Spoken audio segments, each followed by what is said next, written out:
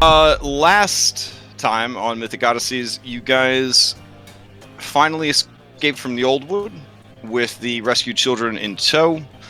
You delivered them back to the people of Astoria and recruited one of the last living descendants of the ancient Dragonlords, a young girl by the name of Karina, to basically follow and learn from you guys and serve as your scout and guide, because none of you, including the druid, actually know how to get around the fucking wild. So that's what happens when you're a stay-at-home druid. You stay-at-home druid, you never really have to go anywhere. You arrived in Astoria, where you handed the kids over to the guards, sort of, and the guards were like, yeah, kids, but you have to go talk to the king. And then you did, and we left off mid-conversation with the king and the princess of Astoria. Also, I guess footnote, you were attacked, potentially, by servants of Sidon for destroying Sidon's temple. Unsure 100% of the details there. I heard there was a scrap in the woods. I don't know. Anyways, let's pick up where we left off. All right. Okay. So I'll give you the bullet points real quick. Kyra's over at the Dragon's Tooth with the kids, local tavern.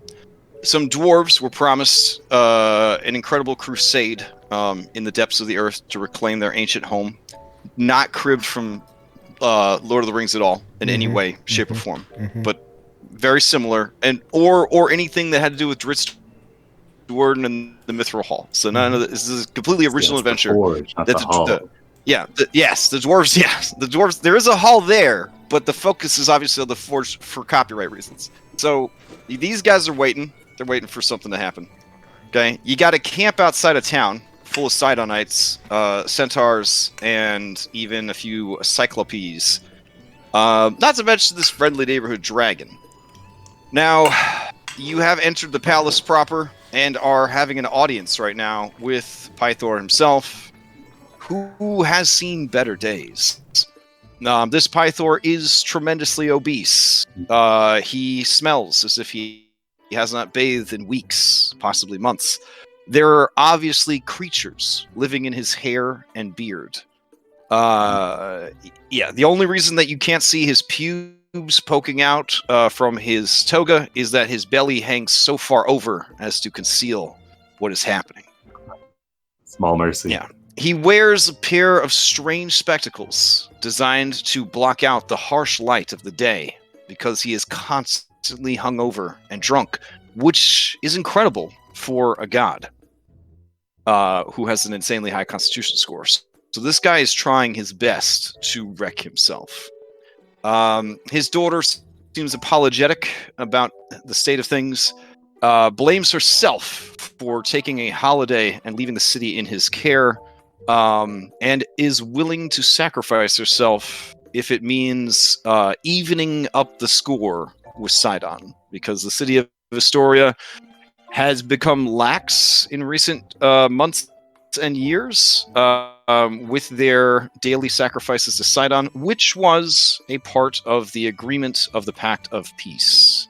So they are in the wrong legally. Luckily, all right, we've come up with a plan.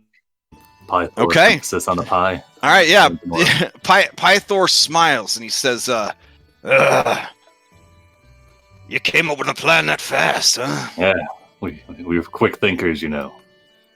Like a span of a couple of minutes is like a week for us. Incredible. All right, lay it on me. How we're gonna save this sweet girl from a terrible fate. All right. Let's see. We've got. I'll just go through it then. So for the assumptions, Astoria has stopped the daily sacrifices. Gaius handed down the order on behalf of Sidon to have an aura sacrifice. Us, the Heroes of Prophecy, or Heartlands, depending, cannot directly engage Gaius due to the overwhelming force. We can't. We have to avoid incurring the wrath of Sidon on behalf of Astoria due to his total control of the weather. and also that the basilisks are needed for sacrifices, which is a point of contention, I suppose. So we've got for solutions here, we've got kill Gaius, which is probably the worst solution, probably die. Destroy the temple, also probably die, and incur Wrath of Sidon. Kill the basilisks, which is plausible, but it disrupts the ritual sacrifice and could also further incur the Wrath of Sidon. So we've come up with the bait and switch, which is to approach the Side Knight priests or priests.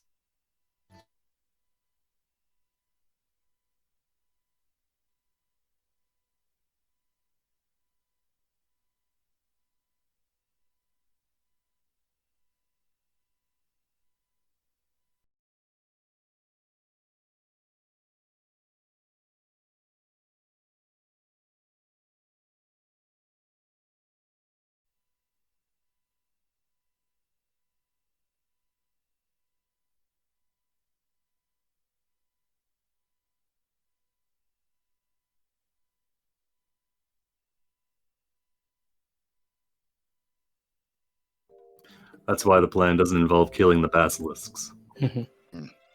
Now, Honora heard about killing the basilisks, and her eyebrow kind of went up, and she was like, "Well, they are the sacrificial beast. If the sacrificial beast can't perform the sacrifice, I mean, I don't think anyone else is allowed to step in and do it." See, that's the point of the.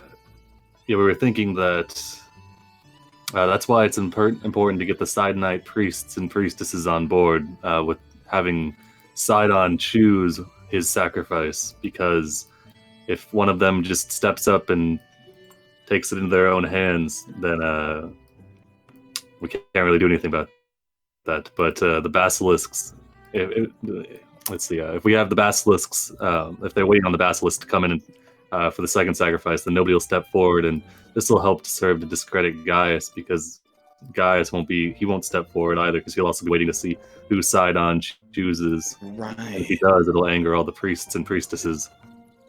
Pythor kind of grumbles. Yeah, it would look bad if he had to step in and take things into his own hands. Yeah, it'd be like stepping on Sidon's toes. And their big toes. Right. It would be like if I was in a fight and things weren't going my way, and then somebody jumped in and screamed Pythor, and they did the fighting for me. Exactly. All right. Well, basilisks turn people to stone, right? Yeah, that's one of our issues are. Let's see. You had time to do this in just a few minutes we were talking? This is incredible. I've got a whole chart here, actually. He's very clever. We need to figure out how to approach the priests. I assume there's no ill will. If we were to come up, we could have Andronicus build a rapport with them, perhaps. There are also other priests we could speak with. I'm sure they all get together and talk about priestly things. Yeah, Who's that fellow Aesop over at the Shrine of Dragonlords? We need the priests that'll be carrying out the sacrifice. Yes. I know, but for the purposes of the introduction. Oh, yeah, you're right. Yeah. Just a thought. To get a suitable replacement sacrifice. Pythor, do you have any cows on hand? Do I ever? Yeah, so when it was pointed out to me that we were a little behind, I made sure to send out word to all the surrounding settlements under my rule that we needed Oxen,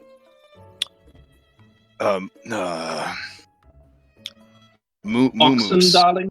Oxen, yes. So, many have been arriving. Right now, I have 50 of them, each one worth 100 drachmae, or more. I thought maybe I could just offer all of them at once in exchange for Honora. You think that would go over well? That would... Okay, so that'd be a good... Because trust me, if there's anything better than quality, it's quantity. If we're afraid that the Sidonite priests might not get on board with the plan, we need to offer a reasonable amount in exchange. He's gonna wanna. He's doing this to hurt me and the other He holds up his hands.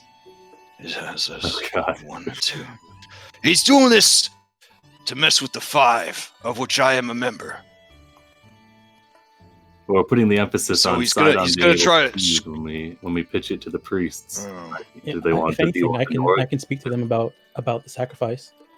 Yeah, I think 50, what is that, 5,000 drachmae worth of oxen is probably a suitable alternative if we propose it right. All right.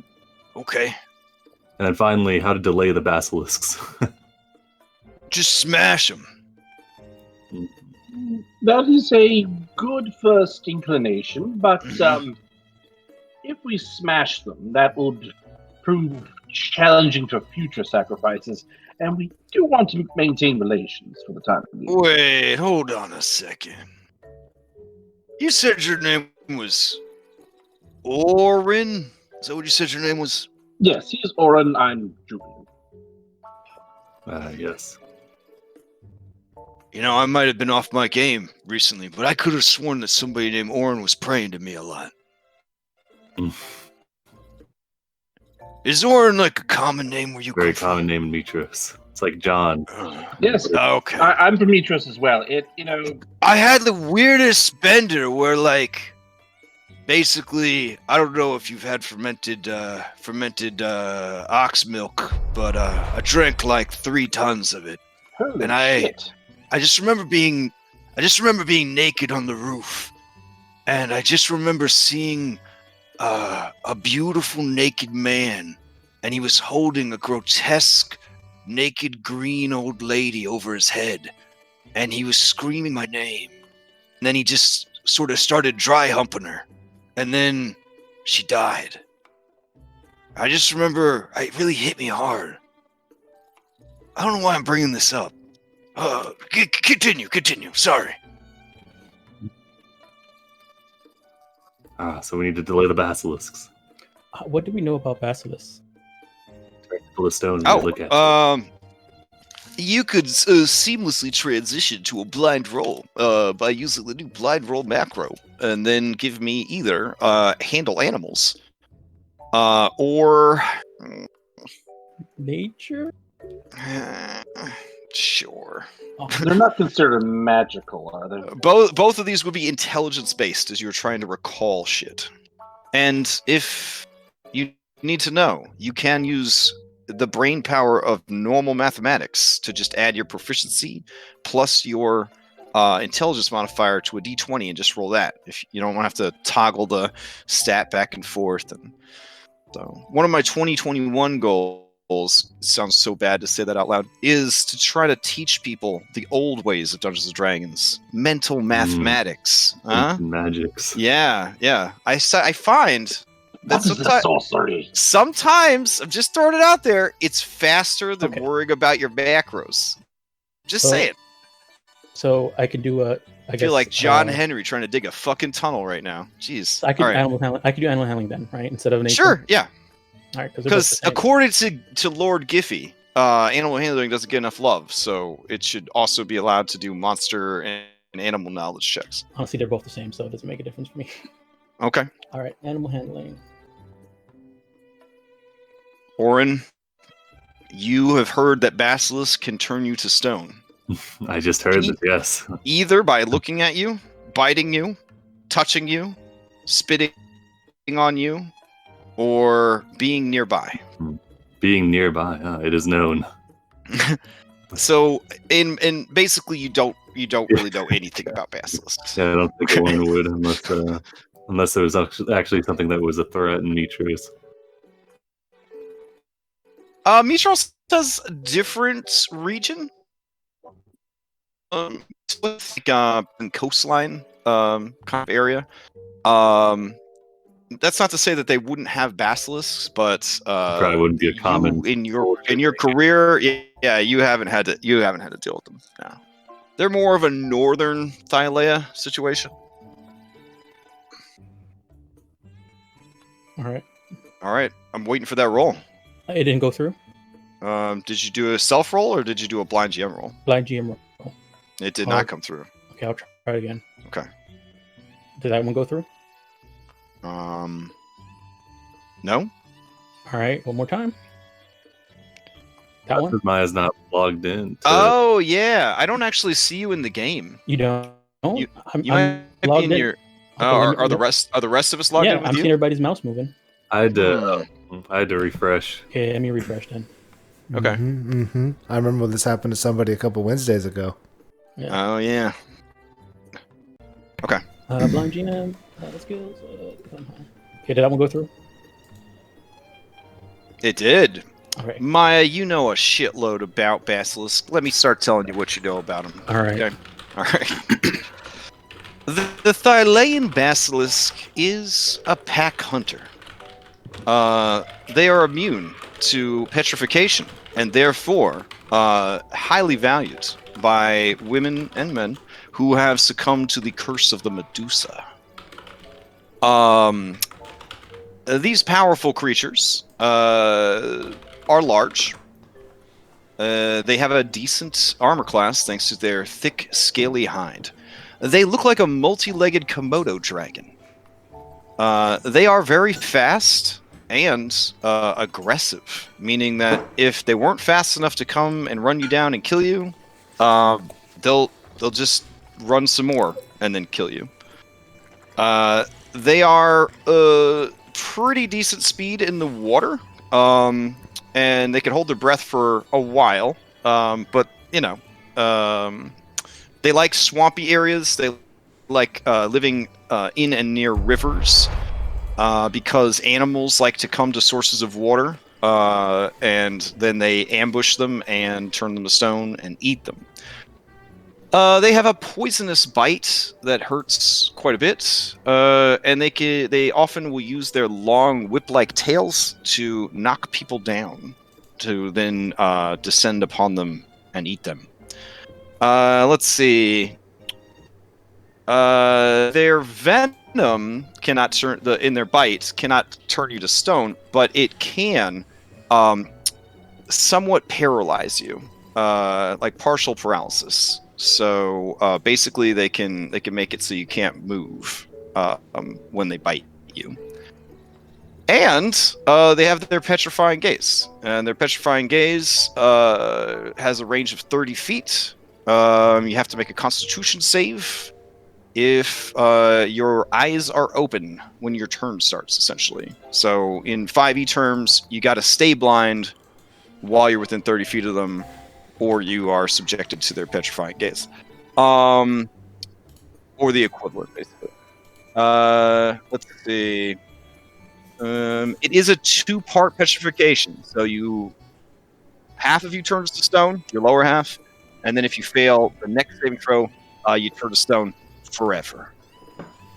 How are they climbing? If you make the follow-up saving throw, though, you are able to break free of the stone. However, making a successful save does not make you immune to the effects of the creature. So they can keep trying to turn you to stone over and over again, and that's a passive ability for them. They'll always trying to turn everything within 30 feet to stone. I'll put a big skulls around the kill basilisks option.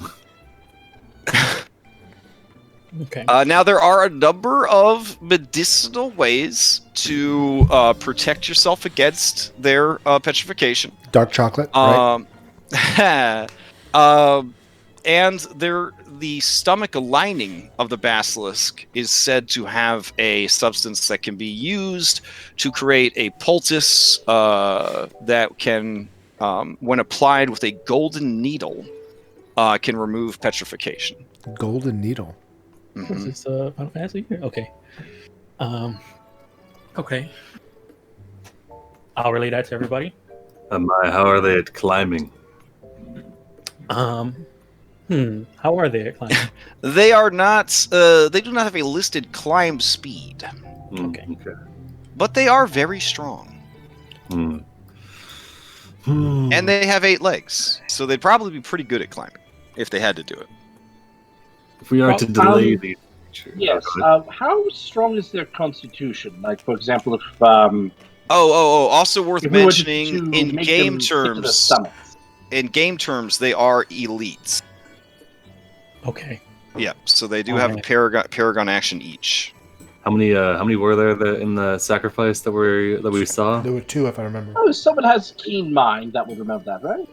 Yeah, there's about 2, I think, that you guys saw. 2, Mm-hmm. maybe. There could have been 2.5. Sometimes 3 or 4 are known to show up. Yeah, that'd be a thing that'll be asked the side nights or whatever later on. But yeah, okay. Okay. So delaying these creatures is no small feat. How many? No, they have 8 of them. They have 8 feet. Oh. Someone's making a father joke. So the goal here is to delay the basilisk so that Honora doesn't get sacrificed, and then have them come in once we replace her with the oxen, so that the oxen gets. Depending on where they are, like we could like seal up if they're like in a cave or something. Maybe we could seal up a cave. We could find a way to trap them in their homes for 24 hours or something. That's a possibility. Also, just had a thought. Do basilisks respond to pheromones, things like that? Because if we could lead them by their genitals, so to speak, we could potentially lure them into Gaius' camp. Oh, shit. Oh my goodness. Okay, and then this would have them fight each other. And then we could say, looks like Sidon actually wants to sacrifice some of you. I mean, we don't have to do it. Maya, you do know that they have receptors specially developed to sense hormones and pheromones. Okay, I'll let once Julian says that, I'll mention that. So if we brought them to the camp, then they use this mostly to hunt prey. But do they have also for mating? Do they have a specific like go-to prey? Also, if you're looking to cash in, the eggs of these creatures, because of their value to Medusas, if you can find a buyer, could be lucrative. However, as creatures, they must be raised from hatchlings, or they will never be tameable. They are just too savage. Are they big enough for Sibo to ride? Oh, yeah, they're large creatures. They're big enough for everybody. I'm very interested in this. Yeah. Fast. Looking at Sibo, Maya is very interested now too. Okay, so do they have like a go-to prey, like known for hunting specific? They like things that are fat and slow. Or Pythor here now. I guess those are. Yeah, I guess. Yeah. Hey, we've been standing for a long. I'm getting a lot. You see, he's sweating like really bad. Wow, We've been standing for like 10 or 15 minutes. Wow, that hits close to home. Come on over. Yeah, come on to the table. Yeah, go to the table. Come over to the table. Come over to the table. Follow him to the table. I assume it's laden. With, is it already set up? He claps his hands. He claps his hands, and servants begin to bring cheesy potatoes, lots and lots of mead, wine, just bowls of honey, just straight bowls of honey. He drinks an entire bowl of honey, just drinks the whole fucking bowl. Yeah. Right. It gets all in his beard. It's horrible. Be worried about botulism there. You see a small mouse kind of come out of the beard and start to eat some of the honey. Oh. You hear a hungry, plaintive squeal from Porcelain. She smells all these sweet and delicious foods, and she has been like a famous ferret. She has just been sort of stuffed in your backpack for a long time, but she wants to get out there to see the world. Are we certain that was a mouse and not a raccoon? All right. Do you just let her out of her Pokeball, aka your backpack? Yep, on the table. On the table. Okay. Yeah. Wow. Princess Nora, a sort of what? And then the pig immediately runs over and starts eating the food off of King Pythor's plate. Pythor stops. He looks at the pig and he starts laughing. The pig stops eating for a second, looks at him, and then goes back to eating. Pythor wipes tears from his eyes as they go behind, as they kind of pour out from behind his strange glasses, and he reaches up and he hugs the pig. The pig lets out kind of a squeal, but since she's allowed to keep eating, she just keeps eating. And then Pythor starts to sob. What a beautiful baby. Like all the babies they had taken from me.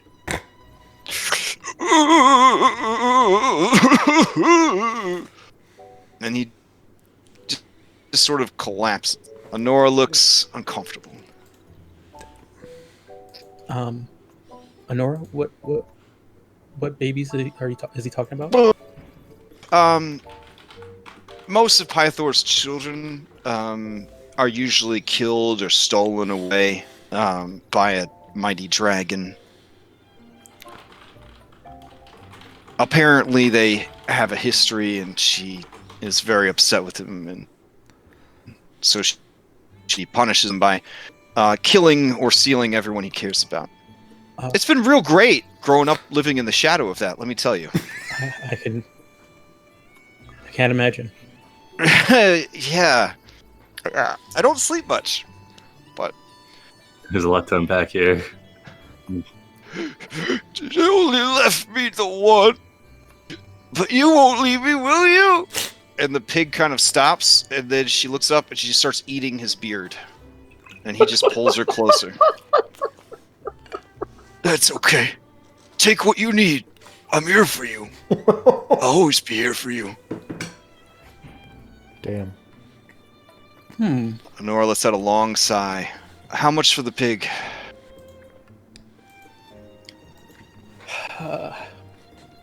I really wouldn't want to put him up for sale, but this place seems pretty safe for him here. And what we were going to be doing is kind of dangerous. So, maybe he can stay for a while. And I look to the rest of the group. Foster him out. Ask him if you like.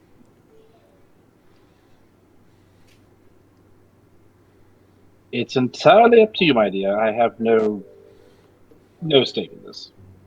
No bacon in this? Well, if I'm to die, I'd like my father to have something to comfort him when I'm gone. Your plan sounds solid. If there's anything I can do to assist you, let me know. You mentioned speaking to Gaius and some of the priests. It shames me to tell you this, but we have made accommodations for them in the palace. By them, do you mean Gaius or just... He is the chosen of Sidon.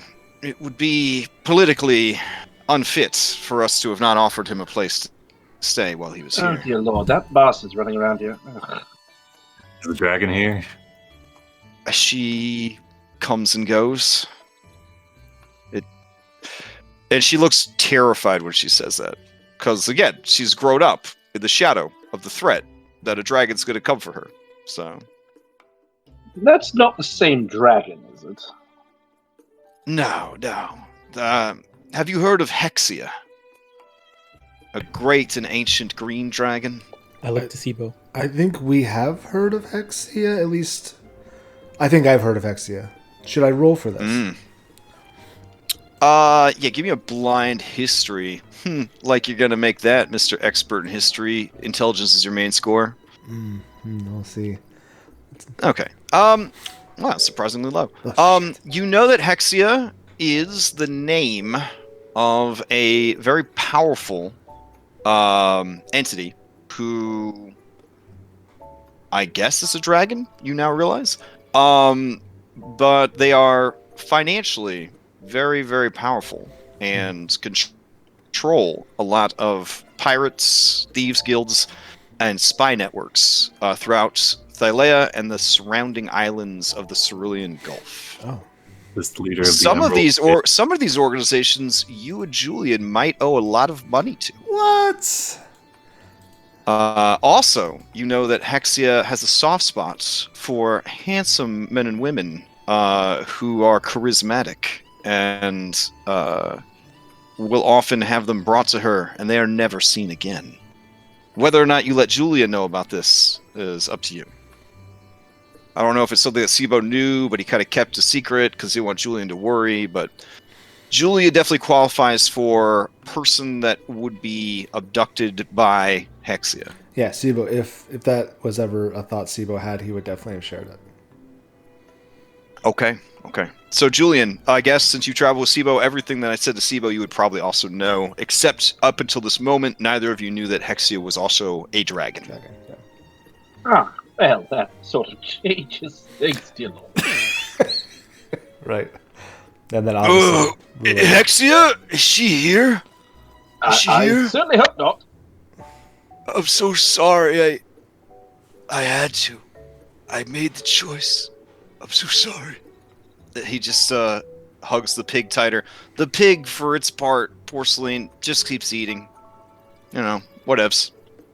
Julian will get up from where he's sitting, kind of look a little appalled at the smell and the appearance, and he'll come up sort of behind, next to Pythor, and quietly ask, what decision was made? Oh, hey. Anyone ever told you got really beautiful eyes? Yes, all the time. It's my favorite feature about myself. Here, why don't you take a seat next to me and Piggy? Huh? Come on. And he grabs like a stone bench off it, like with one hand, and he just pulls it like it's made of paper over to him, and then drops it back down. There you go. Sit next to Pythor. Yeah, I'll tell you all about the good old days. And maybe you and I could get to know each other better. Hmm? You see Honora just rolling her eyes. So, did you want me to arrange a meeting, or did you want me to stay out of it and you arrange your own meetings? Like, well, again, what can I do? Because I kind of feel like my life is on the line here, and I had given up on a solution, but now you've given me some hope, and now I'm very conflicted because I hope that I don't have to die now, but I will die if that's what needs to happen. And then Pythor just loses it. No! And he just stands up and he smashes his fist down on this like solid, like white marble table and just shatters it. The pig lets out a squeal of panic and begins to flee from the room. Pythor begins sobbing. You promised you wouldn't leave me! And he begins to chase after the piglet. Your resolve is admirable, Nora, but... His toga comes undone. He trips on it. It tears. He crawls naked out of the room after the pig. The pig comes back and starts licking his face.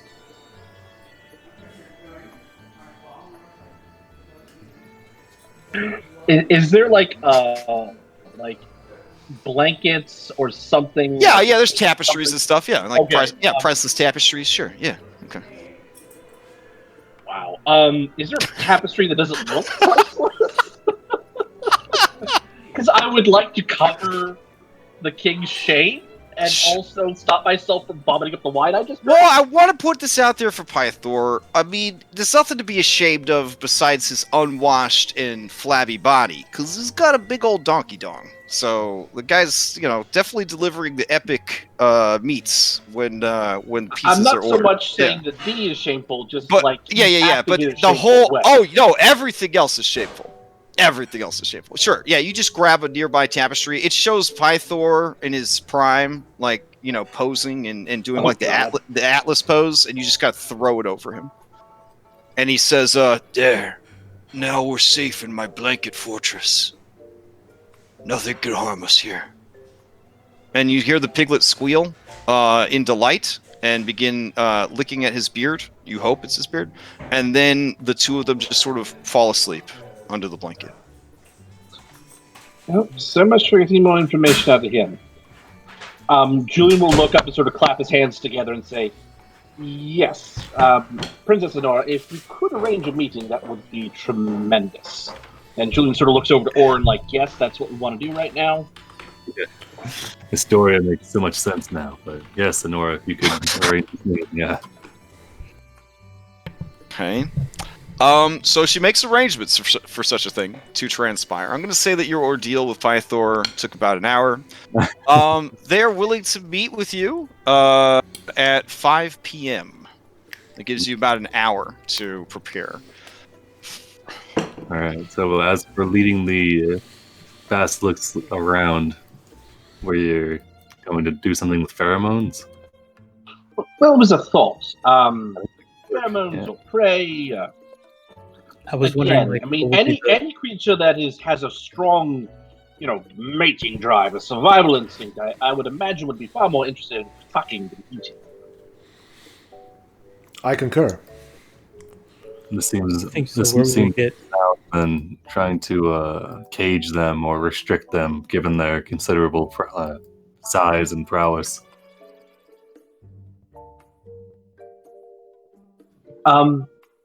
So Julian will ask Maya, do basilisks have kind of like dogs? Do they go into heat or anything like that? Like a mating pheromone, mating season. I'm not do they? Like lizards, I don't know. Lizards I'm not sure. They do have a way of tracking pheromones, so I would assume yes. There's a point where they use that to track down prey and once a year, female basilisks give off a scent that says it's time to make the babies. Okay. And I think Volkion is like the April of that calendar, so this is technically springish. If it's the same season. When is that? Do I know when that is? If it is that now? Is it that time of the year? Gosh, you know what? I'm so ashamed. I don't have this officially in my notes. I'm gonna just roll for it, and I'll see which month of the year is mating season. This is a Mediterranean climate, so it's not like they have. I don't want to hurt anybody's feelings. It's not like they have seasons. You know what I'm saying? Fair. Yeah. No, the 12th month of the year is when they are mating. Okay. So no, Julian, not out of character. Well, that's not to say that it couldn't have been procured. Oddly enough, and is it something that they excrete, it's in their urine, or is it something that's glandular, like they rub up against rocks and trees and things like that? Okay. I mean, I'm here for you. I'm going to teach you everything you ever didn't want to know about the sexual reproduction of basilisks. So here we go. I'm down for it. This is Maya. You could re-couch this any way you want, but once a year, when they're ready to mate, female basilisks give off a scent in their feces for the males to follow.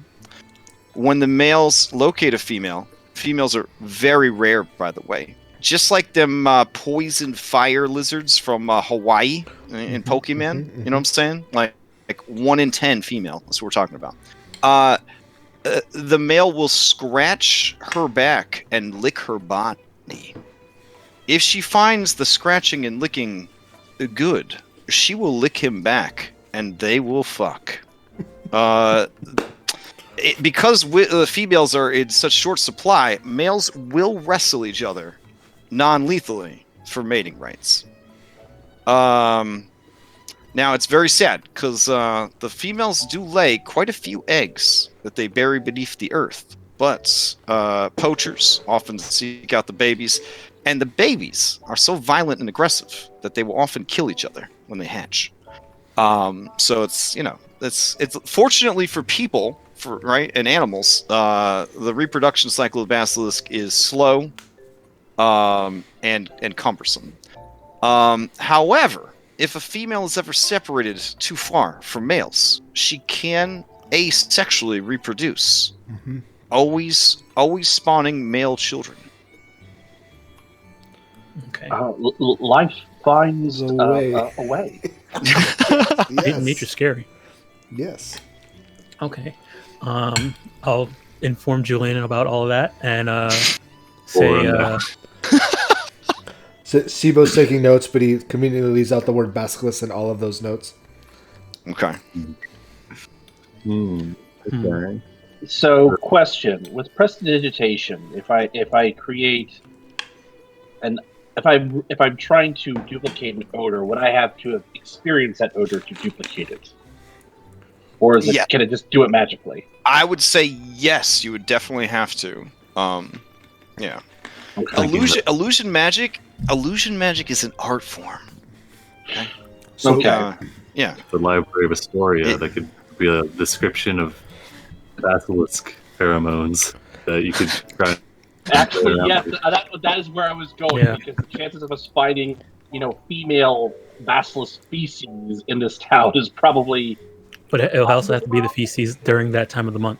right. And by this point, we're several months out, so probably wouldn't have the same. So part of me So- was thinking that they also use that the pheromone tracking for prey as well. So I was saying if they have like a go-to prey, we can probably use that as the way to lure them. Okay, if we can.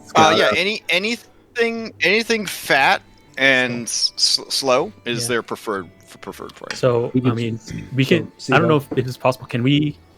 Is it possible to leave the oxen around Gaius's camp? Do we really want to send the I basilisk? guess. I mean, Yeah. are you trying to lead the basilisks to their camp? I mean, Is that the goal? That was one of the things that Julian mentioned. Suggested, Okay. yeah. I don't know if we want to It was go a with that route, thought. I don't know if we actually want to try and Right. do that. Good, but I mean yeah. that could be a way to delay them. Because from what you understand, the basilisks don't live in the camp. Like they live locally. Yeah, that's what I'm saying. But Yeah. lure The them. idea is we would lure them to the camp with like the pheromone, and then when they find there's nothing there to fuck, then the next instinct, which would be to fight or eat, might take over, and they wreak havoc in the camp. I feel like this has And the that- issue of possibly drawing the wrath of Sidon, though. I mean, why would it I draw mean, the I- wrath aside on? yeah. They went. There was Well, just Sidon would know it was us. Well, but also, like, Sidon would know. any preventing of the sacrifice I mean- has the same possible outcome. But if the basilisk went and ate something else instead of going to the sacrifice, Yeah. is that But I'm saying, yeah. like that's the whole issue, the whole point? is We're to have trying to get go- them. We're trying to give us. Oh, your people's- your understanding of the ritual is something is left out on the rock, Yeah, and these quote unquote beasts of Sidon come and claim the sacrifice. yeah. If they go ahead and go someplace else, then that was the will of Sidon. Do I know what a mammoth smells Sibo, like? you know historically that this has happened before. That the beasts have not shown up, and the person or creature that was to be sacrificed was considered to have been pardoned Okay. / blessed by Sidon. Okay. Essentially, he decided they should live, or that creature should live. Seems like it would be inviting too much scrutiny if we were to go through with this, though. It's Well, so complex. I guess the idea is how would they know, like we have to make sure that no one knows it's us that left the oxen at the camp. Yeah, and there's. Yeah. We there's don't a have lot to of bear in really mind. This is just a suggestion. We do not have to go Yeah. through with that. Oh, Yeah. I mean, Lorius kind of raises a hand half-heartedly. I'm new to all this, but do you need the creatures to go into their camp? I mean, that seems like we're hitting a wasp nest. No, it was Oh, no. just a thought. I have a bit of a ridiculous streak. Oh. Like with a hard set, I think it'd be really hard to engineer, is what I'm thinking. I guess the idea here is that if this is where the sacrifice is, their camp is over here. How would we want to? Well, the way I'm thinking is, you lead them to the camp. the problems that you have with that are you need to find a way to sneak up and actually lay down the pheromones. You need to, you need the oxen, or you'd have to lead them there somehow. Once they got there, they're going to start causing a ruckus. Yeah. So also, by the way, logistically, they came from this side anyway. So they either came down the river or came through their side of the camp anyway. I mean, I don't know how they got to this location. It's easy enough information. I mean, Karina is from the area. She could tell you that they usually come, almost always, from the north, in the river, swim up to the rock, eat, and then swim back towards the north. Okay. What would the impression be from the Side Knight priests then if they were to attack Gaius's camp? Would that be too much of a leap for them to say, "Oh, Gaius is fallen out of favor"? They would assume that Sidon didn't want the sacrifice to happen, or did not want that particular person or thing to be sacrificed, or he wouldn't have sent the sacrificial beast to attack the camp instead. Yeah. Okay. Ooh. Okay. Here. Idea. I mean, it's a strong play. It's a strong play, but it's a very complicated play. It's risk versus reward also. You know, Yeah. like it's going to have a much bigger impact overall, but much harder to pull off. Yeah, with this, we would definitely still want to set up the situation of proposing the secondary sacrifice of 50 cattle or 50 oxen. That way, whenever the Basilisks were to attack the camp, it'd be even more of like a strong indicator for the Side Knight priests that Sidon has taken ill favor with Gaius, because the Basilisks have turned down not only Anora and the 50 oxen, but have also chosen to attack this camp of Side Knights. If we do go through with it, I like it the could risk. also implicate us. Now, the only issue here I just thought of is that they have a dragon. I don't know how dragons' senses work. Dragons are bloody strong in perception. I think that might be a bit of a hitch. Yeah. I honestly think that, well, it would be, if we could pull it off successfully, it would be a hell of a power play. Perhaps keeping it simple is the best way to go. Yeah. Again, I just have my own personal reasons for wanting Gaius to eat shit. But if we can get the sacrifice to be redirected, he'll eat shit. Less of it, but still will have the desired impact. Well, redirected or doesn't happen at all, right? Because if they don't show up at all, Are you guys having this meeting, like, I don't know, outside the palace, I'm assuming, where your voices aren't echoing through the loud marble we're hallways? having this meeting in private. Oh. Yeah, in private, yeah. Or He said we had the hour that we Yeah, had so I before assumed she yeah. said you had an hour, and you guys all went, like, let's have this talk way out here, someplace else. Got it. Okay.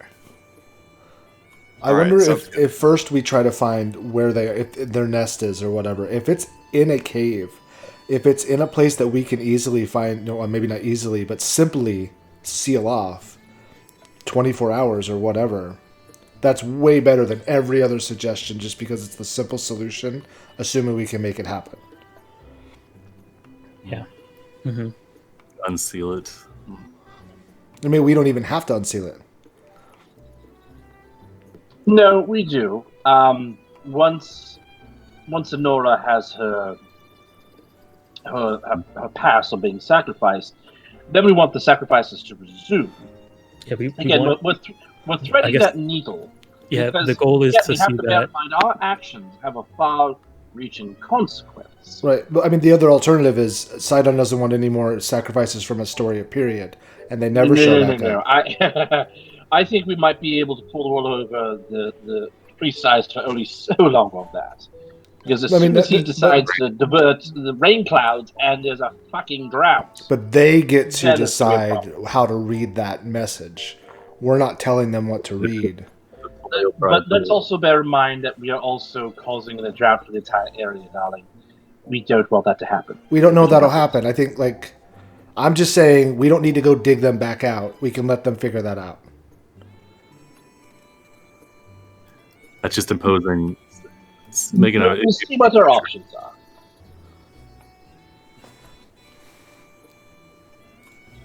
That wasn't Sibo that said that, but Foundry, whoever I was saying have that selected. If we do it right, we'll have to stack the basilisks on top of each other, and this is how. That's the only Foundry announcement I forgot to give you at the beginning. So there's a token stack thing. Yeah. Okay. So, all right, your hangers-on, your NPCs, they listen intently, but they do not make any suggestions of their own. Karina is a young girl who is sort of in awe that she's even on this adventure. Halise is a priestess of the Five and would have insight and knowledge about the situation. Laureus has spent the last several centuries caring for a supervillain, so he's sort of like this is his first time really out and about in a while. So he's sort of just awestruck by the quote unquote big city. Oh, those of you who have been to Mitros, you know that this is not a big city. Yeah. This is a town that calls itself a city. Yeah. Did we talk to Pythor about if Telemachus showed his face and talked to him? No.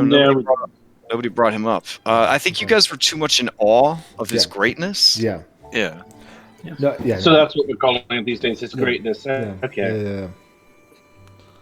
Yeah. I mean, I'm not sacrilegious, so yes, totally.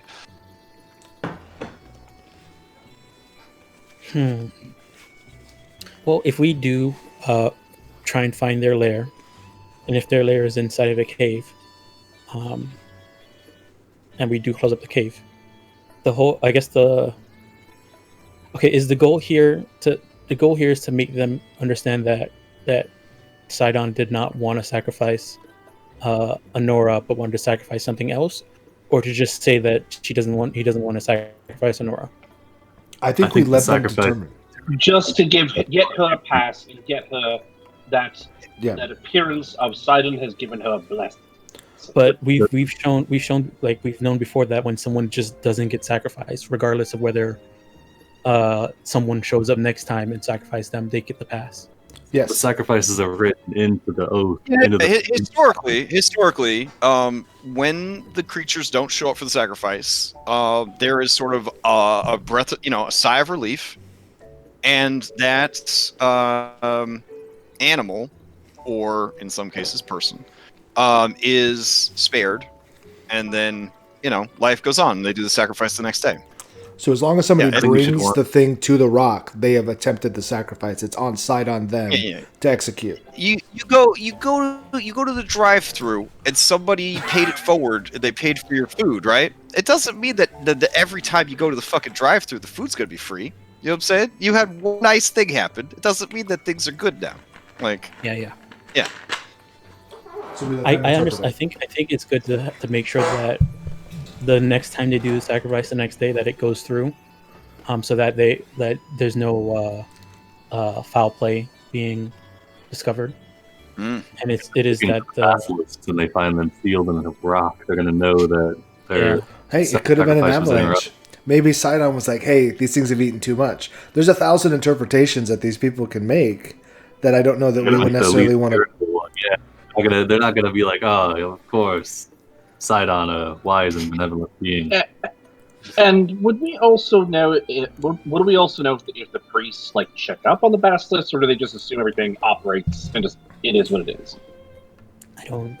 I would assume they don't. That's a dangerous assumption that they could. Those of you trained in religion and I suppose history, you would know that there are many monsters that are used as sacrificial. I don't know, executioners, right?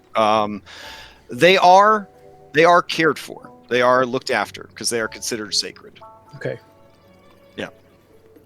There is actually a famous chimera in Mitros that is the primary executioner of criminals who are sentenced to death.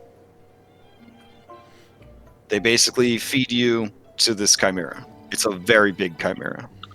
Okay. So, in addition to finding where the basilisks are, we'd also have to kind of scout around and see if they are being watched for. If there's anybody nearby. Yeah, I mean, these things could turn you to stone. So it's probably there's probably not somebody there. I guess if there was, it'd be a Medusa. Oh, that'd be crazy. But Jesus. you know, We should still double check that. If there were a Medusa, they can still get turned to stone. So unless they're the next evolution, like you Charmander, right? You Charmander, but there's also there's higher up the chain, higher up the Pokemon chain. No.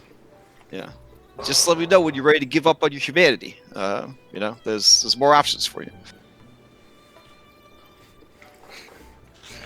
Ready to join Slytherin.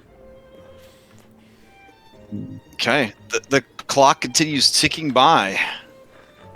Our meeting's at 5, right? Yep.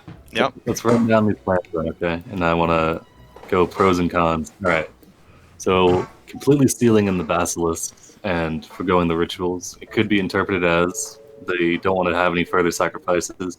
But then when they try to sacrifice, the cons this could have is that storm clouds immediately show up. Sidon's pissed, no sacrifices. Could happen immediately, could happen after a couple weeks of continued no sacrifices, or he could actually contact some of his subordinates saying, "Where the F my sacrifice is at?" No. So hold on. Remember, if you take them to the rock, you have attempted. It's whether or not something comes to get them. So as long as the priests take it to the rock, they've done their part of attempting the sacrifice. The sacrifices are written into the provision, so they need to resume eventually. But that's on Sidon. Another thing too. Yeah, what people have been saying is that even if we did do the sacrifices, will Sidon not cause a drought? He'd be breaking. I don't know. He wouldn't be breaking the thing. Yeah, there is no the Pact of Peace does not stop him from making a drought. Yeah. I mean, the weather is the weather. It's not his.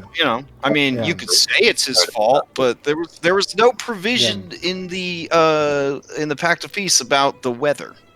So the goal, the Pact of Peace is that they have to continue to attempt to sacrifice to Sidon. Whether that sacrifice happens or not. Yes. Right. Right. So you're saying seal up the Basilisks, they try to attempt the sacrifices and they don't get any sacrifices, and then Sidon and Sidon has said that those people are not willing to get sacrificed. Yeah. And then it gets to the point where a couple weeks down the line, Sidon hasn't gotten sacrifices. He wants them. What does he do then? But I think that's the thing. Like, if they put somebody on the rock, they have attempted the sacrifice. The actual act of the sacrifice is on Sidon. He will send something else if they're not giving them to him. Like Sidon will make sure he gets it. I'm gonna go look at Basilisk. The city of Astoria, historically, they put somebody on the rock. It was called the Rock of Esther because Esther was kind of a bloody dude, bloody sacrifice on the rock. It's Astoria, Rock of Esther. But yeah, that's the idea. Is that every day they put something out there on the rock, and then it either gets eaten, aka taken as a sacrifice, or it doesn't. Yeah.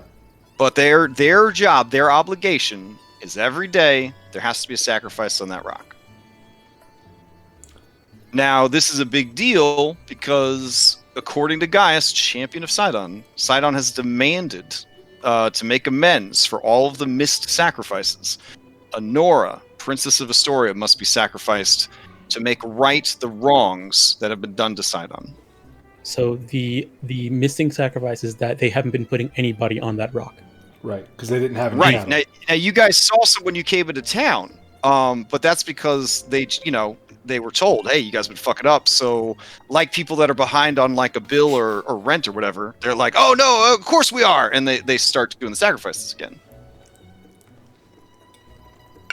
So but before these guys showed up and called them out, they had been doing sacrifices for months and months and months. Okay. And that's the purpose of us having the conversation with the priests, which is to get a little bit more information and see if it's really the will of Sidon or whether it's Gaius, thinking, oh, Sidon's really going to like it if I do this power. Flexing. Yeah. Mm-hmm. Yeah, fair. I guess this is more of a question about the Mystos too again.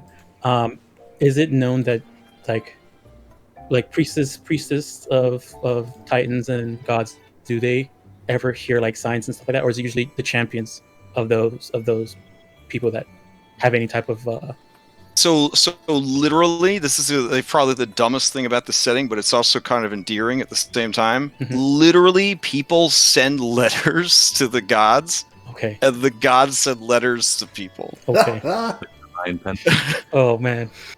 Yeah, no, Dear seriously. Santa. Seriously, they actually write each other. It's like fucking My Little Pony. Like, with the Celestia or whatever. She's technically a god, right? So yeah, they send each other fucking letters. Like, Sidon could have sent a letter to Gaius that was like, hey, store is fucking up. Go take care of it.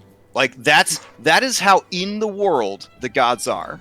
That is, it's hard to imagine, right? Because, most of the settings you play D&D in, the gods are very powerful and they're off on their own, doing their own shit.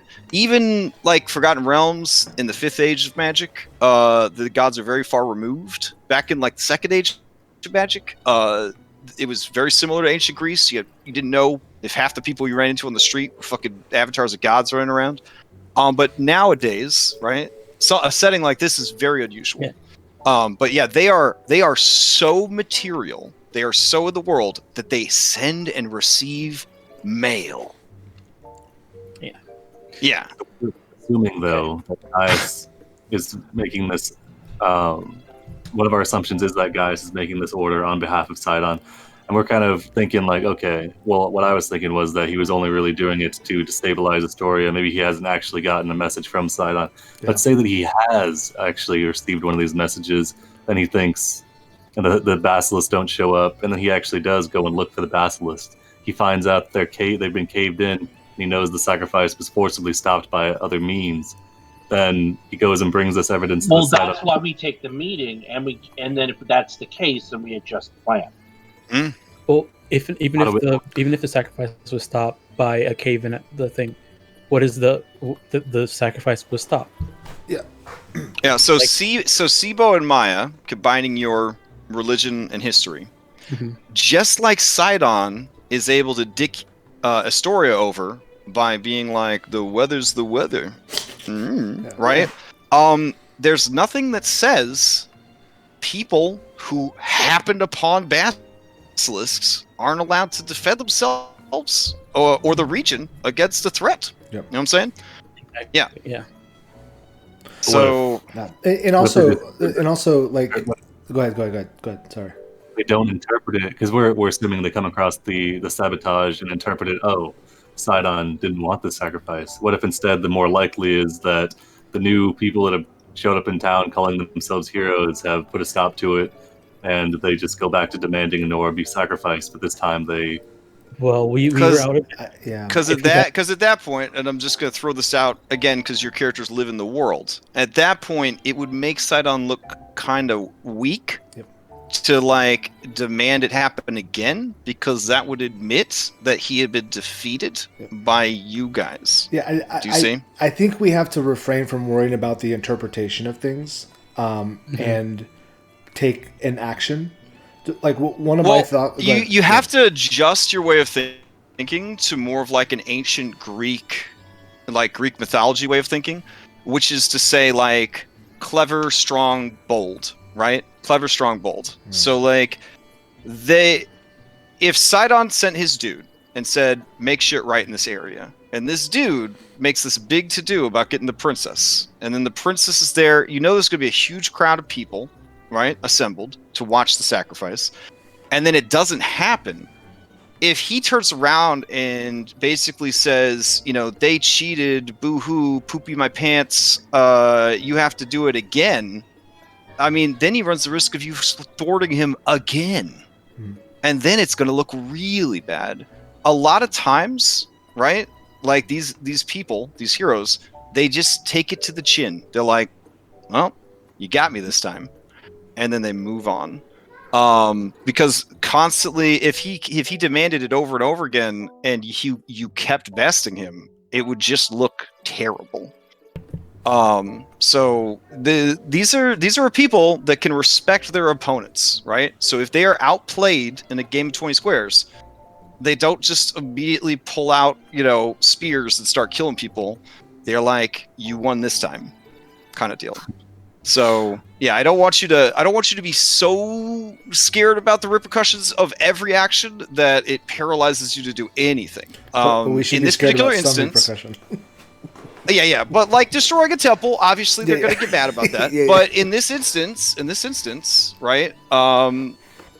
You would have effectively diverted the thing. Like if Sidon really wanted the sacrifice to happen, that he would have made sure that there were something stopped you from stopping the Basilisks, right? I think about the story of, I think it was Abraham who was told to sacrifice your son. He brought him up there, and before he did it, he stopped him. He's like, okay, your sacrifice was the dread of doing this. Right. That's immediately where my thought would go is the sacrifice was the anticipation of losing his daughter. Right, which is why, again, the people of the world, they like Sidon and Lutheria. They like them. They're beautiful. They're strong. She's in charge of like having sex and throwing parties and dreams and like all kinds of fun, cool stuff.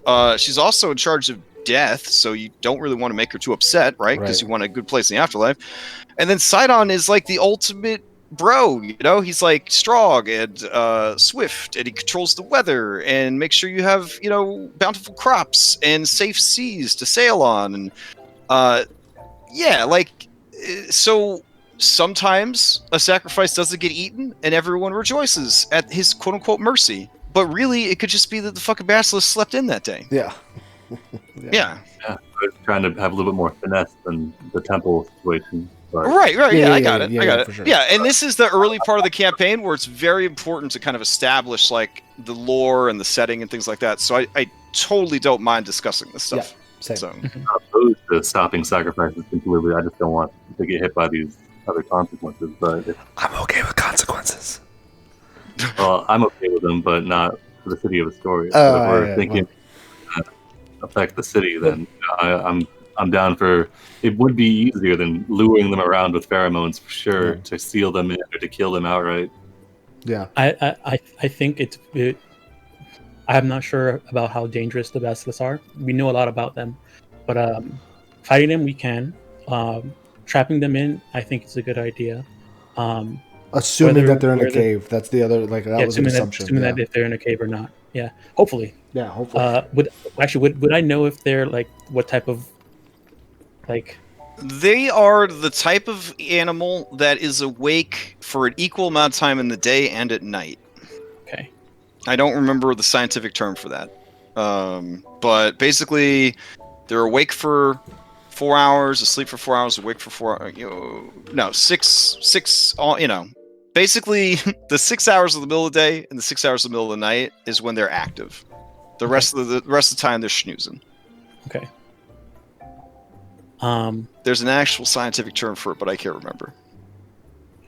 In terms of like the repercussions of whatever action we do, either way, there's going to be some type of consequence. Whether the Astoria is affected by drought or not, I don't think has anything to do with whether we stop this sacrifice or not. Because if that's all sacrificed, Honora could be sacrificed and he can still cause a drought. There's no oath or sworn about him not causing droughts in Astoria. I mean, well, remember when I was mentioning in chat, like making the whole Cold War analogy about proportionality? That's kind of what we have to keep in mind. I'm not saying we overanalyze everything, but just think: is what we're doing proportional for what's going on right now, or is it like maybe crossing a line? And I think that will kind of help frame the conversation, because I feel like we're going around in circles a bit right now. Oh, you can always, and I think we said this in session 0. You can always ask me.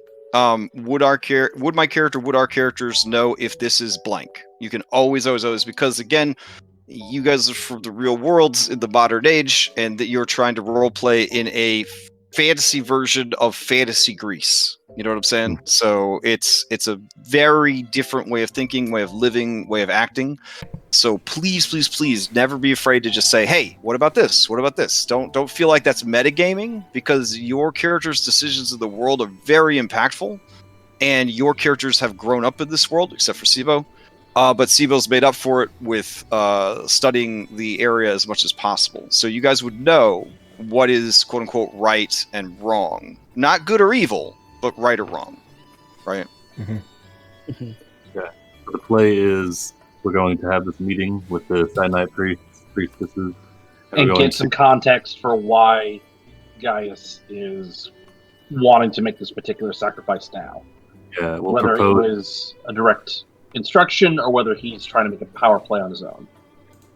Propose the secondary sacrifice of 50 oxen, allowing Poseidon to choose, and then we go out, find the Basilisk den, and we hinder them or collapse it somehow so that they don't show up to either.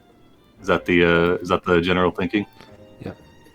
I don't think we should even offer up the solution, like give the alternative.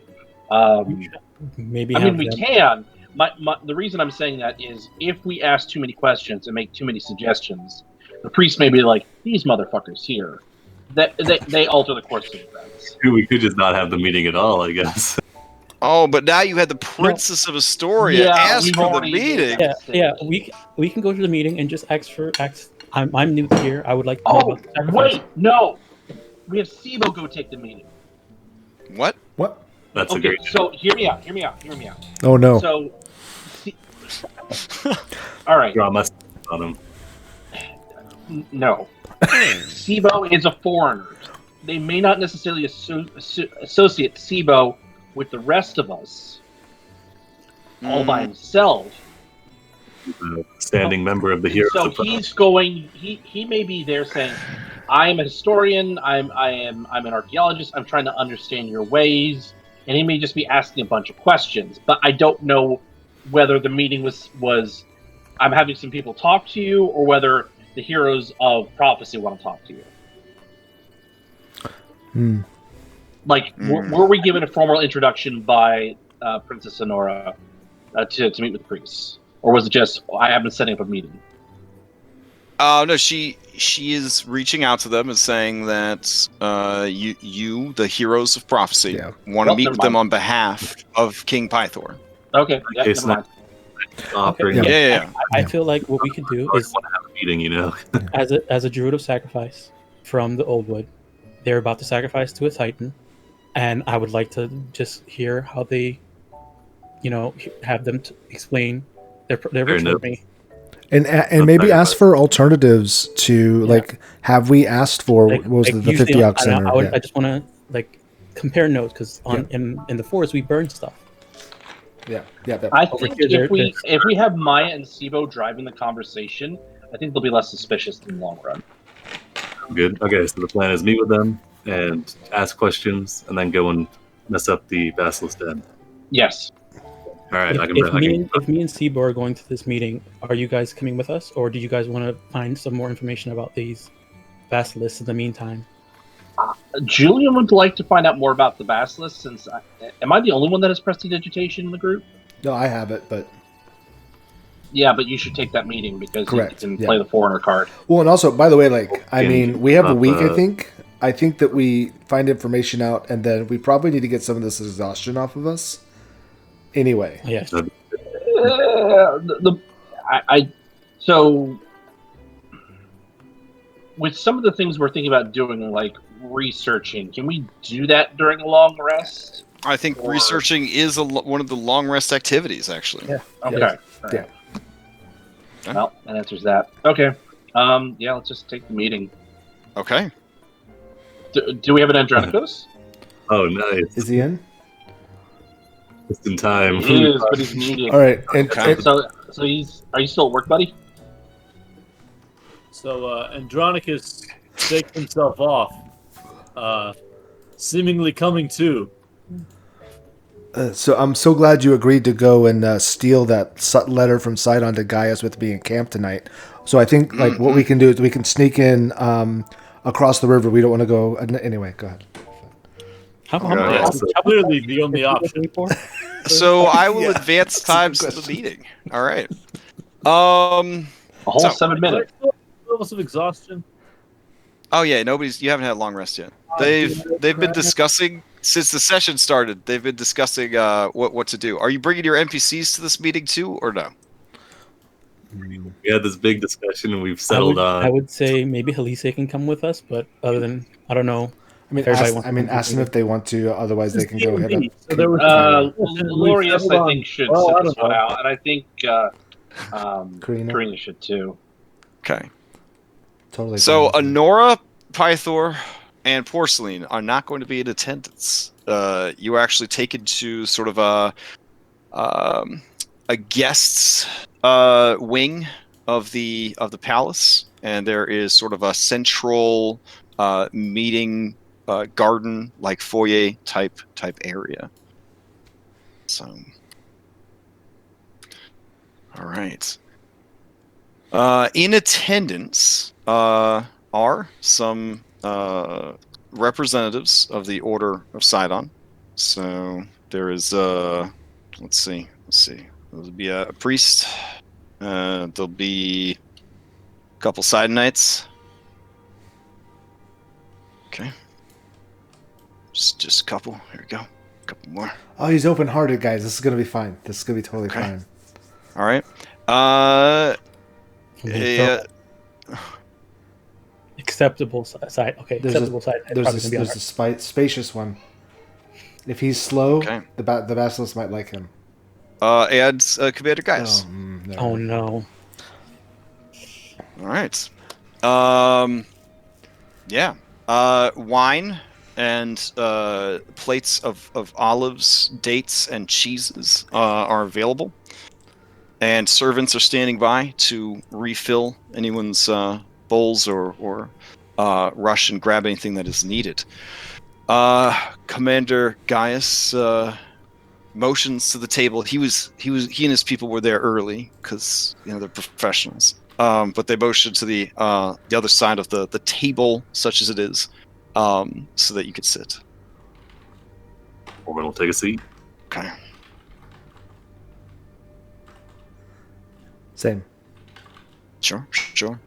Okay. Do they salute, hail Sidon, and all that? Do you do a hail Sidon? I mean, that's up to you. Okay. Get him with a hail Sidon now. Okay. No, but if we drink, so we Gaius, do just pour out stuff or whatever. Yeah. Yeah, Gaius takes a sip from his bowl of wine and then sets it down and says, I just keep running into you, don't I? Whatever do you mean? We haven't seen you in quite some time, guys. Of course.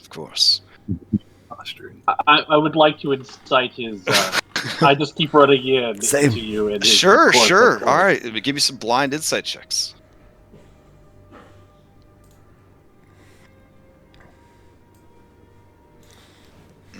I mean, this seems like a turn of phrase. I don't know. Maybe. Sibo? Had some back from the old wood, but nothing we couldn't handle. A trifler. Julian, he may have had something to do with the attack on you in the woods. So Okay. he says, so obviously the king is not feeling up to meeting with us in person, and that's totally understandable. The weight of rulership is a heavy burden. But the princess, devout and compliant as she is, reached out and said that you wish to speak with us to better understand what is happening. As a servant of Sidon and of the people of Astoria, I was glad to take this meeting and speak with you. I understand you have many questions, Maya of the Oldwood. Yes. As you know, the Druids of the Oldwood, we practice ritual sacrifice to Thylea and the other Titans. and I would just like to compare, rituals with how it's done here in one of the cities. You understand that we druids are mediators between the natives of the Old Wood and the settlers of the cities. So you guys are about to perform a sacrifice to Sidon, I believe. And I would just like to know how you guys, what is your process? It's interesting that you mention that. We Sidonites took your people's lessons to heart. Mhm. You'll notice that amongst our ranks are warriors and priests of all races and all creeds and all origins, all united under the strength of Sidon. I see. But each city, settlement, village was given the freedom to choose the means of sacrifice to the Titans, as was the agreement made nearly 5 centuries ago.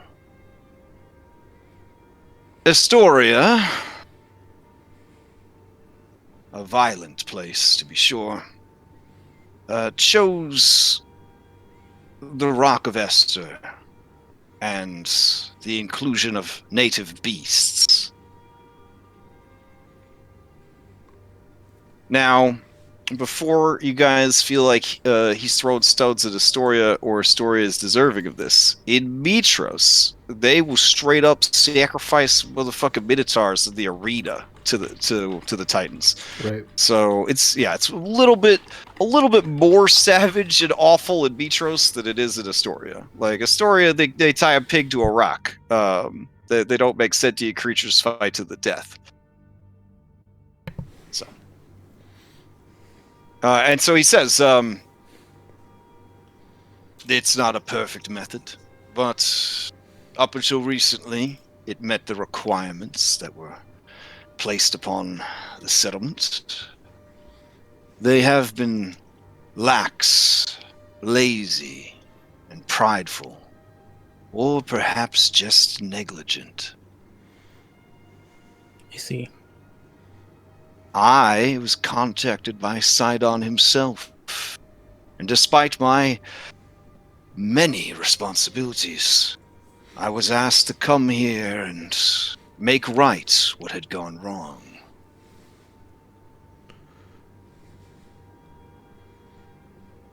One great sacrifice to make right all those that have been missed.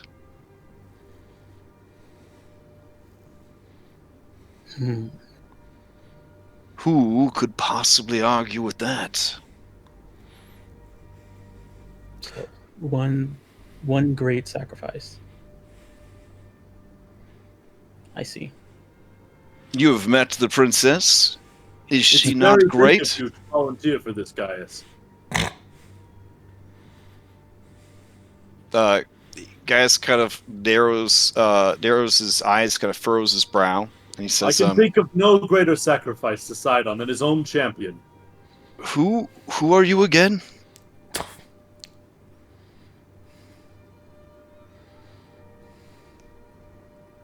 My name is Andronicus. Oh yes, the traitorous Triton that tags along with these heroes, and he kind of you could tell there's some bad taste in his mouth when he says that. Yes, Andronicus. Gaius did sacrifice many of his time to come here and do this. Nice. If Sidon demanded my life in sacrifice, he would have it.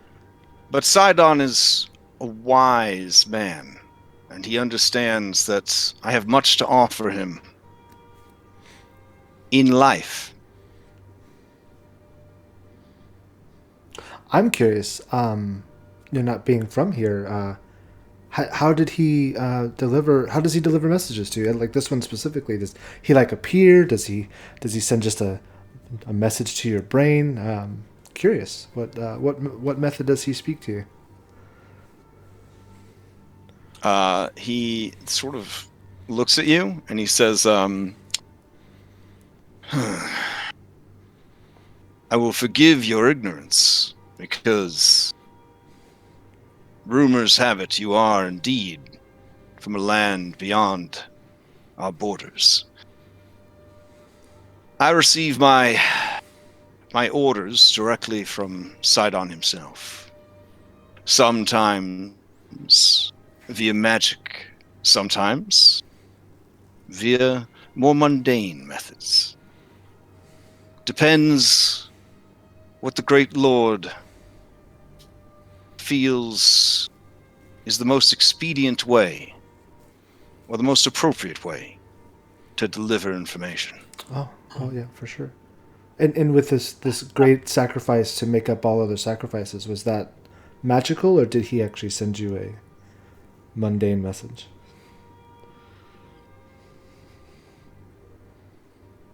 The communications between Sidon and myself, as far as I could tell, were not the purpose of this meeting. You had questions about the sacrifice, not about my personal relationship. Guys, let me explain. With Sidon. Let me explain Sibo's here's interest. You'll have to forgive him. He is a halfling and has no Julian, sense of decorum it's okay. whatsoever. Julian, it's okay. This is going to be a major sacrifice where Astoria is now placed back on the right path, and Sibo here is a historian, so he wants to record how this is playing out. I was curious how the sacrifice started originally, which would be the message. I have been sent here to make right what had gone wrong. Princess Honora will be sacrificed to make right all those sacrifices that were missed. She has already agreed to this arrangement. We are giving her plenty of time to take care of any final business she might have.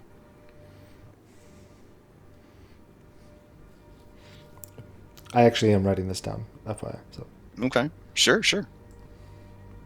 I see. Crash, I sent you a message. Oh, okay.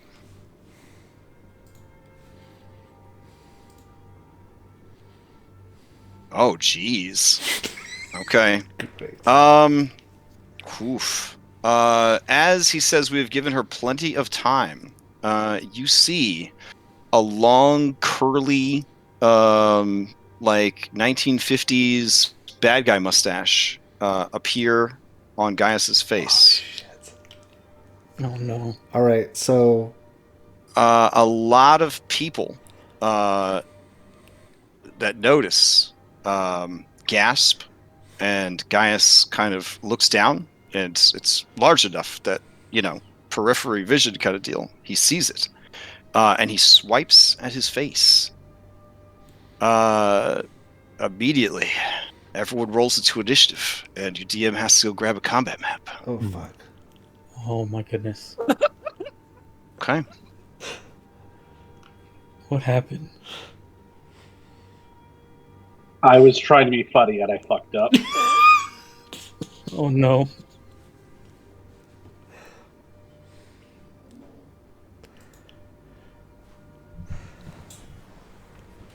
And we haven't had our long rest yet. So Nope. No, we haven't.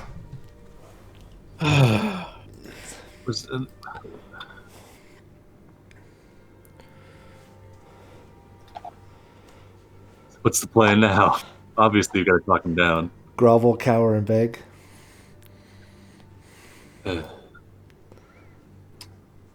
I assumed you tried to subtle cast a minor illusion on him or something. Yeah, I made the mustache appear.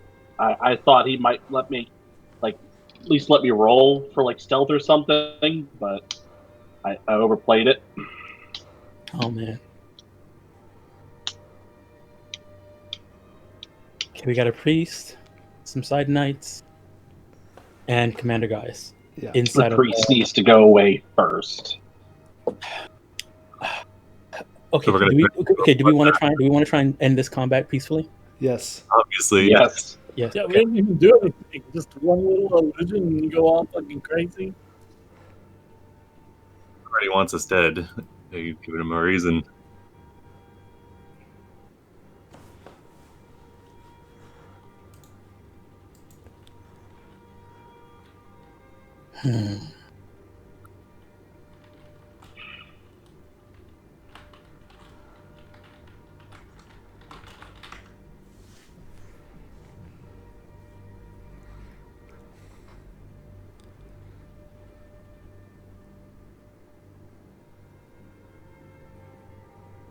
I guess the question is, does he know it was you, Julian? There's the Side Night Priest. Quick, we need a really good deception. I don't know. Did you try and subtle cast it or no? You just casted it. I didn't specify. Oh no. You should make one on us too, so that way we'll be like, who did that? Yeah. Somebody came to this meeting, and listened in on us, and giving us mustaches. God damn it, Elise. I'm kidding. I'm totally kidding. No, I think it's just the 5 of us. Yeah. Yeah, it's just the 5 of us. No, Elise came. Oh yeah, yeah. Oh, that's right. I'm sorry. Dallas piety just fucking plummeted. Yeah. The Kyra piety probably went up. I don't know how long it's gonna last though if we make it out of here. If we don't make it out of here. No, I think our piety stays even in death. We just roll a new character with reset piety. But Sibo has really good piety right now with Kyra. Yeah, so what all characters y'all making after we get killed right here? I have a changeling. I have a changing warlock. I'm thinking about a priest. I mean, a cleric, maybe.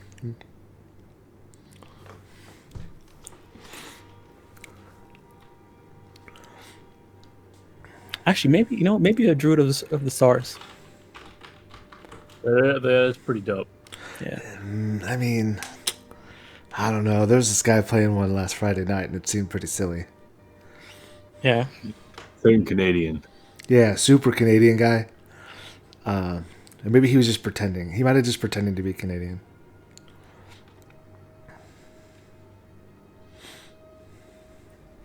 Boy.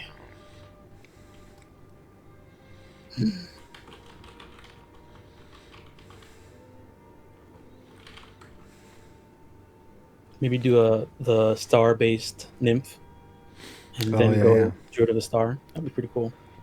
Thematic, maybe. Yeah.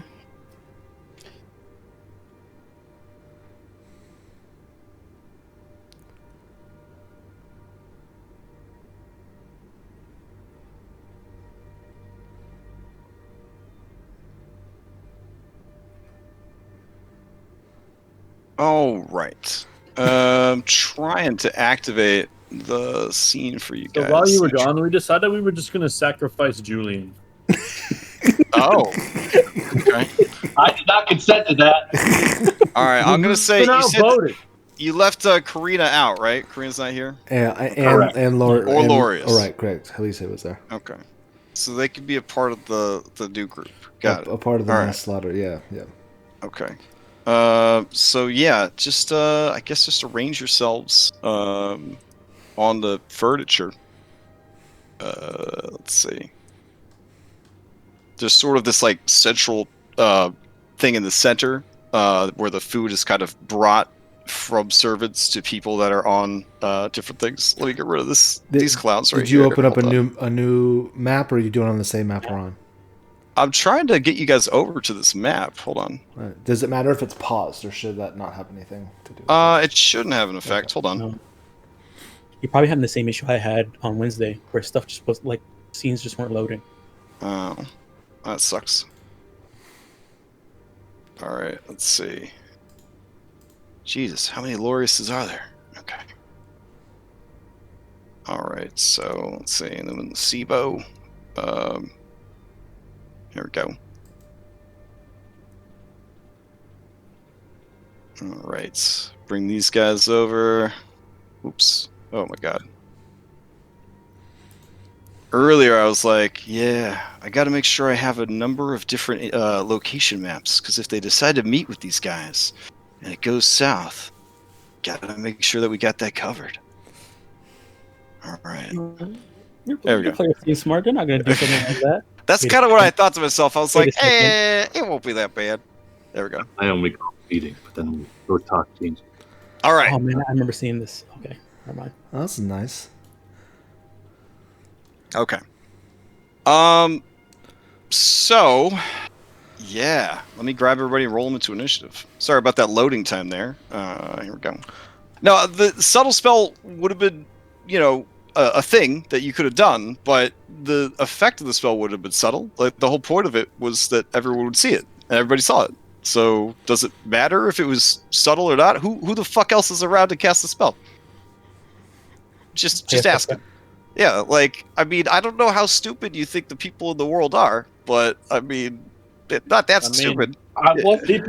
People in the world I live in. I wasn't expecting such a visceral reaction. All right, go ahead and roll some initiative.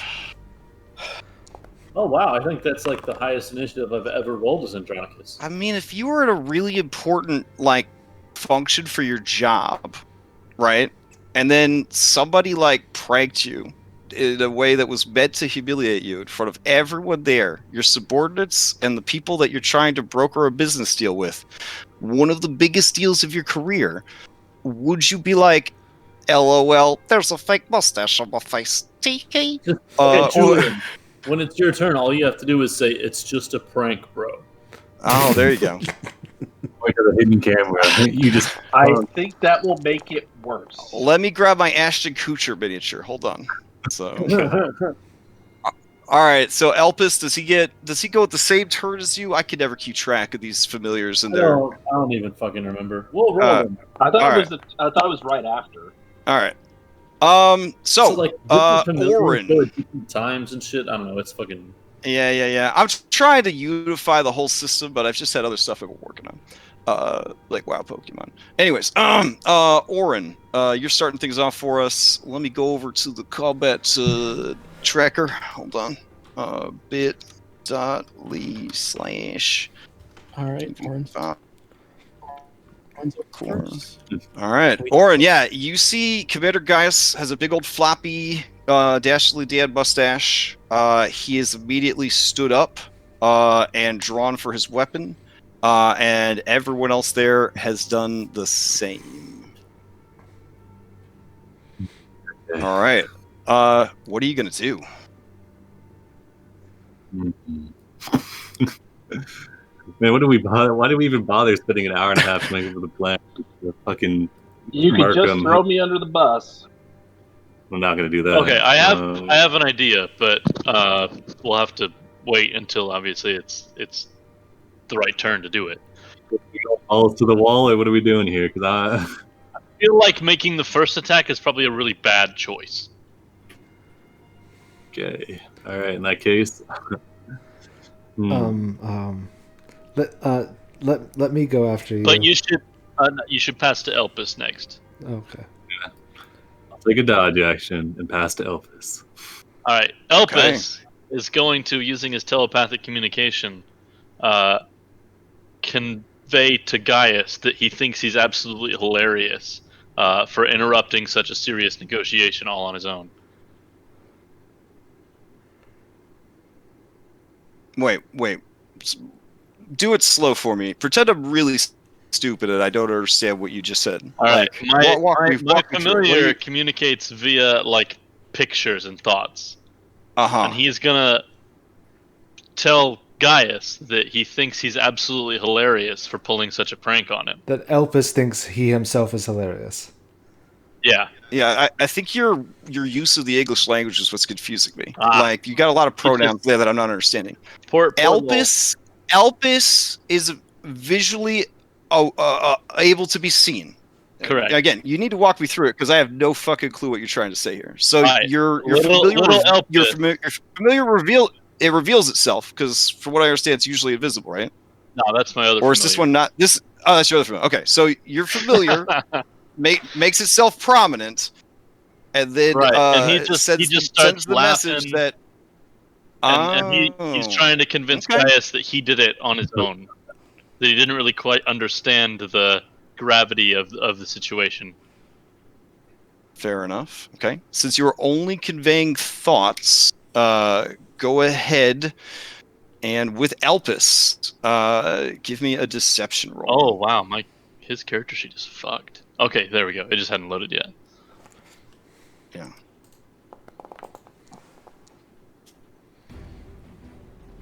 The music starts right there. Good timing. Good timing. Okay. It was nice. I don't mind. Okay. All right. Gaius's face is a storm cloud of anger. It is hard to take him serious, though, with that big floppy fake mustache floating around.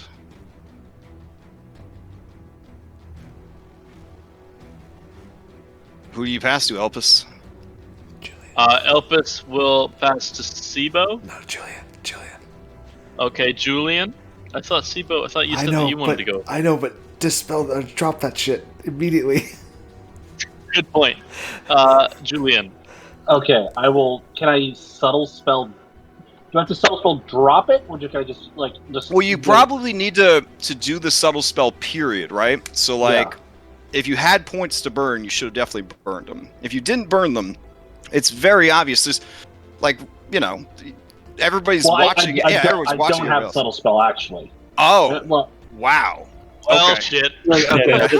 Hold on. so instead of saying subtle spell, can I It would have popped him on the head, you know? Hold on, he was trying to do sleight of hand. Hold on. Okay.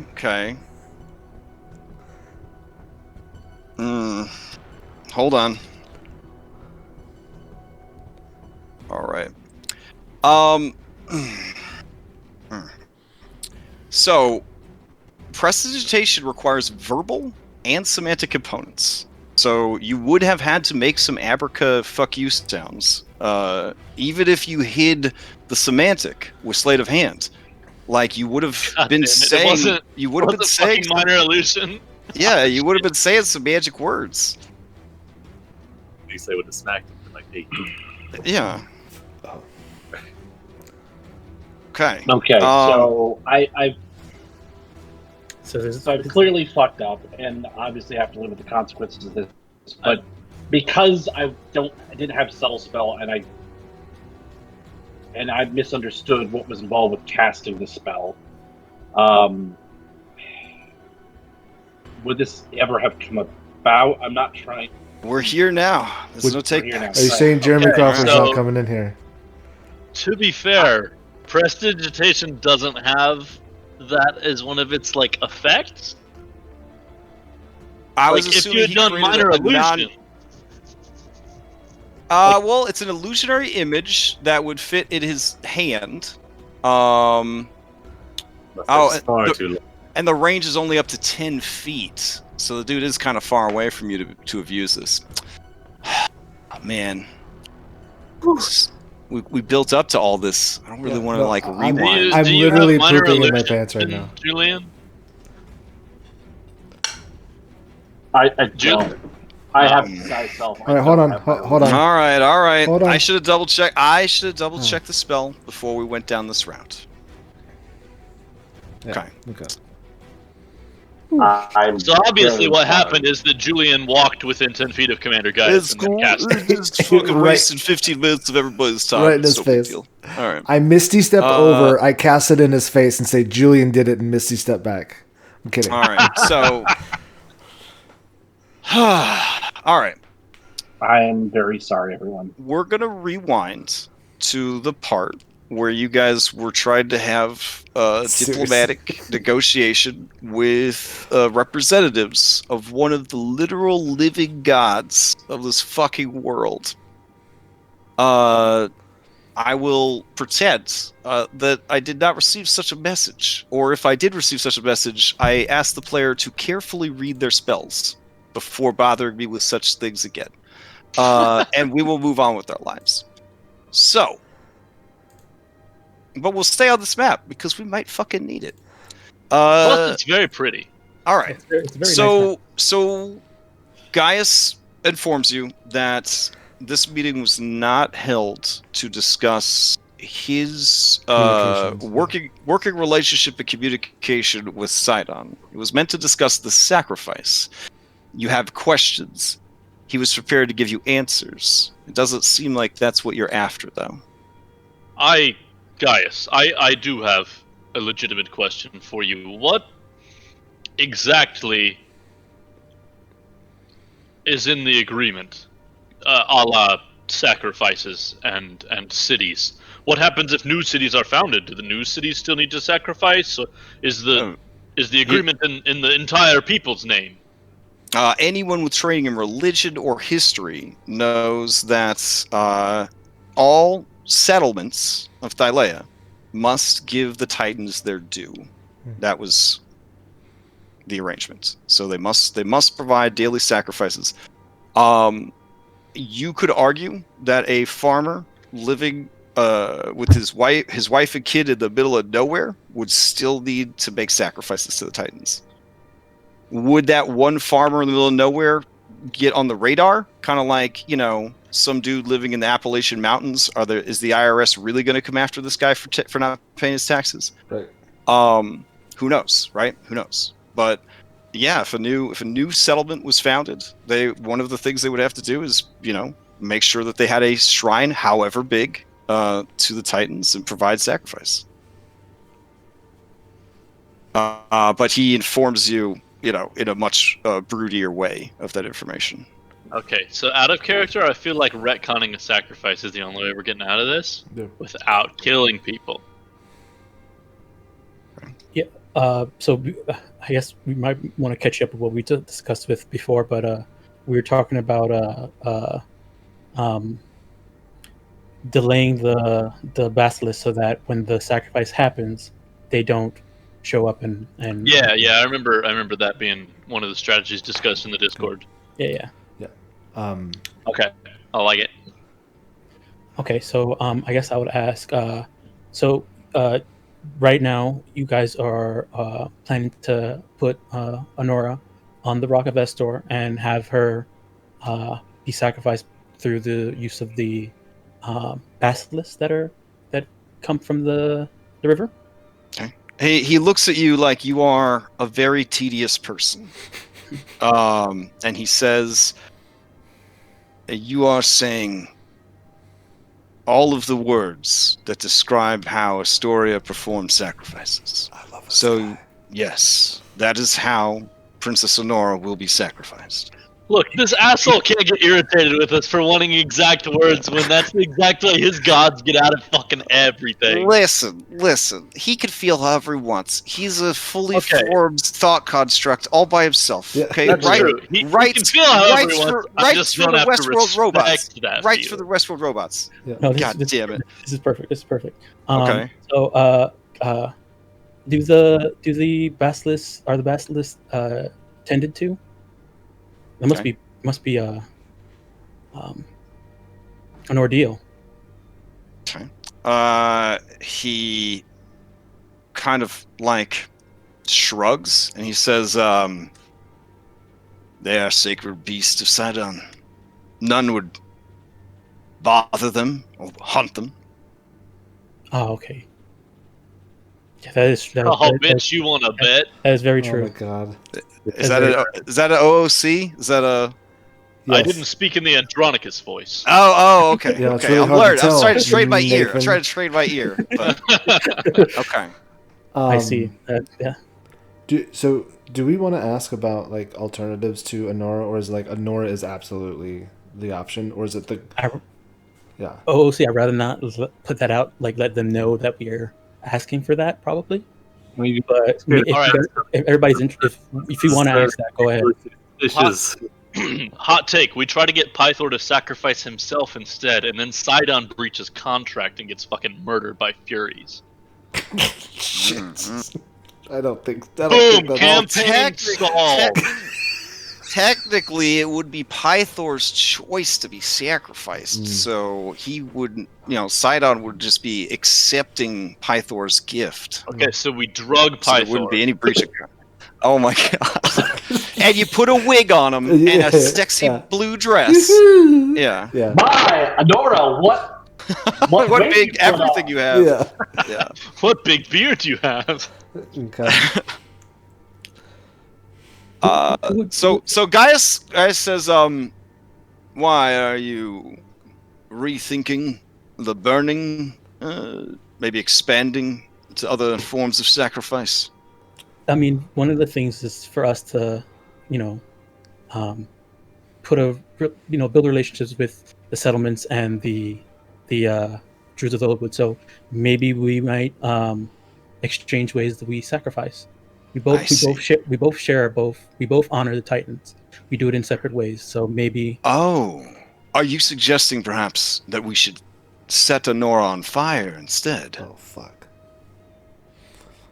Would that be something that might please the Titans more? After all, what's good enough for great Thylea certainly should be equally good for her children. Isn't Sidon the Lord of Storms and the ocean? I'm not sure if fire would be the best thing. Does not a lightning bolt cause a fire in the woods? Yes. He kind of strokes his 5 o'clock shadow. Yes. No. For the people of Astoria, we need to stay traditional on this one. It's important to me that Sidon see that they are trying to reclaim his favor, trying something too new, too radical. It would seem off. I see. An excellent suggestion, though.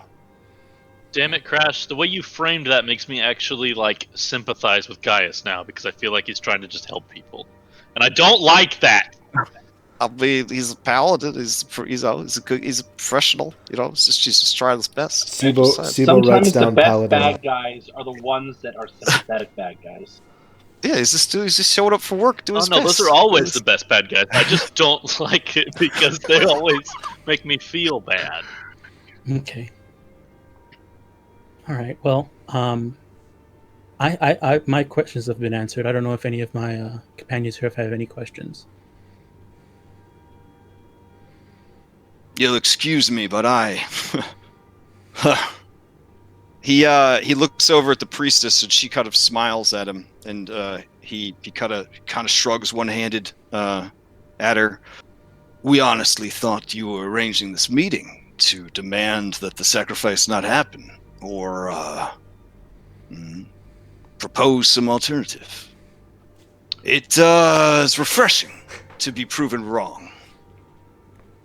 Anora's already agreed to do it, and taking that out of her hands would not be the right thing to do for us. I mean, she's made her decision. And also, who are we to oppose Sidon? Who indeed? Well, rumor has it you're prophesized to stand against him. But today you've shown exceptional wisdom. Maybe there's still hope for you after all. We do perhaps have one alternate proposal. Not to take the other one off the table, just to present another one that mayhaps would be more suitable. No, wait, stop. We discussed beforehand. We said we're not going to go with it. That was the original intent of the meeting, was to propose the secondary option, but we decided to can it, so now we're just here Just kidding. Ourselves needlessly. Let me draw a mustache on you.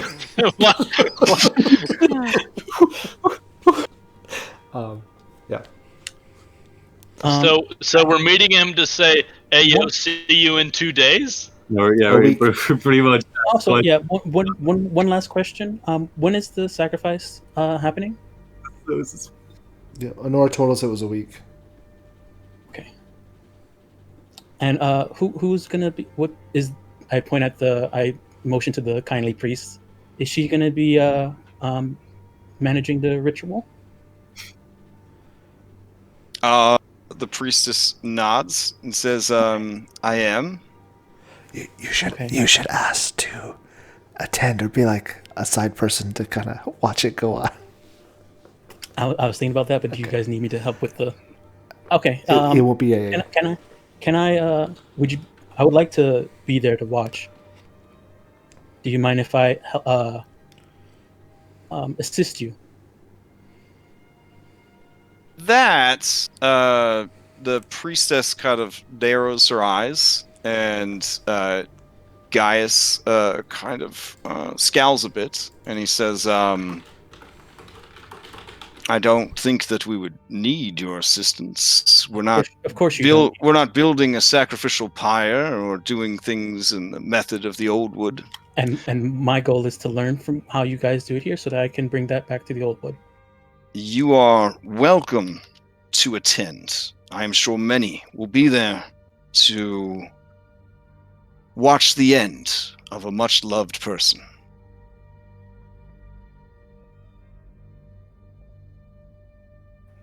Understood. So, out of character, we don't want to try to convince them that sacrificing the name of the city is an alternate sacrifice? Nah, we didn't. No, I mean, with him saying that all settlements, regardless of name, it's still a settlement, so it wouldn't matter. Right, yeah. But if what we sacrifice is the name, so like this city is built on being one of the Dragonlord cities. It's named after one of the Dragonlords who opposed Sidon. If the name is what we sacrifice, and we rename the city to something that can be construed as being positive towards Sidon, I feel like that might not be a bad thing to float in this setting. Yeah. Name it. I mean, please don't listen to me, because I clearly almost got us all killed. But it's just Enora. Andronicus does make a good point. Yeah, Enora is a representative of this one king that's been of the city sometimes. But like the city itself is very like tied up in its Dragonlord heritage, and I feel like taking that away could possibly be offered as a suitable replacement sacrifice. And if we name it after Dianthus, Sidon's daughter, that's true. And we take away from Astoria. We don't give it directly to Sidon because that might be a little too much. But we do name it after his. Yeah, I think that could at least maybe buy us time. I mean, I kind of like the idea if it were to pull off, but I don't know how guys would take it. I mean, there's only one way to find out, and somebody who doesn't have 2 levels of exhaustion should recommend it. Do we have the power? We have the power to float it out and at least buy us some time. I think that if we present this to Pythor as it's your daughter dies or we do this, he'll probably he'll suck it up and deal with it. Yeah, I'm pretty sure I don't think he would care. I feel like this is something we could have discussed beforehand. Do we want me to suggest this? Once again, I think we should just have someone who doesn't have 2 levels of exhaustion. Oh, either me or Sibo. Okay, I guess. Well, Julian has 1, right? Yeah. But so it's still it would be an checks, ability check. It'd be with disadvantage. Oh, damn, you're right. Yeah. Okay. Let's see how can we spin this. I look knowingly at Sibo. Yeah, but I do have proficiency with persuasion, so maybe we try it anyway. We were talking earlier, and the reason. Do you have enough inspiration to cancel out the disadvantage? Yes. Let me. Hold on. Let me double check. I've shot my mouth off plenty tonight. I feel like we don't suggest this. We just got a compliment for not trying to weasel out. Exactly, and that. Well, this would be okay too. Yeah, so I think that we offer it as. This would be addressing part of the backlog as well. Yeah, and we don't say. I have a point of inspiration that I can burn. And we don't say we're not going to do this. Instead, this is what's going to happen. We float it out as an alternative to let him choose between. Yeah, because we don't know what Sidon actually said. Okay, yeah. I mean, Has anyone considered? Yeah. What Gaius told us is that he got word saying that he's going to make a greater sacrifice. Correct. To right all the negligence that they've done. Yeah. Right. Yeah. I don't think the sacrifice was necessarily specified by agreed. the big man himself. Okay. Okay. Do we want me to try and do it? Because I can burn a point of inspiration if it comes down to a roll. Yep. I think so. Yeah. Okay. All right. Commander Gaius, if I might be so respectfully be bold. How do you feel about mustache? he nods towards you. You mentioned that a great sacrifice needed to be made. The sacrifice of the Princess Honora certainly fits that category. Another possibility, and of course, I don't know how you would feel about it. Oh, he does seem interested when you say that you were suggesting an alternative. He leans forward. Is what if the city of Astoria were to change its name in honor of Sidon, to supplicate itself as a group, as one, before Sidon, and change the name to something that might please the god? Titan. Please his Titanness. He kind of blanches at the suggestion when you say it. Like, it seems very distasteful to him. And he furrows his furrowed brow even harder. Now he has like a unibrow like Bert from Sesame Street. He looks at the priestess, and she seems very confused by the suggestion. And he says, you would have Sidon associated with an act that robs these people of their identity.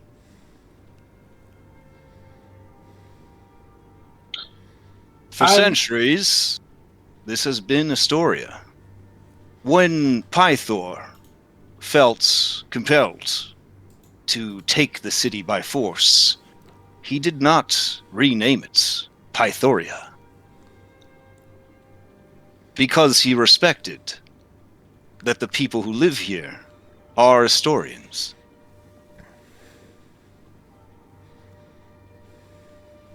I'm not sure what you hope to accomplish with the suggestion, but it seems that any association the Sidonites and Lord Sidon would have with such an idea would paint us in a very poor light. But it was the Astorians that fell short in their obligations, the Titan Sidon. And you yourself said that his daughter is well loved. I do not see how sacrificing her will curry any more favor with the people. Bring up Dianthus. Perhaps being associated directly with Sidon is too much. I mean, I'll also bring up, one thing that we're finding out, one thing that I'm finding out not being from here is the name Estor is associated with a lot of despicable acts, and having a city named after him doesn't really seem to suit his story, so... Despicable? He was a great war hero. He did what needed to be done. That is fair, but in a bloodthirsty way that probably shouldn't do justice to naming a city after him. The rock that the princess will be sacrificed on is actually called the Rock of Esther. Yes. I'm pretty sure people know that Esther was a bloodthirsty tyrant, that he was disposed from his throne by Pythor for being bloodthirsty. I'm quite sure that the people here are aware of his actions and behavior. I open up my books. I go. He kind of looks at you like you guys are like headstrong, like brand new to the world, like filled with like passion and naivete, and like like it kind of hurts his heart. Like he remembers when he was a little guy and he thought the world was bright and beautiful and full of hope. And in just that moment, it kind of plays across his face. There's sort of a softness as he looks at you guys, like these guys right here. The world hasn't fucked them over yet, but soon. No, yeah, that tracks. Yeah. Yeah. And he kind of looks at you guys and he says, the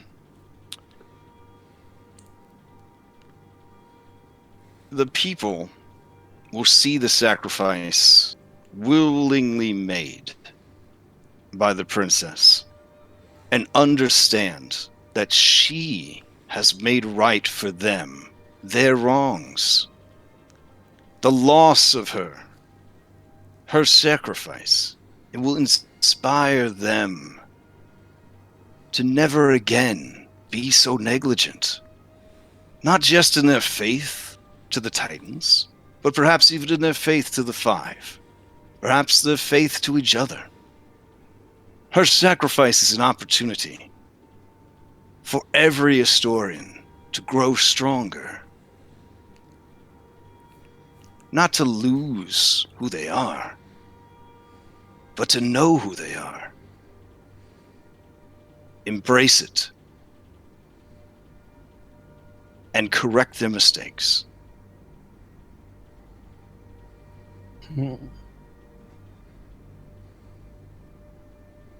When I see Princess Honora, I see a great leader, willing to do anything for her people. Guys, It's a shame to see that go to waste. Well, they'll still have Pythor. He sort of quips as he drinks from his bowl of wine. Guys, the way that you speak of Nora reminds me of another person who was sacrificed for this peace for the Pact of Peace that we've benefit for the last 5 centuries. Have you heard? You remember Dianthus? The story of Dianthus. Let me check. Her tree. Let me check his character sheet. Hold on. Okay, he has proficiency in religion, but not history. He's going to say, one of the daughters of Sidon, if I recall. Yes. Esther, Archaeolanter, with the help of, I believe, the Damon. Damien. Was it Sibo? What was his name? Damon. Damon. There it is. Went and cut down her tree, her life tree, killing her, in order to make the ship that allowed them to sail to Sidon, and in turn. Yes, the great Ultros Ultros, yeah. And the attack on Praxis. Yes. Mm-hmm. It was her sacrifice led to our peace. I'm thinking that is one of the in this whole idea of renaming Historia and her sacrifice, Honora's sacrifice. Honora can, right now what we see is negligence in Astoria because they've lost their way. Within renaming this city, putting them back on their path, it doesn't change their identity. Their identity is still there. They were Astoria, but now and with Astoria, they have lost their way. This change is now a new beginning, not a removal of the past.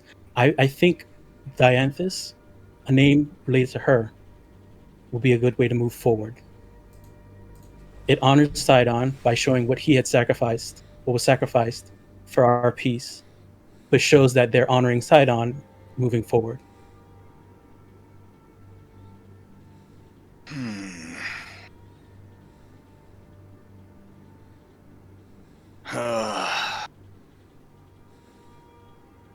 What you propose is heartfelt, But Sidon...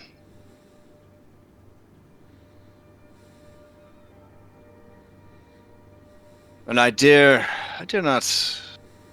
I must choose my words carefully. It was a time of war. Many were lost. Many sacrifices were made. Many were killed and died. That is the way of war. Sidon has many children.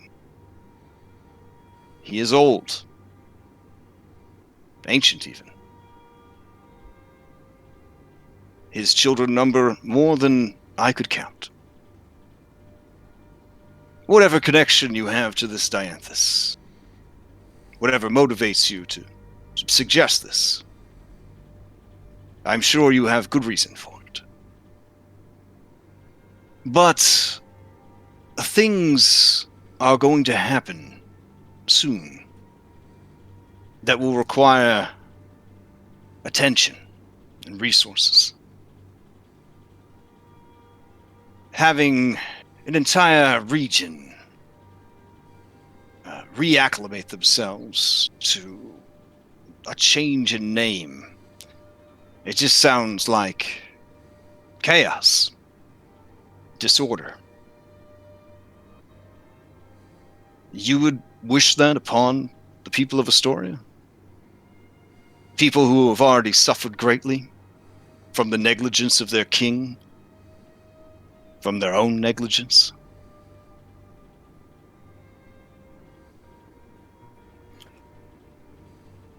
I believe it's a representation of them moving away from that negligence. That negligence is what's causing this chaos. He kind of makes like a dismissive look on his face, and he says, "Oh, I feel like I'm at a meeting of diplomats here, and I was simply asked to answer some questions about religion. It is Anora's city. If Anora feels, well, I should speak more respectfully. It is Pythor's city, and Anora's as well. If they agree to such an action, that is on them. We have already made arrangements. I thought perhaps your friend here was going to offer himself as sacrifice in place of Anora. Surely a prophesized hero carries some great worth in the eyes of the Titans. But to offer up anarchy in her stead, no thank you.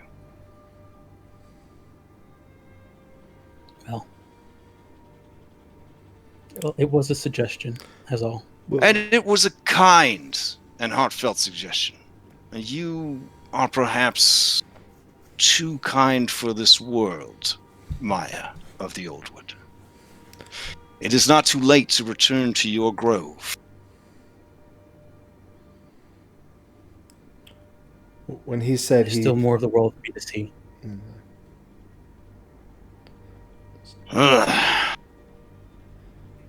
When he said, I thought this person would offer themselves up, who was he pointing at? Julian, because Julian was the one that initially brought up the changing of the name, yeah? Okay. Yeah, no, I was just making sure. I just want to know. Yeah, okay. Well, if there's nothing else, the hour grows late. There's much to do. It's too bad we haven't killed a fated monster yet. Can you imagine if one of us had a fate point and we went to be sacrificed and then we were just like, Like, that would have been such a baller move. Yeah. Oh, see, can Orin die? I don't know that we can. No. I do not know that we can test that. That's why I said it. OOC. This is not a joke. No, I know. But it does look like Commander Gaius is getting ready to pack up and head out. Do you guys want to keep him there, or no? I think that. No. I think we're done. I think we're done. Okay. I look over at Julian. communicating that now is the time for the mustache. That was talking Oh, Jesus Christ. He does walk within 10 feet of you, Julian. I do not. I Okay. have learned my lesson. All right. I have two. I will read more spell descriptions before I commit to should them. not have even done that in the first place. No worries. They leave the room, leaving you in this this guest communal area by yourselves. I immediately lean forward and say, if all else fails, do we want to offer, like, I will absolutely offer myself instead of Honora. As you guys are discussing, all right, you hear footsteps coming towards the room. Shut up. Okay. You see that Corinna, Lorius, and Honora are there.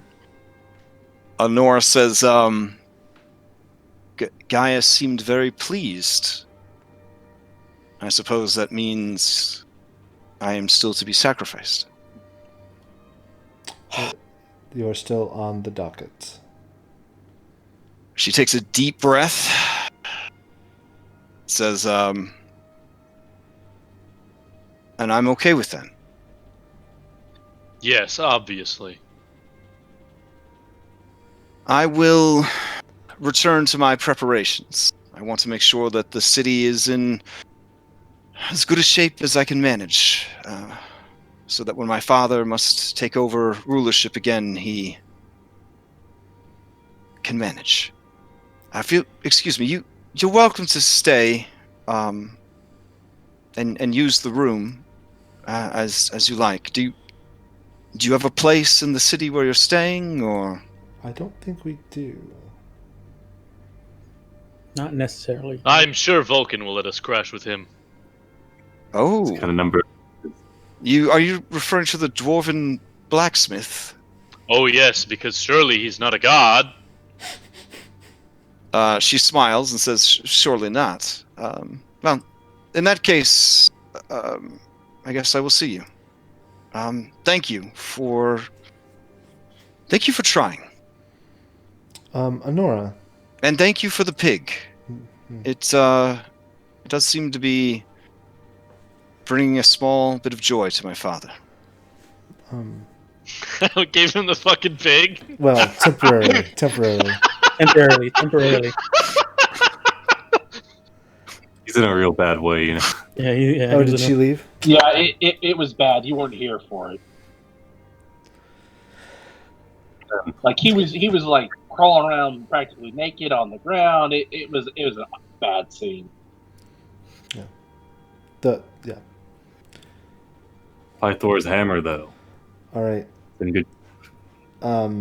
Where's the horn of Bomitria? I hand you the horn about. Where are we crashing? I really did want to talk to Vulcan about getting the password for the lightning thing changed. This is very nice. You see Lorius kind of lounge on this chaise over here. He's like, man, they've just got free food everywhere. And he grabs some of the food and drink and reclines. What's in the horn? Is it like just water? Is it wine? Is it? Oh, this is an excellent question that I should know the answer to. Let's see. And before we mess around with that, we should probably speak with the priest before, drinking from it. I look at Julian and I raise it slowly to my mouth and see what it does. Okay, I don't drink from it. That's fine. All right, let's see. Is it this one?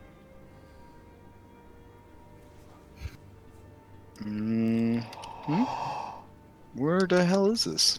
Okay, hold on. Let's see. I worked really hard to sync like this game and the other game up, and like it's driving me kind of bananas because like. All right, let me check here. There we go. All right. Let's see. The horn. Okay. The horn is empty. According to your historical knowledge. It has 2 command words. One that produces delicious food, along with water and wine. And one that produces a dangerous paralytic gas. Fuck. Okay. Another 50-50 shot then. Yeah. Maybe we can ask the priest. I'm pretty sure I know which one does which. It's this one. No, I'm kidding. All right, let's go talk to Vulcan. Let's figure this out. I think that we need to get this exhaustion off of us. And while anybody's doing any resting, I am taking a shot at this horn. Taking a shot at the horn in what way? Are you drinking from it? Drinking from it. Yeah. Well, when we get ready to You're gonna pour wine into it and drink it?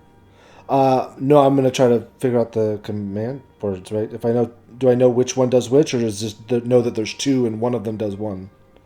Historically, you just have heard that it has 2. There's 2 words of command. Yeah, I don't think you know them. Okay, yeah, that's Most what Aesop might prove useful. Yep, agreed. Okay. All right, so you guys are gonna head over to Aesop then. Let's start there if everyone's okay with it. Okay. All right, back to Astoria. All right, so you head over to the shrine of the Dragonlords. Okay. Let's see what we got here. Let's see. All right. Yeah, the hour is growing late. It's after 6 in the evening. But you know, it's summertime, so the sun hasn't set yet. As you arrive, you see a few, I guess, faithful ?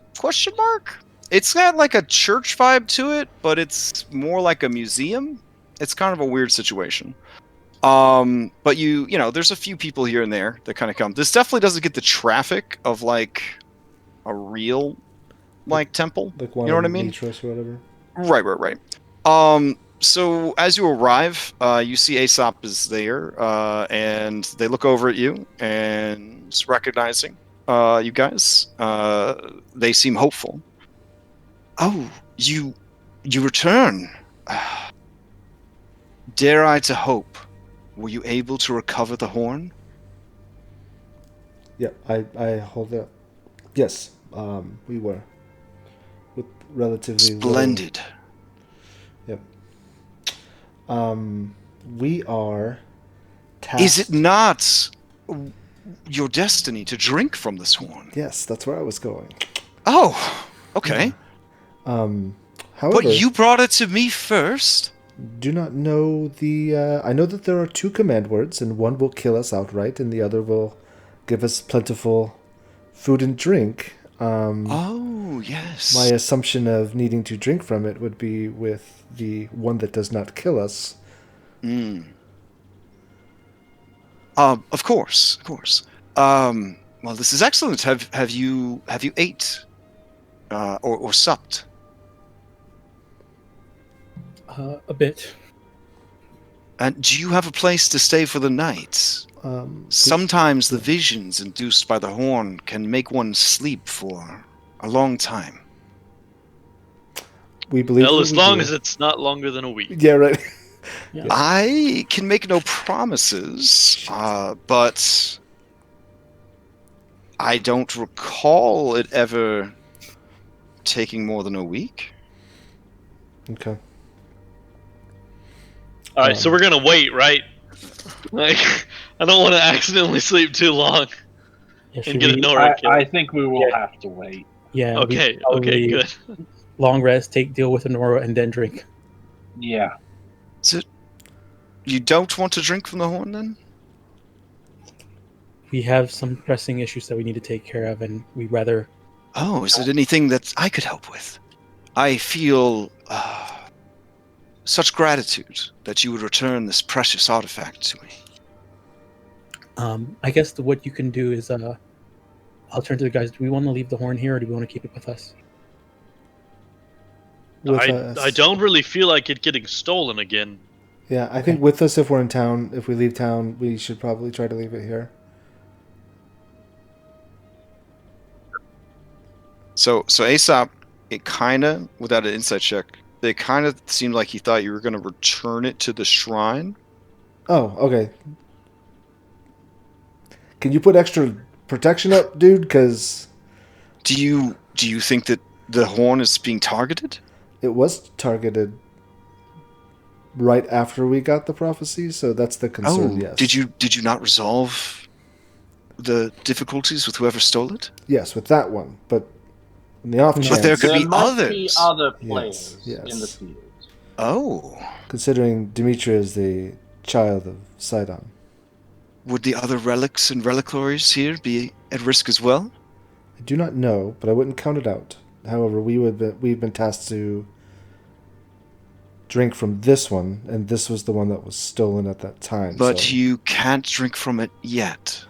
That's the concern, is that it might put us to sleep longer than we can deal with some other things that are a little bit pressing. So I see.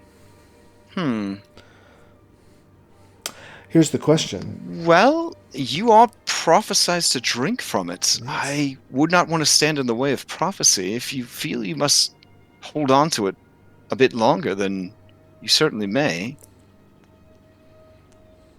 What do we need to do in a week to the party? What do we need to do in the next week that could possibly be done by somebody else if we get knocked out for a week? Those are the Basilisks. Do we all have to drink from it? Is that what the expectation is? That's a fair question. It is, yeah. We need to... It's understood that as a fellowship, you would each partake of wine from the horn. At the same time. Yep. Okay, so as one goes, we all go. Okay. As a backup, I don't think that we should try doing the pheromone thing, but I think doing some research on that might not be a bad idea. That's my 2 cents. And also, if somebody can just go, can we confirm where? I mean, it's not going to take us 3 days to... this is OOC, obviously. I don't want people hearing this. It's not going to take us 3 days to cave in a cave. Right? Mm-hmm. Like, if we know... We probably should do it, like, closer to the... Yes. So, I think drinking from the horn... Also assuming it's a cave. Yeah, again, yeah. But if it's not a cave, then we still...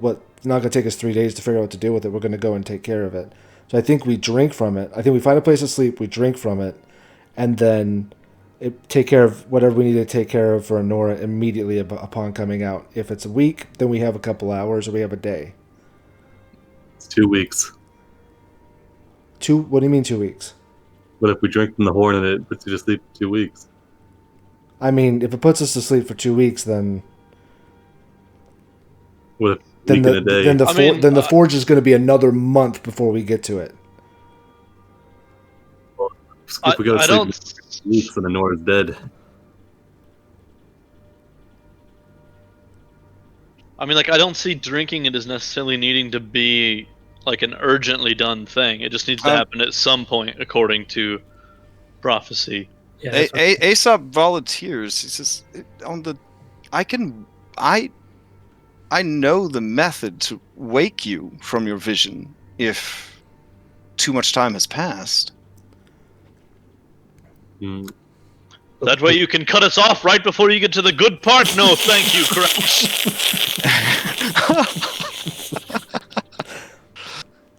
OC, I think we need to check this box and get it taken care of. Who is this Crash person? Yeah. Adronicus is already having visions. It's due to his 2 points of exhaustion.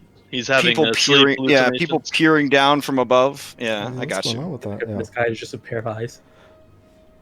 And question, like, if it does knock us out for a week, does that count as a long rest for us in that moment? Like, is it not going to be this, like... That's another good point. Yeah. I would say a week spent in a coma, that's pretty restful. Right? Yeah. Okay. I think we check this box.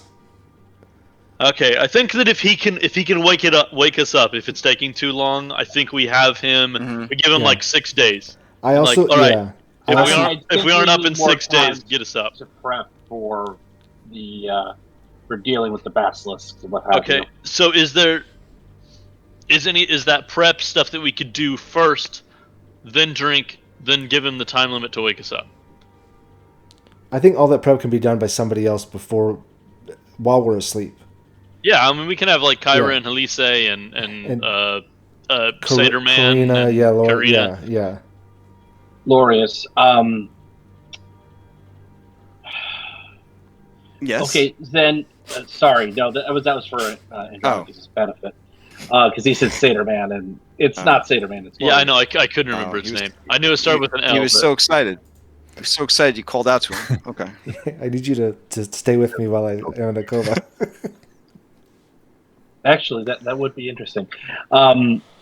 So I guess we would have to figure out how are we planning on luring the basilisks then if we're not doing the whole pheromone trick? I don't think we're luring them. I think we're just going to try and block them off. We need to find out where they are, and if there's something, if we can cave in. If we can cave in, done. We do that. If we can't cave in, we fight. I think those are our options. You want us to fight fucking, I agree. Like anywhere from 4 to 8 basilisks? Okay. Nah, it'd be fine. It'd be fine. Sure. Yeah. I mean, if pheromones are off the table, what else is there besides? If anything, we can also find any other prey we could use, like a scent of a favorite prey. But that's the kind of information that I don't know if we can necessarily adapt within a matter of hours. I don't know. So we can do it in a day.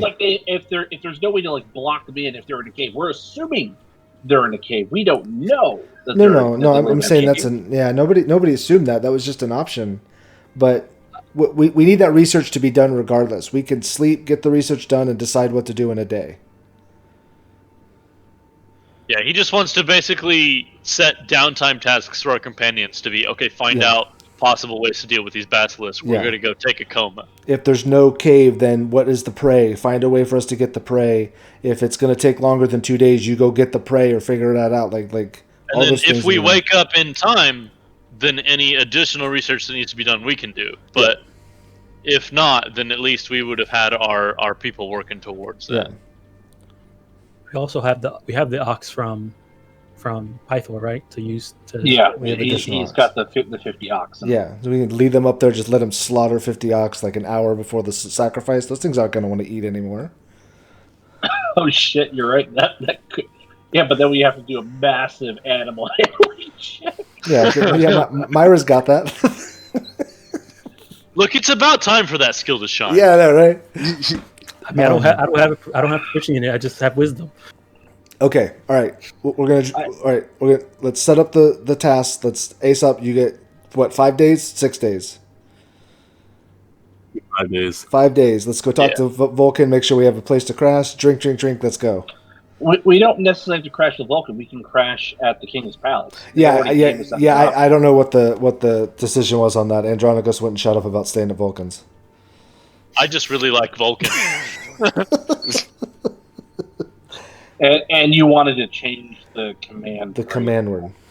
Oh yeah, I just don't want to have to say Pythor every time Orrin or I uses the lightning javelin. Yeah, but just think it's P-I-E Thor, and you'll laugh every time. Got him. Unless it's like a telekinetic thing, where if I don't think it the right way, it doesn't work. I don't know. That's fair. Honor him though. Maybe he'll go. He'll. But just think how funny that would be. Like you say Pythor, and then like off in the distance, he's like, "Oh, what?" Every time we use the javelin of lightning, he has to do 10 push-ups. How about that? We make an agreement with him.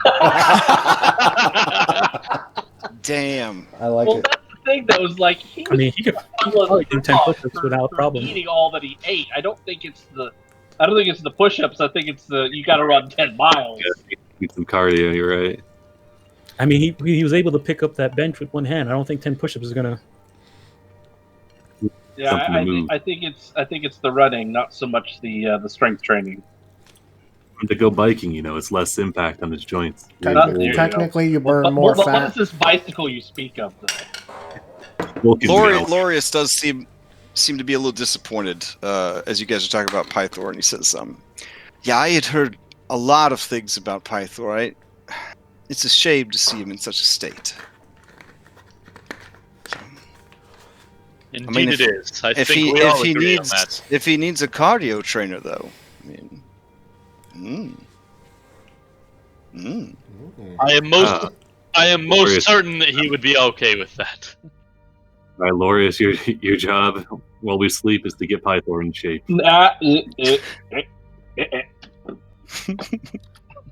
Julian's like, no, don't block me, man. I haven't done this yet. Don't block me. Oh, dang. All right. Mm-hmm. Didn't know you were after Pythor. Nice. No. No, that's Sibo. No, I think Pythor was interested in Julian, but Julian was wanting to see where things were going to go with Lorius. All right. So the moon is going to be full around the 16th. So you guys have 8 days, right? Perfect. That seems about right. Yeah. Okay. So that's enough to get a long rest in. Just enough. There you go. Okay. Okay. So 8 days. Do you blow the horde now, or are you going to save it for later? No, You mean drink from the horn?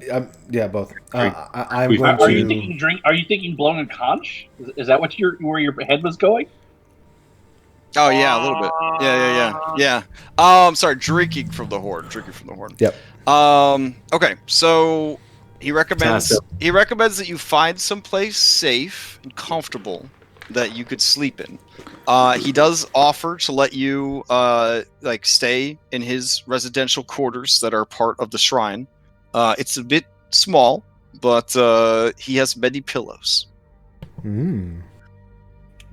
Yeah, where do we want to do this? In the palace or in here?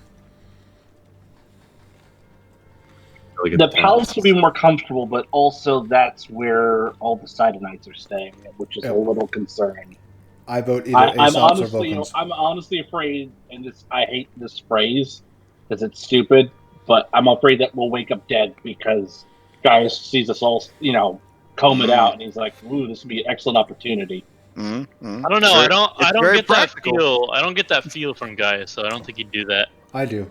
I think he'd slaughter people and sleep rather than fight. Anyway, so we should. I think Aesop's is probably the. Okay. So Aesop shows you to his private quarters, gets you guys all comfortable. We need to leave instructions for our NPCs. What do we want to have them do? He pours normal wine into the horn, and then he hands you guys the horn. Oh, damn.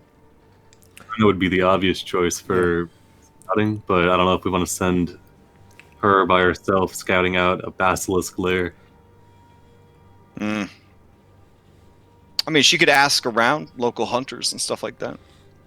Yeah, probably default to your point, default to not leaving the city to research as much of this as possible. And if are they in the process of waiting for Honora's sacrifice? Are they doing daily sacrifice now? Oh yeah, they've started up. Yeah, they. Okay. I wonder if we can have Honora just Again, it's like the religion IRS showed up and we're like, yeah, you guys are way behind. You're all being audited. Yeah. So maybe we can have Karina just follow one. But if you do this huge lump payment of Honora, we could just write the whole thing off. Yeah. I'm still being audited. So Gaius is Sidon's collection agency. In this instance, yeah. I was gonna say maybe you can have Karina just have her just trail the full basilisk back, and that's it. Oh, okay. Like they're already full. That is a good idea. Yeah. Okay. Give her the whole rundown on their abilities and make sure she inform her about everything they can do. Okay. And I'll tell her to make sure she stays 60 feet away from them, at least. Okay. More than that, maybe. I don't know. Wanted to be their overland speed plus aggressive. They would be able to run her down. So. Okay, so stay. Just make sure you can see them as far away as you can. She's a tracker. She can just follow them. Safe distance. Okay. So she will try to track them and figure out the general location of their lair. We want to research pheromones. All right. So You drinky from the horn, yeah? Okay. We need just a layer. What will we have Elise do? Pheromones. Have her see if she can find any scrolls, since they don't do books. Scrolls on basilisk pheromones, like descriptions of what the mating pheromone is like. I guess just as sort of like a backup plan. Okay. All right, and then that's it, right? I think. Kyra, keep watch on those kids until the parents come and Ooh. they have. The kids need to be returned home. We should have Elise help with that. Okay. Yeah, maybe have Elise do that instead. Okay. Boris is on pheromone duty. That kind of up his alley, you know. Yeah. Okay. All right. I'm drinking. As each of you takes a sip of wine from the horn, your allies, of course, need to grab it from you pretty quickly, because as soon as you take that first sip, you go under, collapsing on the nearby pillows into a deep slumber. You guys sort of like spawn in to the dream, like one by one. Nice. You kind of see your allies appear in the dream with you. Ready Player One. Yeah, the sky above is unusual. A swirling galaxy of purple, blue, magenta, and deep ebony. Stars move and swirl about. Those of you with training in religion, you recognize this as the Nyx, essentially the realm of ethereal dreams that sort of surrounds all things. Everything else, though, seems very real, very tangible. You feel the spray of ocean waves against your face. Those of you with hair, feel your hair blown back by ocean winds. You are standing on the deck of a beautiful ship. While it appears to be a trireme, it is larger, grander, and more complex than any ship you have ever seen. In the center, a massive mast rises high into the sky, and huge billowing sails catch the wind and propel the ship fast and faster still, faster than you ever thought a ship could travel over water. A bright cerulean sea stretches out before you, and you look down, and in your hand is a strange bronze device with many spinning, interlocking gears. Light shines from within, and as the light plays across the gears, you see a dome of magical light and imagery that reflects the constellations of the Thylean sky.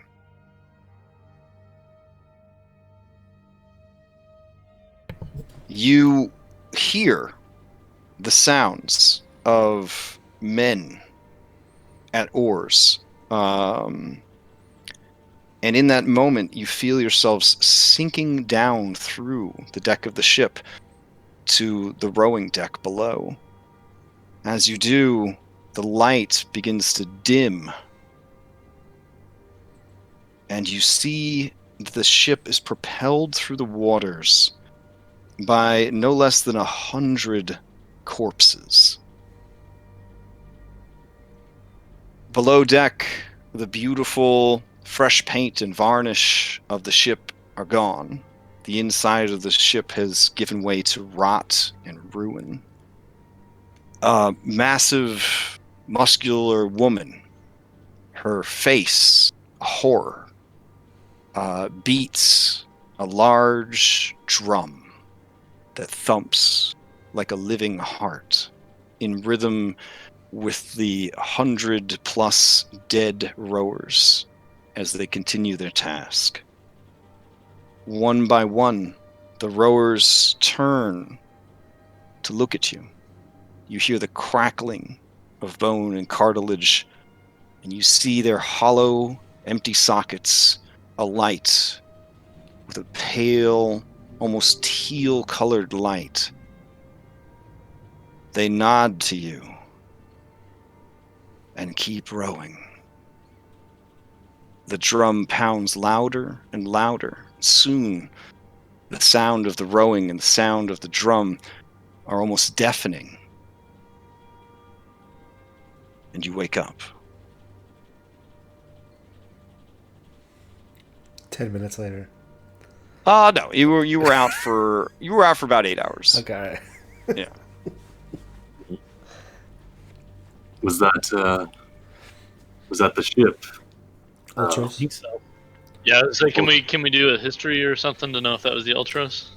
Yeah. Between your various skills and training, you are confident that there could be no other ship than the Ultros. I'll write down everything I can from memory anyway, just so we have it on record for later. Mm-hmm. And what was the thing with the constellations? Is that something that I would recognize from my time? From my time in my other world sailing on ships, or is that something I've never seen before? I would say, based on what I know of the world you came from, I don't think that they would have that sort of technology. Okay. Yeah. If anything, it appeared to be a clockwork device of some type. Did it look similar to Julian's necklace? No. Did it look similar to Sophia? If you crack Sophia open, probably. Don't you think about it. Well, no, we've had fixed Sophia before. Yeah. So, like, I feel like Sibo and at least Julian, because Julian... Yeah, no, it is mended. Definitely magical clockwork. It is magical clockwork. I'll ask Vulcan when we go talk to him I'll try to describe it to him. We'll describe it to him, yeah. Yeah. The undead that we saw propelling the ship, did it seem like this was in the heyday of the ship, or did it seem like it was after the deal had been struck? Like today. Well, no. Let me clarify. Let me try and clarify. So, did it seem that Damon, had raised dead to propel the ship on its way to Praxis, or did it seem like this was the after effects of the assault on Praxis? Does that make sense? I mean, none of that would have been conveyed by the stream at all. Okay. Varnish was all stripped away, so perhaps returning, I would think, or farther out. To take it a little bit further, the deck of the ship that you were on, that the wind was blowing, that you were looking ahead, that you held the strange clockwork device, it smelled of restoration, of newness. Fresh paint, fresh varnish, everything clean and orderly. Below deck was a horror, a haunted house. Aged, decayed, and left to rot. Must be a metaphor.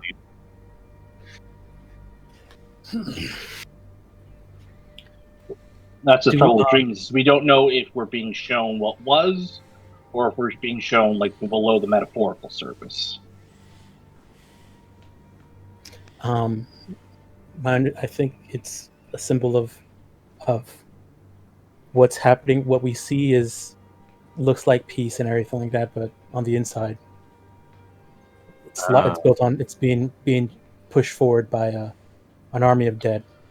You sit on the throne of lies. The person beating the drum, they were undead as well. Or some horrible nightmare abomination. Yeah. The woman's face, her eyes and mouth were just an eruption of like tentacles. I see. So was she hot or? I mean, if you're into like weightlifting ladies, yeah. And you had a paper bag to fit all that squid parts. Yeah. Oh, no, that's the best part. Oh, right, Triton. Yeah. You it was pretty good. It's pretty good.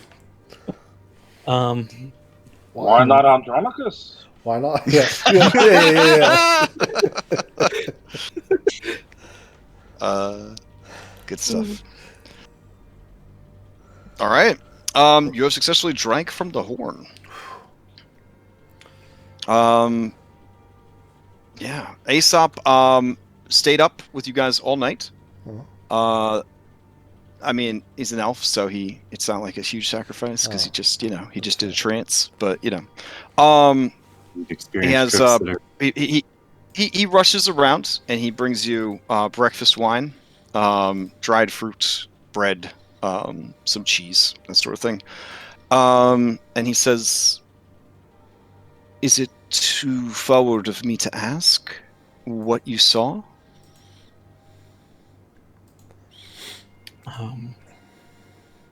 I don't. I would start to tell him, unless somebody stops me. I would probably start talking and let him know. I'll probably just say that I think we saw the Nyx. Oh, of course, you were traveling in dreams. And it showed us the Ultros. Oh. Seems the Ultros may be trapped in the Nyx. It has not been seen since it delivered the bodies of the dead after the Pact of Peace. It seemingly didn't deliver them all. Truly. Aesop, was Damon a practitioner of necromancy? Damon was a master of all schools of magic. I think we know he's a lich now, right? I think that's been brought up. Yeah, that is yeah. Okay. I don't know if he was a practitioner. He used his powers over life and death to extend his life eternally, that he might watch over the resting place of the Dragonlords. Yeah, right. The necropolis at Telemach. How one man was able to return the ship. Mm-hmm. Yeah.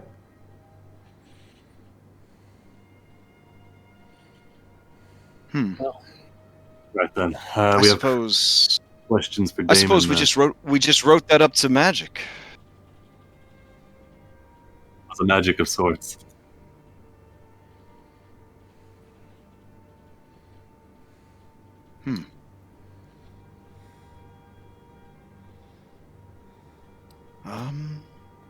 Well, do you feel that the horn is still in danger now that you have drunk from it? I don't. Yeah. It might still be in danger, Then but we've gotten. I will return it to its rightful place, and once again ask that the king send more soldiers to guard the shrine, just until things calm down. Hopefully, one of my requests will finally be answered. I imagine the king is somewhat distracted at this time. Yes, he is... Perhaps we can have some arrangements made by Princess Nora before other things take place. You do see his youthful androgynous features kind of scrunch up in like the face of a person that doesn't want to cry in front of other people, and he says, what is happening to Astoria breaks my heart.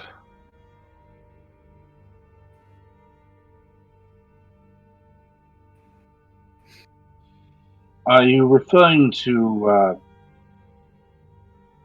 the followers of Sidon throwing their weight around? I just mean the state of the king, the demands of Sidon, the loss of Honora yet to come.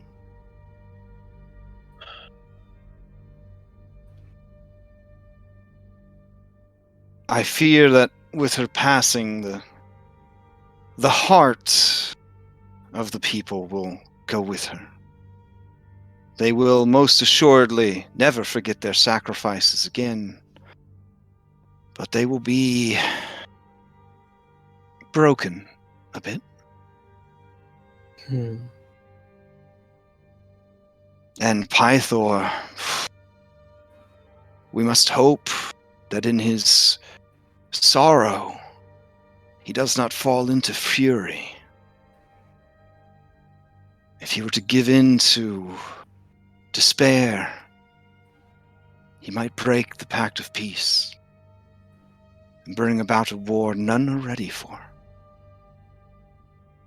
Okay, so out of character question. Yeah. Like 500 years. It's up in like 6 months.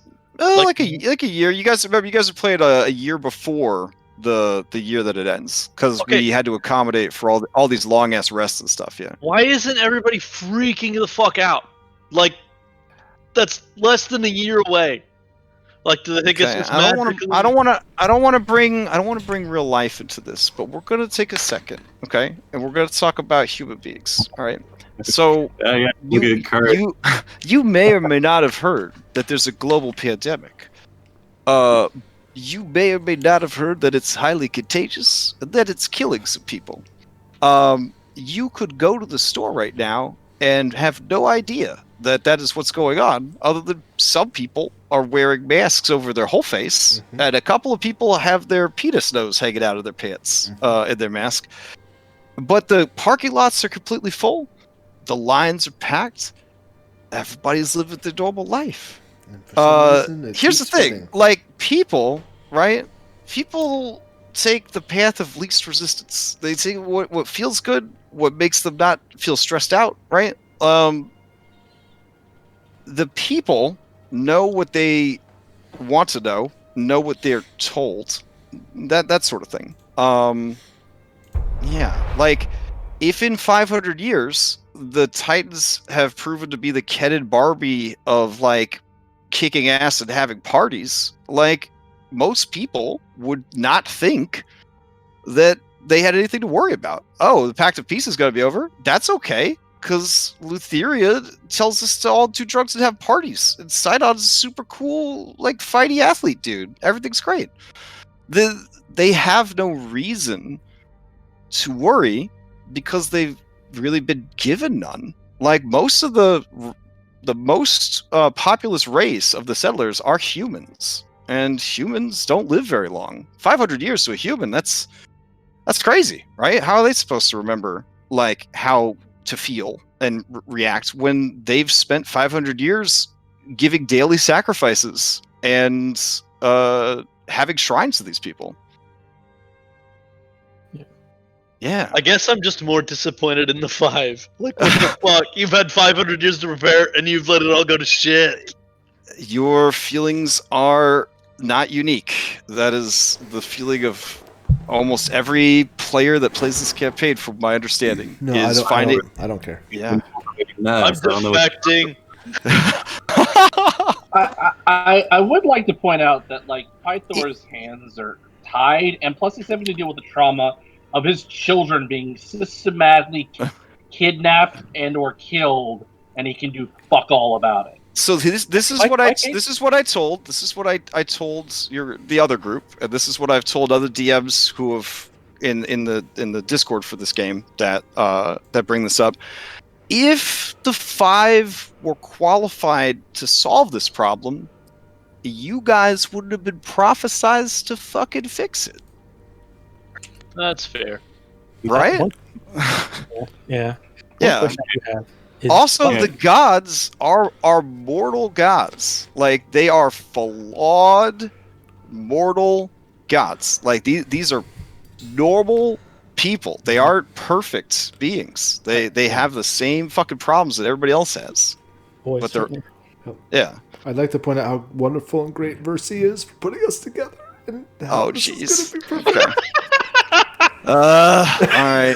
That's got to be worth at least 0.1 points. Hold on.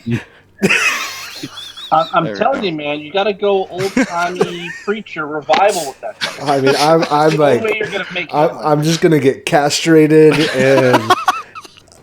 No, I'm telling you. All right. You just got to channel your George Clooney. You got to pull some, oh brother, where art thou shit. I'm serious.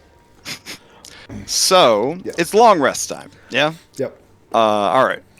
Thank the gods, because it's long rest time. So, you guys can sell loot, choose your lifestyle, Choose primary activity, hear rumors, perform secondary activities, and settle up.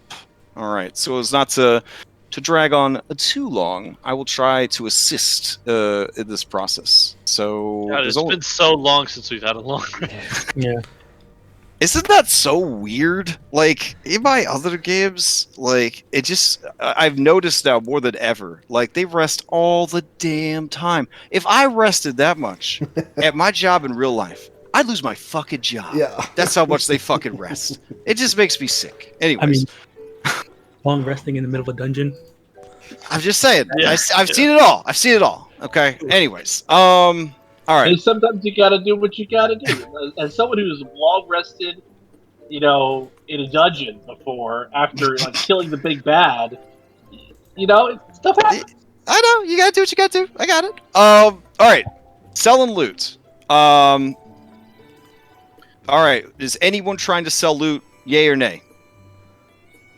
Nope. Going once, going twice. No one's trying to sell loot. That saves time. Good. All right. What? Yeah. Oh. Did we not have loot, or it was too heavy to carry, I guess. I mean, I'm asking you. Like, do you have loot that you want to sell? Yeah, I'm looking through my notes real quick. The only thing we have is those plants that we picked up in the thing. I did have plants. Yeah. Dimitri's, yeah. Buried all the loot with the bodies. I think we're good to go then. Okay. Yeah, I didn't know if you wanted to keep the plants for future crafting or try to offload them to local magic broker, but it's up to you. Hang on. What plants are we referring to? There's like the mushrooms and the stuff in the Dimitri's, the Mossy Temple, right? So the berries went bad already, and then there was the No. We sold the fey berries. Like we had good berries. And then you got druid berries. Yeah, the dryad berries. Dryad berries, thank you. Yeah. Yeah, those we still have. Like, I think we still have 4 left. And I thought we got some of those nice, beautiful mushrooms down there too. Yeah, we got mushrooms and then the truth serum. Yeah. Plant. Lycium or something like that. Mm-hmm. Mm-hmm. Oh, that's right. We did that after. Okay. Yeah. Now I'm recollecting.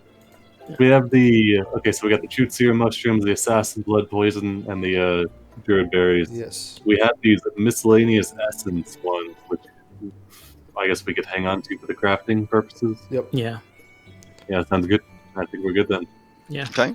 So you are or are not selling the aconite and the Ethereum plants? Are not.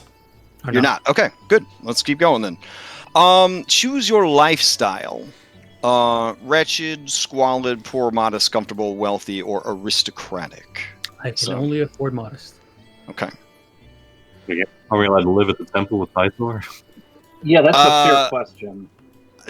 If you would like, you could impose upon Pythor and Honora to stay with them. Pythor will harass you constantly about whether or not you have come up with a plan to save Honora. Yeah. Okay. That's what I'll be working on. If you do stay at the palace, it would be wealthy for free. You get the benefits of wealthy for staying for free. Oh, Julian would totally do that. Okay. Yeah. All right. Is anyone not going to stay at the palace? Oh, does this mean we get temp HP? Or It does says, our max it says here, actually it says go up? maximum hit points increased by 10%. No. Yeah. So you may want to make a note of what your actual maximum hit points are if you're going to just up your maximum hit points. There's actually a little max button there. Oh, really? Plus, Sweet. plus max. Yeah, plus Nice. max. Okay. Yeah. All right. If that is the case, all your hit dice are restored. You are well fed. You are refreshed and well rested. Okay. Rested. Okay. Yeah. I only got you only get 1 hit die back, right? Because you get like half of what you've spent rounded down, I think, or something like that. Half of your total. It says starting hit die. Since you are staying at a comfortable or better, I believe you get all of it back. Yeah, and that's what the 100. Yeah, that's what the 100% means. Yep. Yeah. Oh, okay. Okay. Yeah. Because it's a whole fucking week, so. I mean, if you did a week of short rest, you'd probably get back all your hit dice. So, yeah. Stack of what is that? 1 negative exhaustion. Correct. Yep. So, well fed would be 1 anti exhaustion.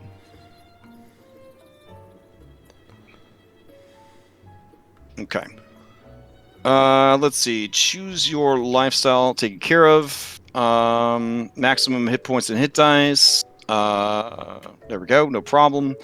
Pick a primary activity. Okay, we're just going to go one at a time. So, Andronikos, all right, what activity are you doing for this week? I want to get the command word changed on the lightning javelin. Okay, we will put that under research. Okay, cool. All right, Julian, what are you doing for your primary activity?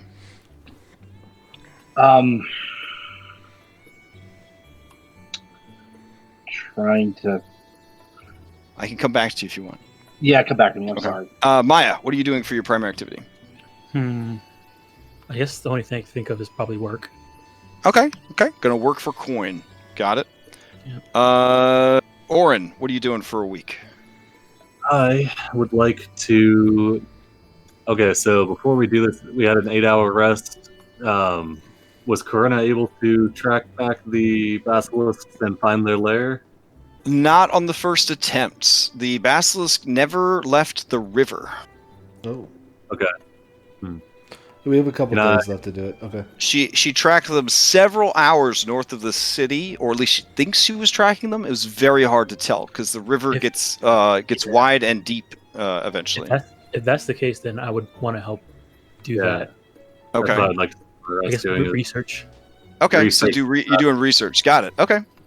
Okay, wait. If you're gonna, Maya, if you're gonna help. In this particular instance, the more people, the better. These things are very hard to track. Okay.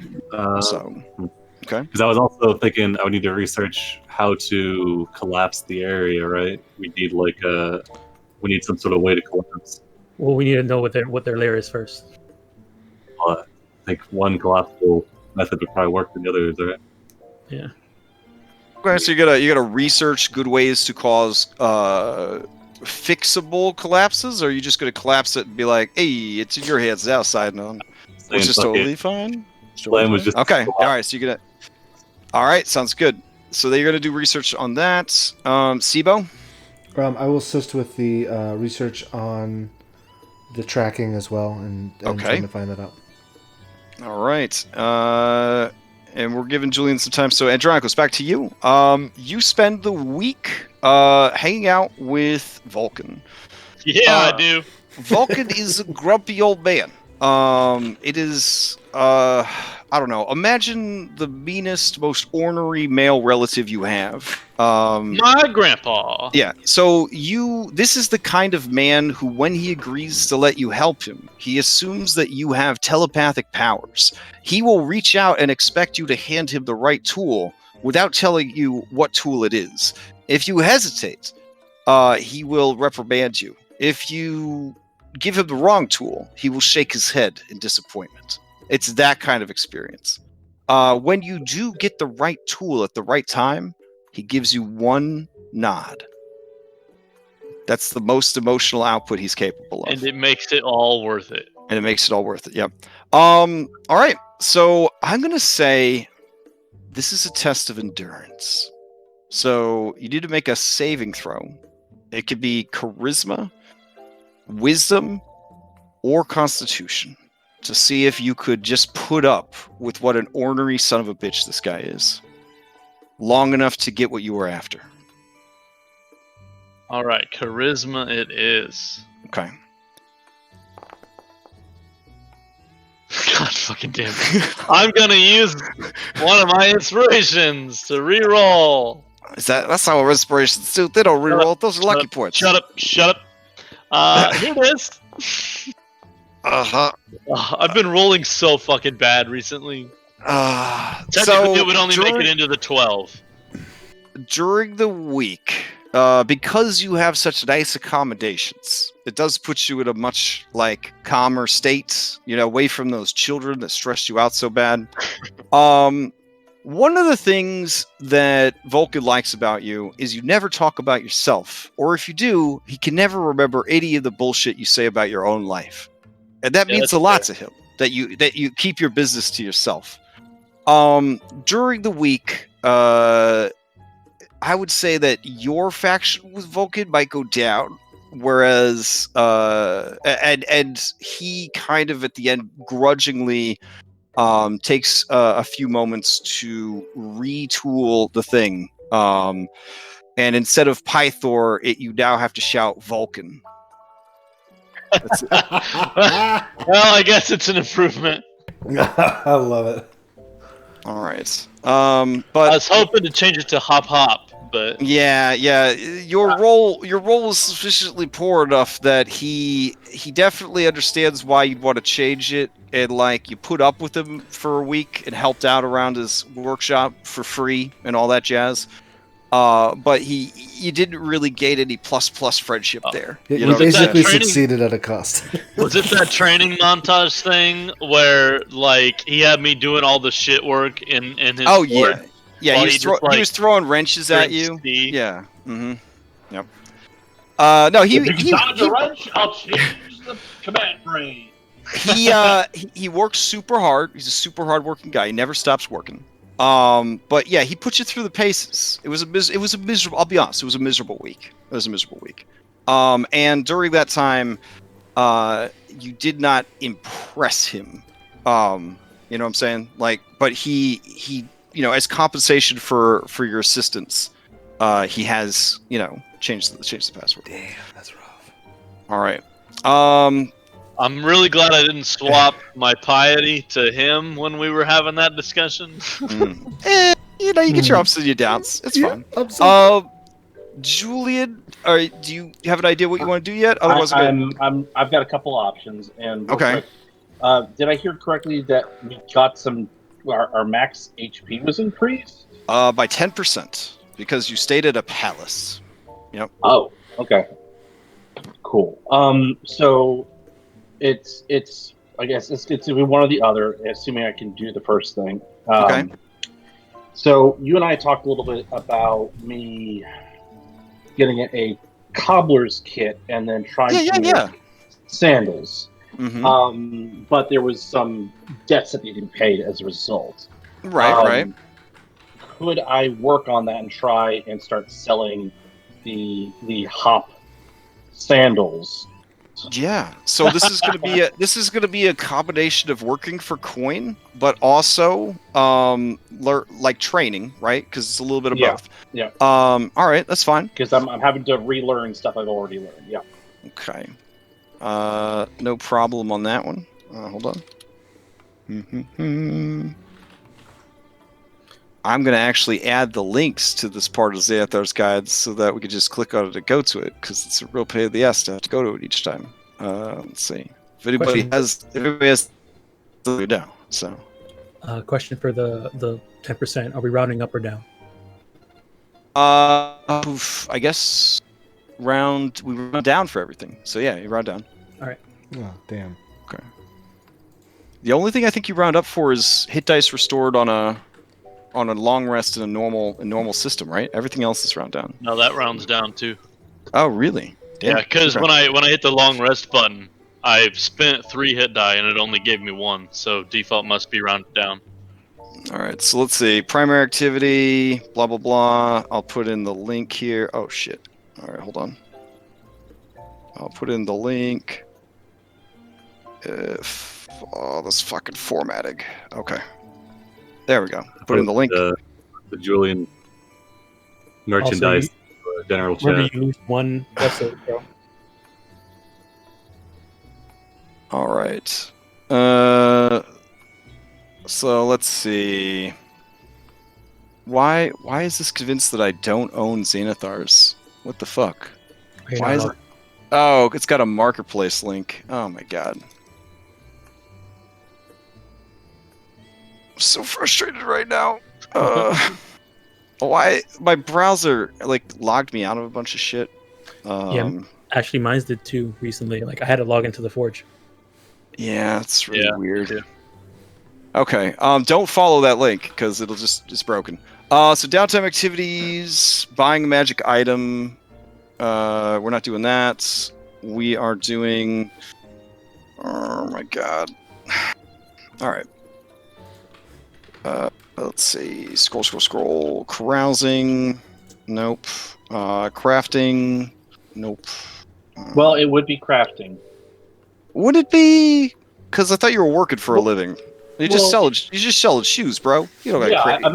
I'm making them and selling them. They're like custom limited editions. You run a business. Is at least what I'm bullshitting people. Yeah, you're bullshitting. That's running a business. So we're gonna go to making money. All right. Let's see. What is it? Working? Is that the word I'm looking for? This is killing me tonight. Let's see. Perform service. I wonder if I can use that and just hang out at the temple and keep an eye out on stuff there. You could. Let's see. Work. Here we go. Okay. Give me, since you're bullshitting this, give me a charisma persuasion, because you're not very good at making shoes yet, so we're just going to go con artist route on this. So, see if you can convince... Yeah, see if you can convince people to buy your shitty shoes just because they are branded with your party's stuff. All right. You want to at least get a 10. I believe in you.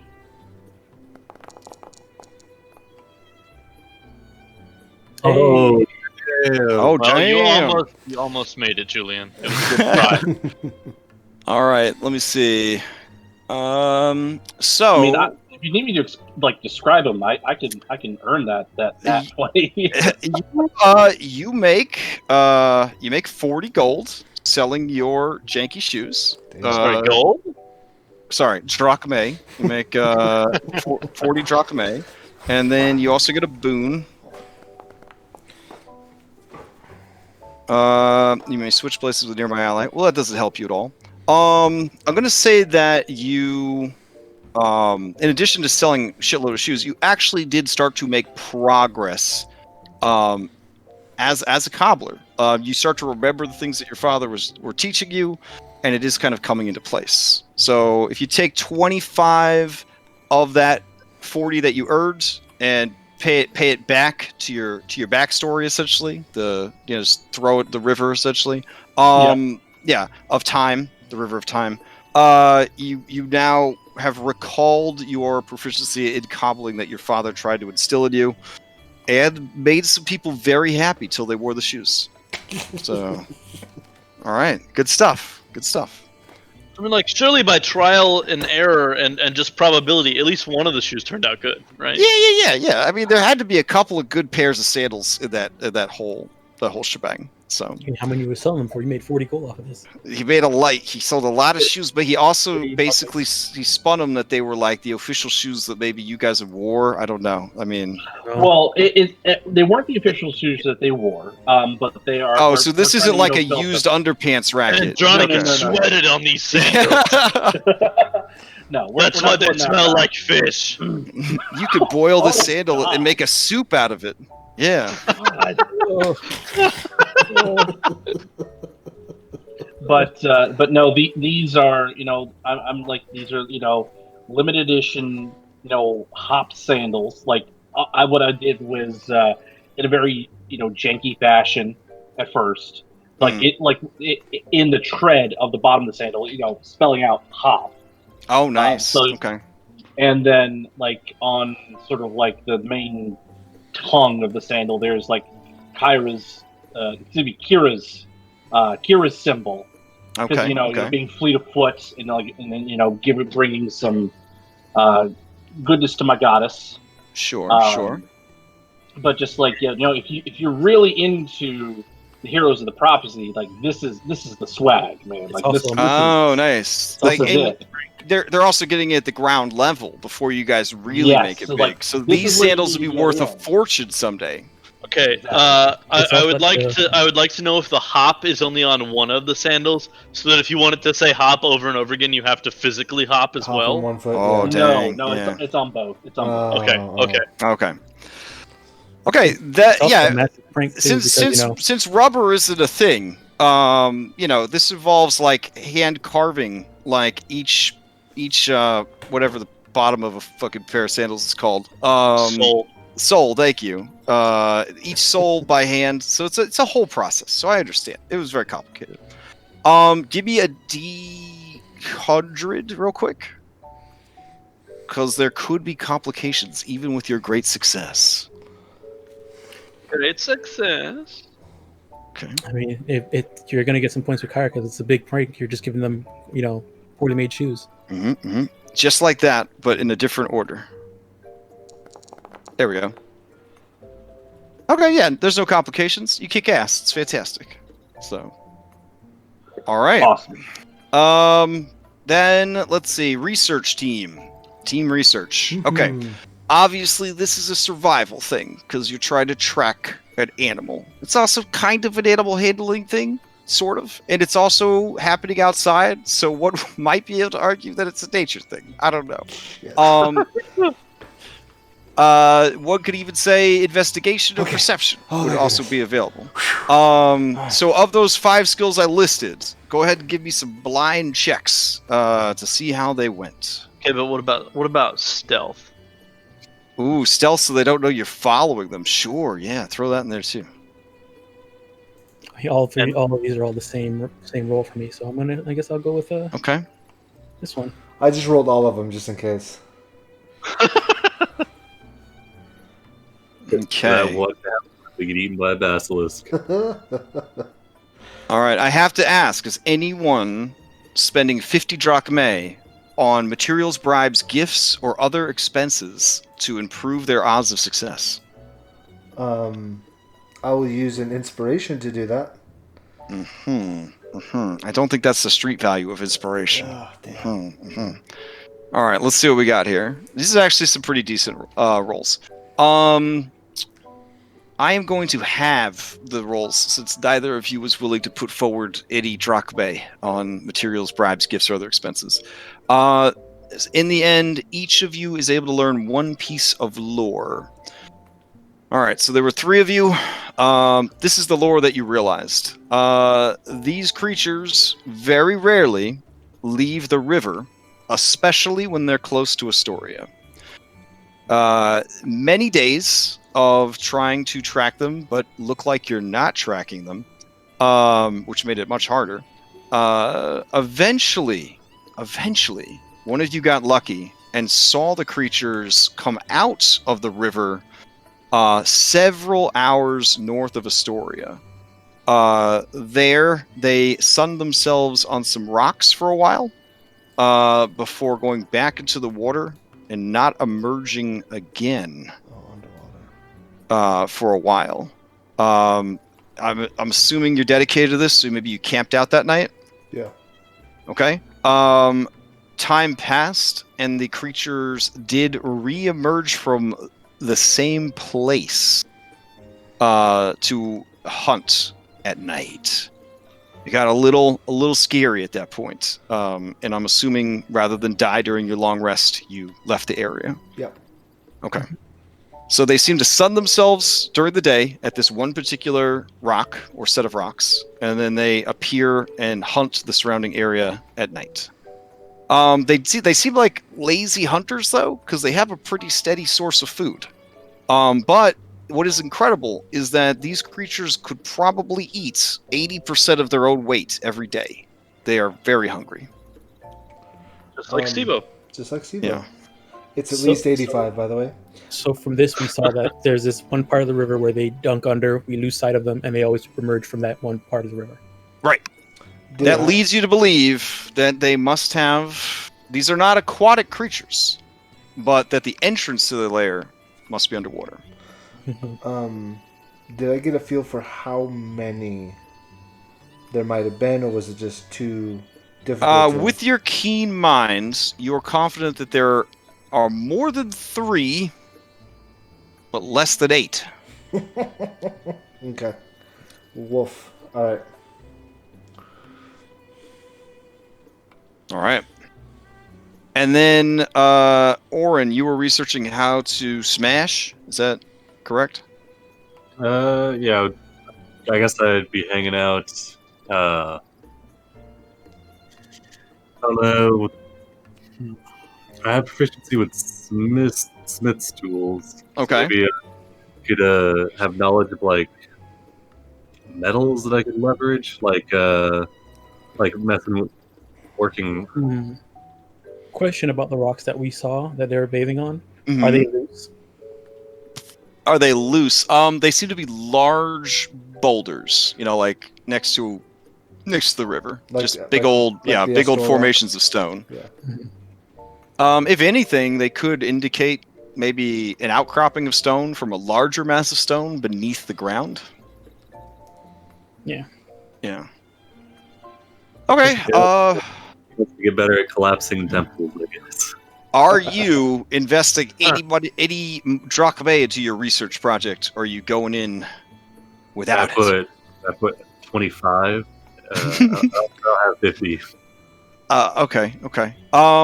Sure. So go ahead and give me a check. This would be either investigation, or you could leverage your smithing tools, or if you could think of some other skill that would be appropriate and bullshit it, throw it out. Does Oren have any experience with like siege equipment? I know that's kind of a stretch given the time frame, but I mean he was a soldier before he was a guardsman. Yeah, I mean, as are there siege weapons in Astoria? Or in Mythos. Not so much the siege weapons, but like if you man a siege weapon, you have to have some understanding of engineering to know what to target. Right. So that's where I'm bullshitting from. It's like, okay. yeah, so it's like he would apply his understanding of like siege tactics and siege weapons. Yeah. I could apply that towards the DC for sure. All right. So roll the check that you feel is the most appropriate. If I'm proficient in Smith's tools, can I do investigation with proficiency? Sure. Right. Blind. And I'm putting forth 25 gold. Okay. I have sent it. Okay.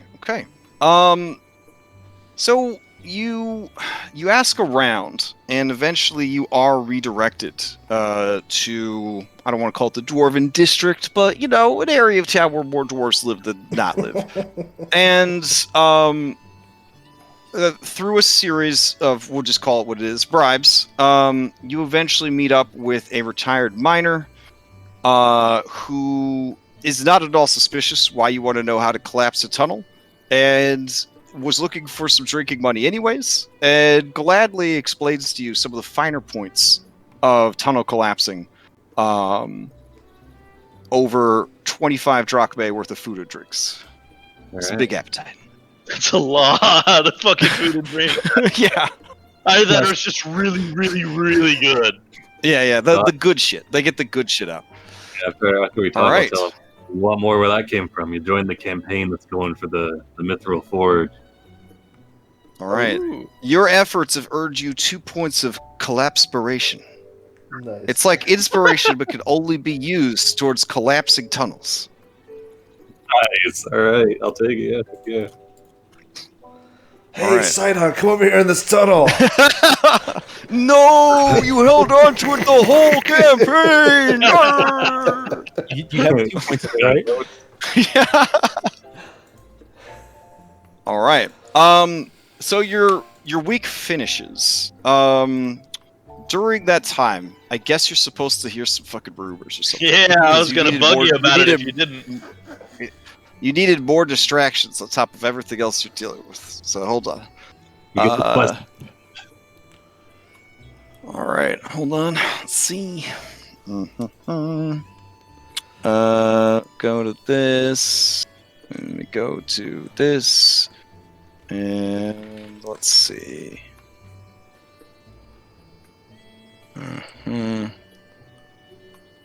Okay.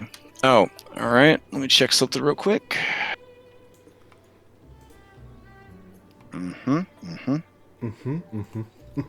Okay, let me check this. All right. Let's see. You can see. Let's see.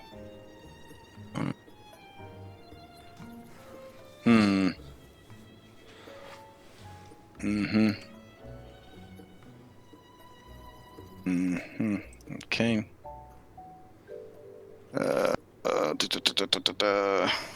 Damn. Okay. I thought maybe there'd be like some holidays or something exciting, like. Okay. Oh wait, no, that holiday already happened. Oh yeah. The Day of Rest is coming up. That's kind of exciting, I guess. That's gonna be on the 20th of this month. Let's see. What else do we got here? The Enkratia, the Day of Rest. Oh yeah, that's the crazy super 420 get high, get fucked festival that happens down in the. Well, it's gonna happen in Astoria too. So it'll be a really happy event if you could save Adora, or a really sad, let's fill the empty places in our hearts with too much drugs and alcohol. But that's coming up on 420. So people are both nervous and excited about that. Burn it if so you got it. Is that an official from the book, or?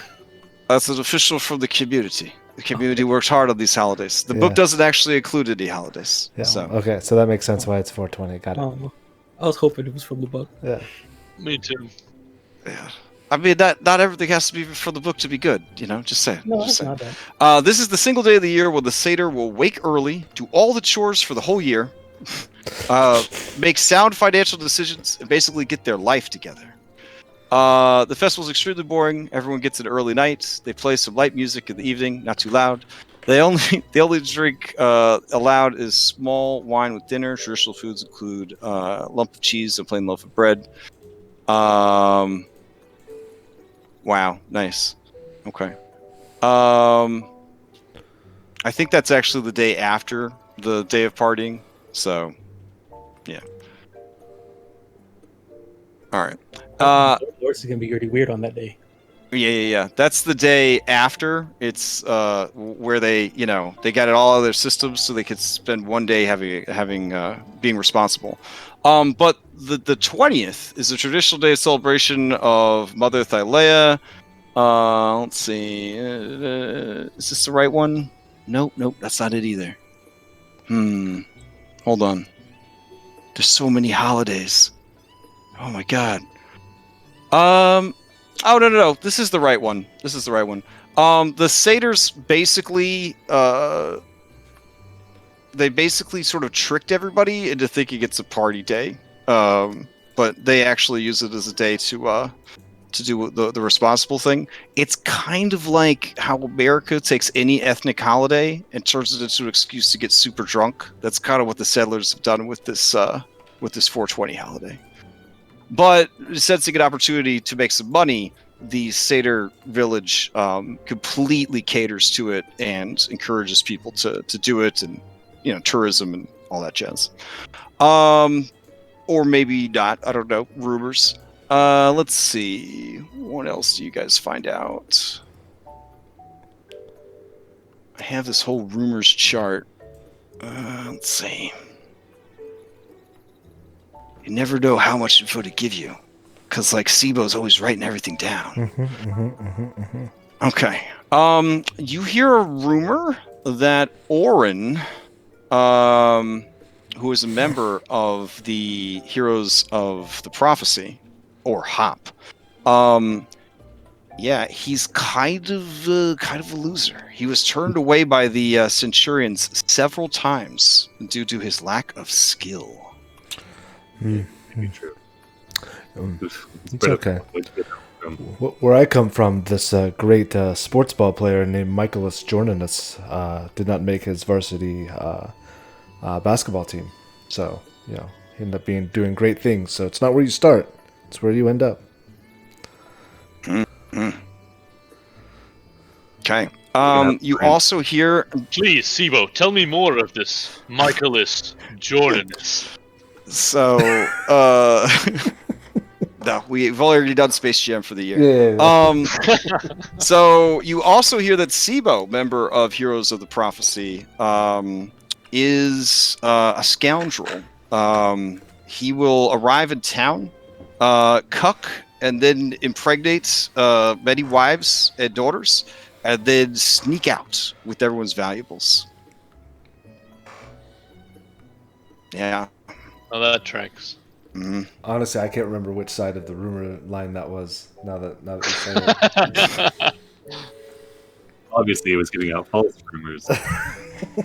Okay.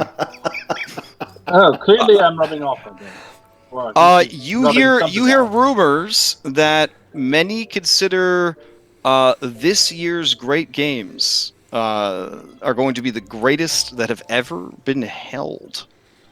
So that's kind of exciting. And that people believe that teams from all over Thylea, even sovereign nations and cities and people that wouldn't normally send representation, plan to do so. So that's pretty exciting. A lot of people are curious what that will mean for the games and what sort of stuff is going to be going on. Also during this week, let's roll randomly for this. If at any point are any of you always together or separated, like it sounds like two of you are kind of together doing the tracking. Yeah, me too. But the rest of you are off doing your own thing. So I'll roll a d4 here. So, okay. Julian. All right. Yes. During the long rest, while you are out and about, you are accosted on the street by a corpse of a man. He is maybe not a corpse. Maybe he is a man. He is insanely emaciated. He is just literal skin and bones. His hollow, sunken eyes look at you with desperation. And he says, You there. You're Julian, the great hero. Please, a moment of your time. Please, hear me out, yes? Julian's just sort of horrified at this person's appearance, but he's not going to run away because of the horror. He's just... I don't want to make a scene. I don't want to embarrass you. Please, let us talk in the shade. Come over here with me. I have a proposition for you. Julian will stand in the sunlight, but allow this guy to sort of hide himself. You're a great sorcerer. The legends say that you're god-blooded, yes? That is the rumor. Then you could help me, please. I made a mistake, you see, and I'm so sorry, and I want to make it right, but I can't. But you could help me because you're god-blooded. You're above such mortal concerns, yes? I'm not quite sure what you're getting at, but what is it you are asking? Well, how would you like a magic necklace? And he kind of pulls like his rags away to show you his hideously emaciated collarbone and throat, and you see a golden necklace. And at the end of each, or not the end, but dangling from it are several big fat red gemstones that even in the shade catch the afternoon sun. They sparkle like the ruby that caused Abu to fuck up the entire heist of the Cave of Wonders. And The man kind of pulls the shawl back to kind of hide his appearance and the item, and he says, It can be yours for a single drachma, but I must tell you the truth of how I attained it. I have to tell the truth. But I know that you are a hero, god-blooded, with a great heart. You will help me. You will help me. How did you come by this necklace? And Julian is very suspicious at this point. Because my allies and I, to a grave robber. My allies and I, we snuck into the necropolis at Telemark, and we helped ourselves to some treasure. But there were many traps, you see, many traps. I was the only one who survived. I just grabbed whatever was nearby and I ran. I ran all the way down that mountain. I figured that whatever I had taken, it could easily pay for anything. Even enough wine and mead to forget the faces of my friends. But whenever I would sell the necklace, I would wake up with it the next day, tight around my neck. And no matter how much wine or mead I drank, and no matter how much food I ate, it was as dust in my mouth. I'm dying, you see. Cursed. Hey, I need your help. If you buy this from me, the curse will pass to you. And then I have a chance, you see. I have a chance. Please. Okay, out of character, I would know that there's no way to, fix this. Like, even if he fucked. Nope. If you bought it, it's it for you. You'd starve to death. That'd be it'd be a very long process of magical starvation. You'd find some ways to try to get out of it. It would just get worse and worse. I don't know. I mean, heroes find a way? ? But realistically, everyone who grows up in the setting knows that you don't even mess with people who have been cursed with the curse of the grave robber. You signed up for a life of enemas, Julian. Wait, what? I signed up for a life of what? Enemas. Oh boy. Feed you somehow. Oh jeez. That's not feeding. An enema is not feeding. Wait, those are like those little candies that melt in your mouth. Maybe you're thinking about IVs, like IV treatments. So enemas where you flush out his butthole. You do it with nutrients though, like vitamin water. Oh, suppositories? You gotta stick suppositories up there? Suppository, that's what you're talking about. No. I think the curse is like, I think the curse is you can't get any meaningful nutrients. I think the taste of dust is just sort of an after effect, Or he'd have a real dry, dusty anus. I don't know. So no coffee enemas? I mean, you're welcome to try all these things. So Julian, the man waits. The timer on your decision bar is ticking down. I cannot help you, friend. You have made a very poor choice, and I will not be damned as you are. And he will walk away. But he will back away, keeping his eyes on him. So, like, out of desperation, this man does not attack him. Yeah. The guy just stares at you with hungry, hollow eyes, and he says, My name is Klaus. I want you to know that name, and know that you condemned me to death. No, Klaus, you condemned yourself when you foolishly broke into the necropolis. He seems I had nothing to do with it. Hurt by your words, by your truth bomb, and he just shambles away.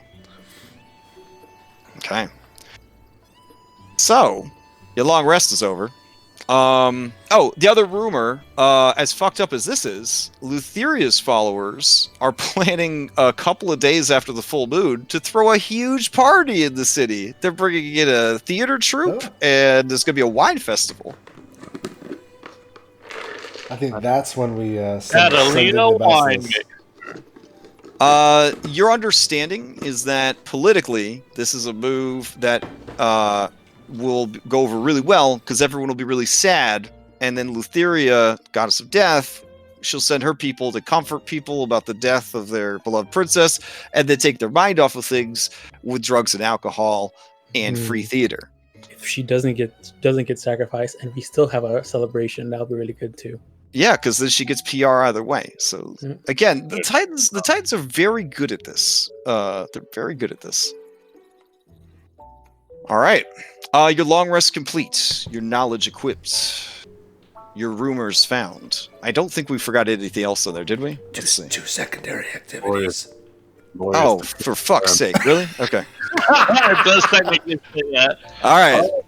So what are your 2 secondary activities? Andronikos.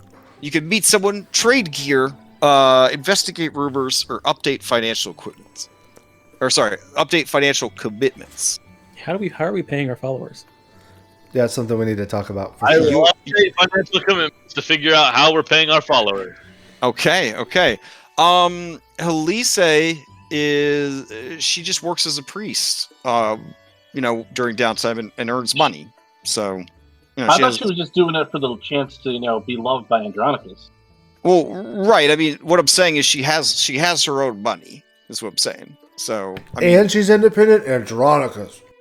Now Corinna is your responsibility. Fortunately, she's staying at the palace with you guys, so room and board are taken care of. If you felt like giving her a stipend of spending money, that's totally up to you. I mean, it's obviously the right thing to do, but it's up to you. Right now. So that's what you figure out during your accounting session. What about our in-party bard?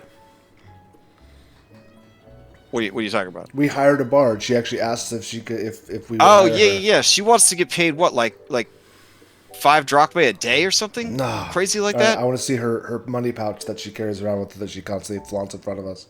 She's not going to show you her money pouch. That's lewd. What's next? Hold hands? Get the fuck out of here. But yeah, I mean, that's what, 35 drachmae. So yeah, Kyra definitely shows up to get her 35 drachmae. At the palace?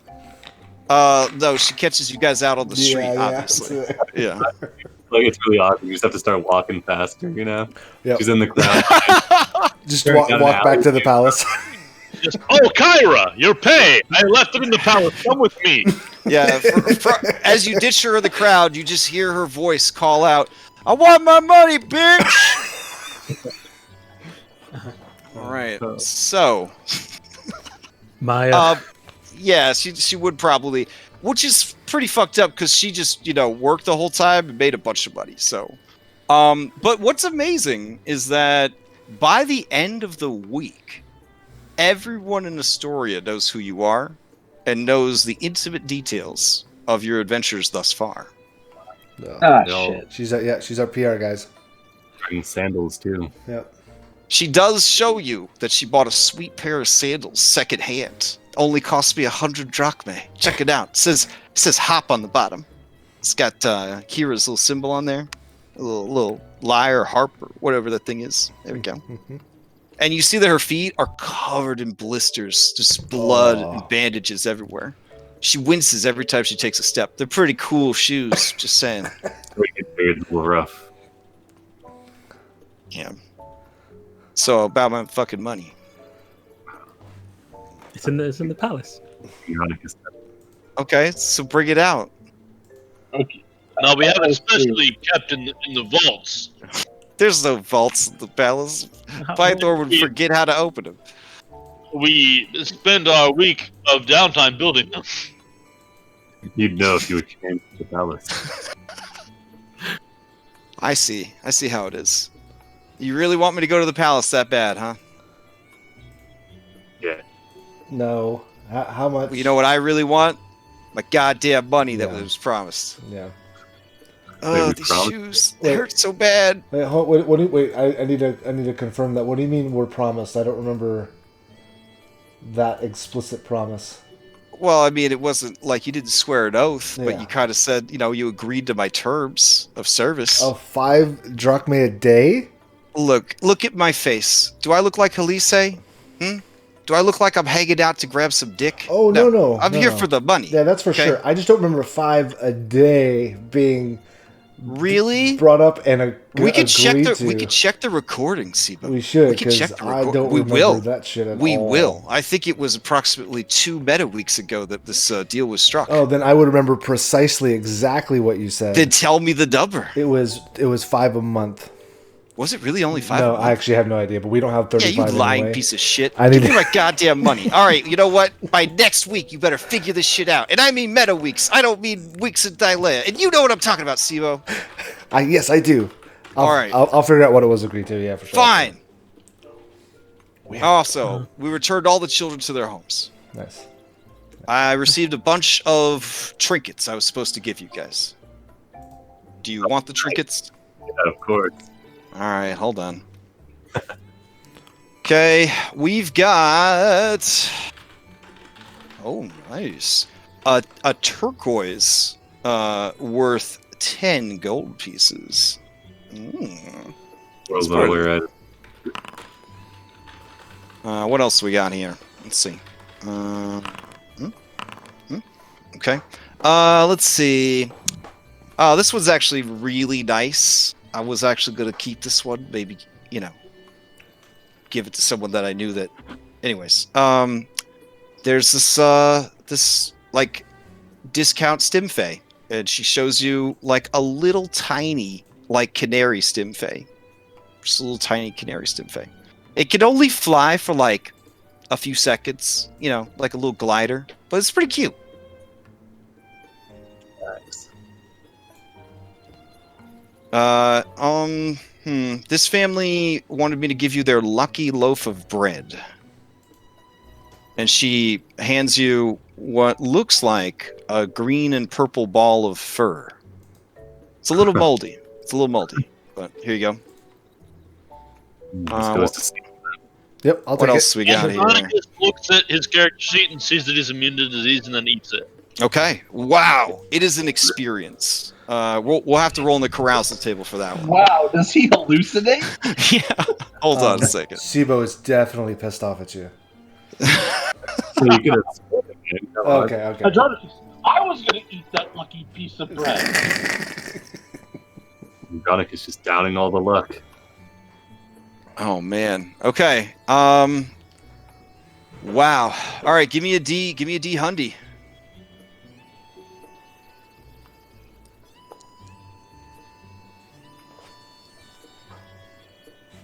I eat 27. All right, 27. Okay. Oh, damn. That's awkward. So, the effects don't hit you right away, but even your paladin immunity to disease is not enough to protect you from decades of mold growth. They assault your innards and send you on a bender the likes of which you have never seen or felt before. You don't wake up in a bed with Mike Tyson's tiger, but it's pretty close. You wake up in your bed at the palace, and on the nightstand is the document from a local scribe stating that you have legally changed your name to Sibo.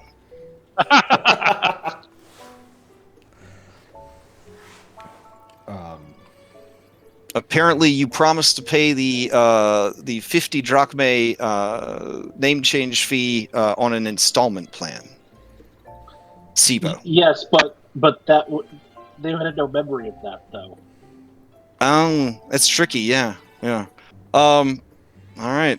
Sibo become Andronicus, or No, but now we have 2 Sibos in the party, so that's going to be rough. So, I mean, it's just your legal name though, so you could just keep going by Andronicus if you want. the popcorn initiative? All right. As a side effect, you do gain 1 lucky point.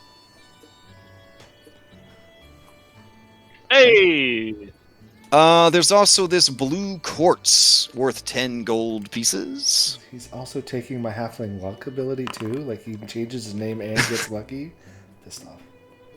Sibo, yes. Sibo Yeah. and Sibo. Yep. Yes. These people went all out. 50 gold piece onyx right here.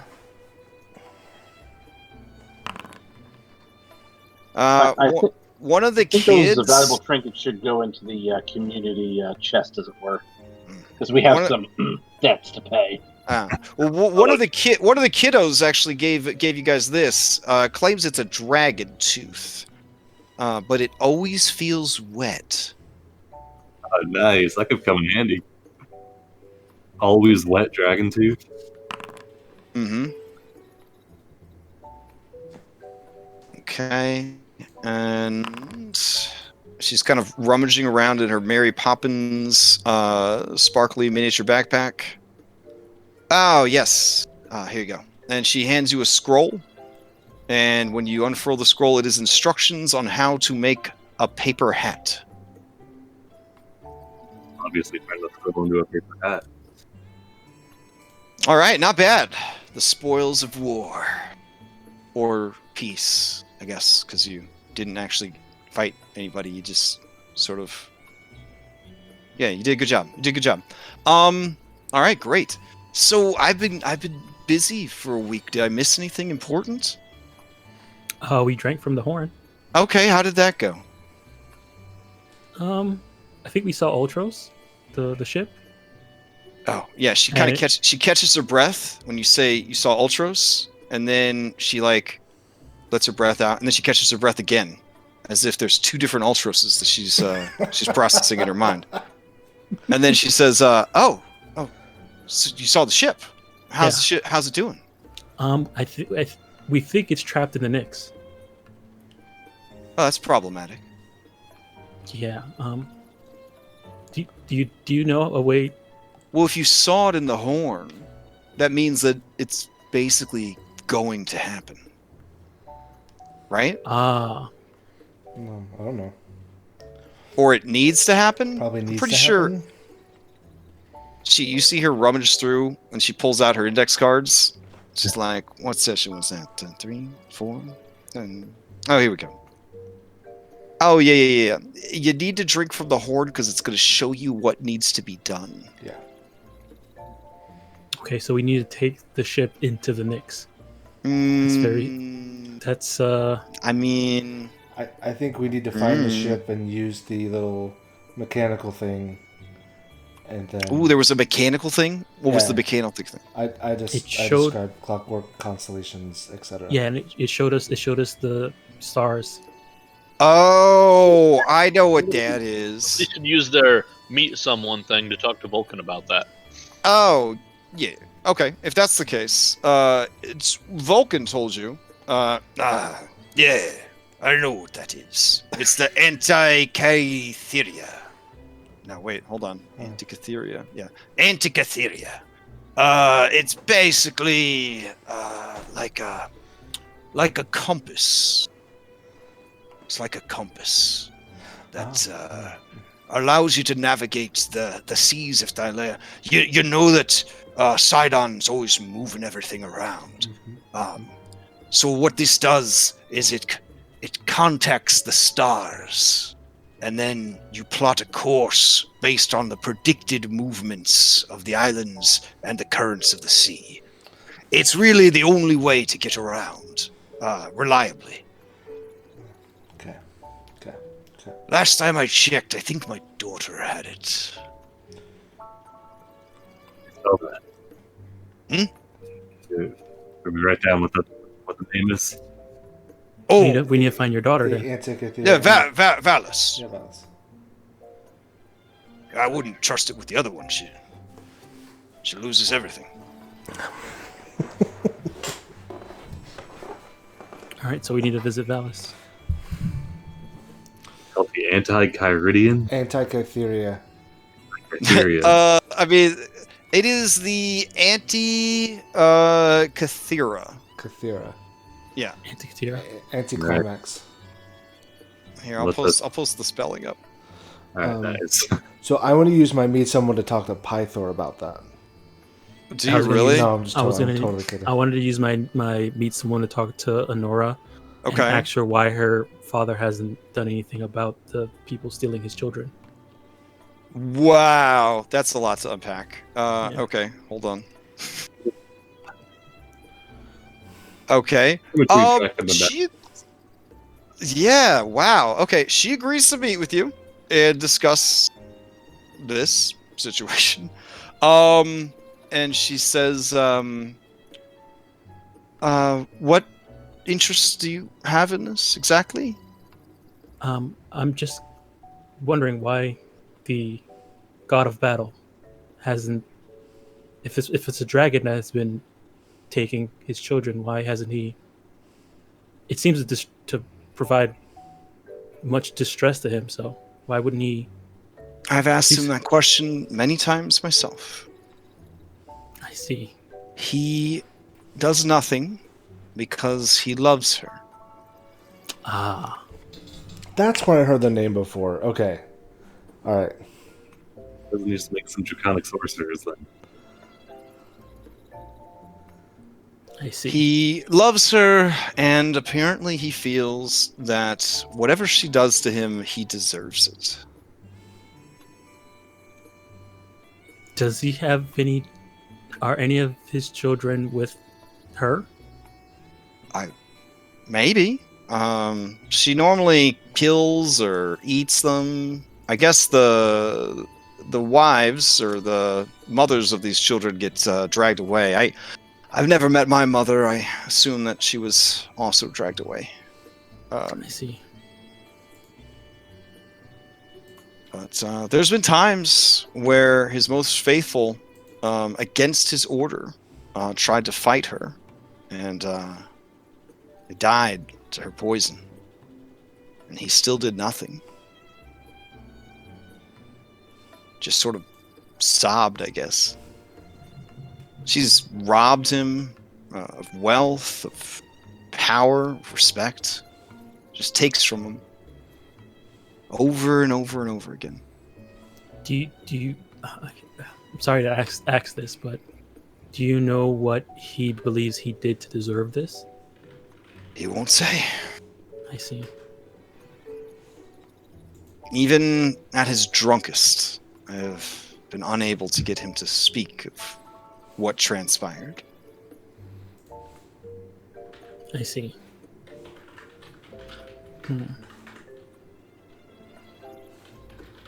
Okay.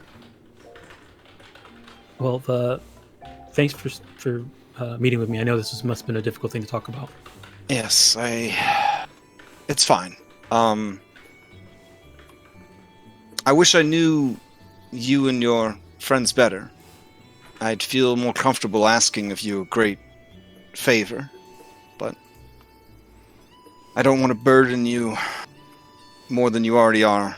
The destiny you carry is great, and I don't want to hinder it in any way. Well, who knows? None of us know what the fates have in store for us, so maybe you will have that chance. She gives you a sad smile and says, perhaps.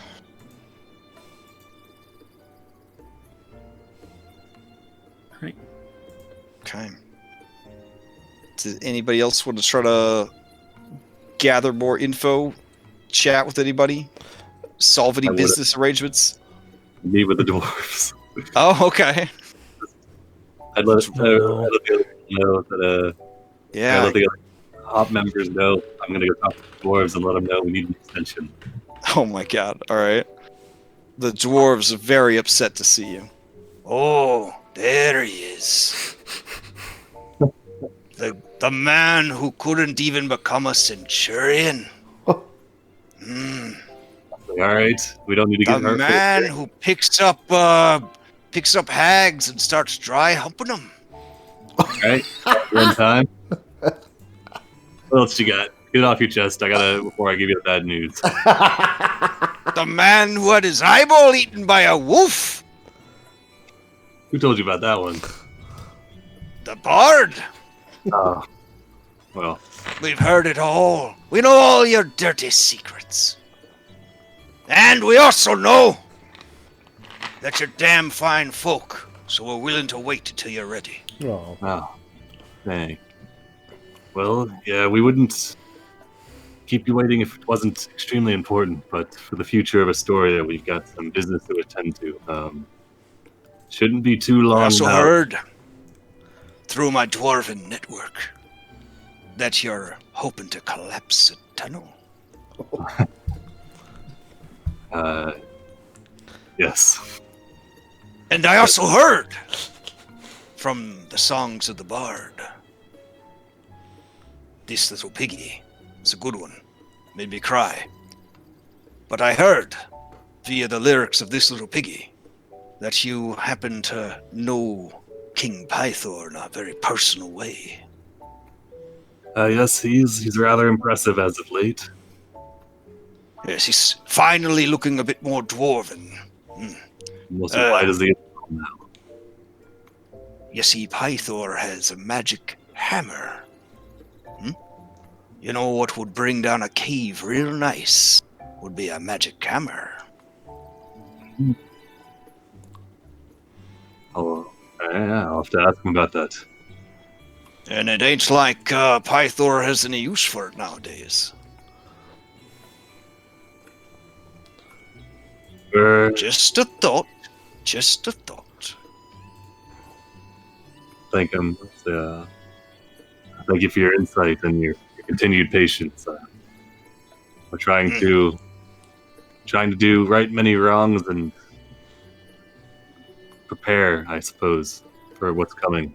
Well, I hope you bring that same level of hoity-toity, fancy-pants, silver-tongued words with you to the forge. Because we're sure as the underworld gonna need it to convince that spirit to reignite the forge.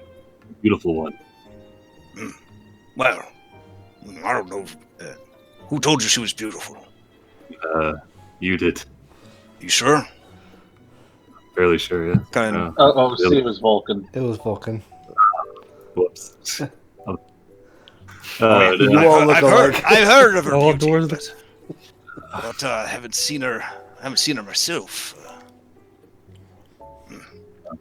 I've heard rumors. Anyways, I'm looking forward though. You, me, dwarves, your people.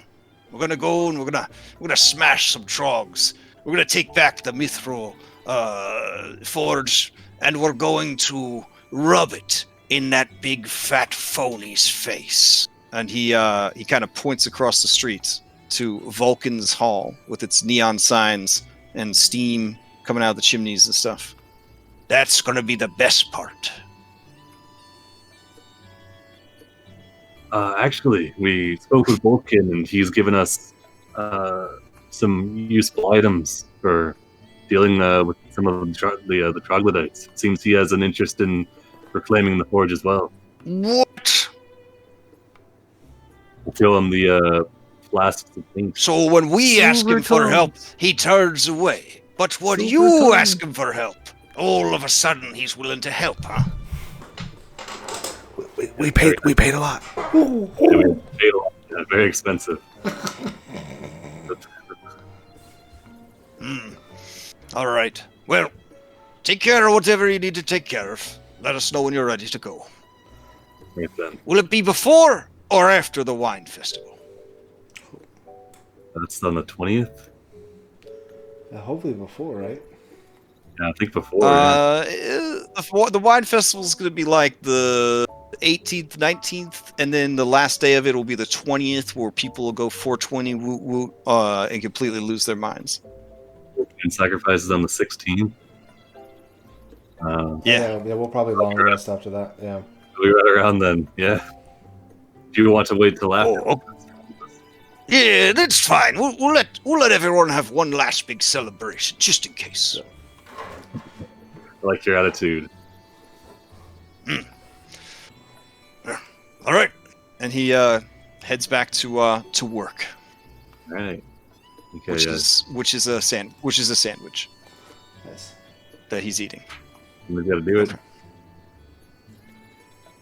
Okay. All right. Anyone else? Any other town biz? The only thing that I need is I still have a notch, so if that's not a secondary thing. Oh then yeah, I that can- could be repaired during Okay. the downtime. Yeah, that's Okay, all right. That would be it. fine. Um, two things. Did Lorius, was he able to find any information on, what the pheromones smelled like for like the female basilisk? He is embarrassed and disappointed to report back to you that he was not really able to get any information about the basilisk because, well, one, he got distracted a lot, and two, not a lot of people want to deal with basilisks. But he did find out that if you are willing to bring the stomach linings of some basilisks back to the magic broker, she would pay for them. But I said that lining could be turned into an antidote for the paralysis, right? It could be, I guess, melted down into some kind of poultice that must be applied with a golden needle. In that case, I guess I'll just use my minor downtime action to fix Kyra's sandals Okay. that she overpaid for. Yeah. I'm not gonna lie. Like when you were like, "Yeah, I paid 100 drachma for these," I was like, "Fuck, I undercharged." So she agrees to allow you to oil and massage her feet and give her a pedicure. So she says, does that fix the sandal issue though? Oh, she's like, well, I guess while you're down there, you could just fix the sandals too. It's fine.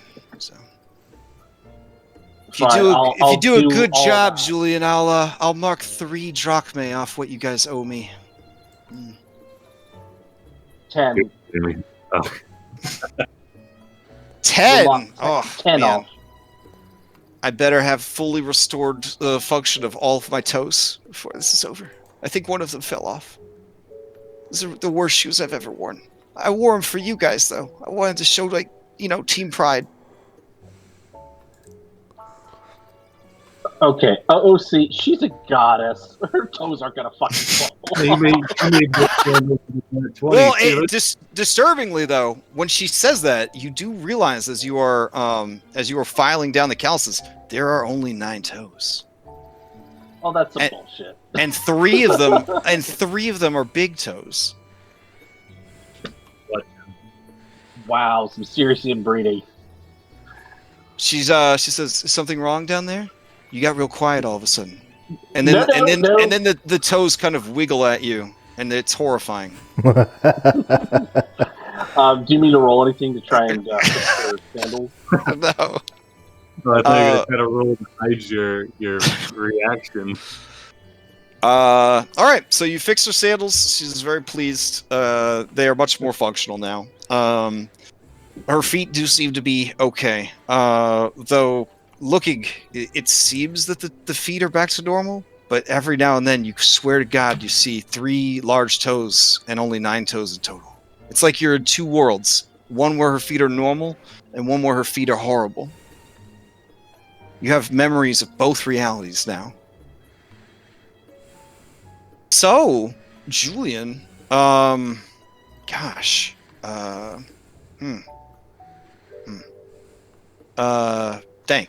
Thanks a lot. What'd you think of Princess Sonora, right? She was, she's a babe. quite lovely. Yep. I feel she was a missed opportunity. By...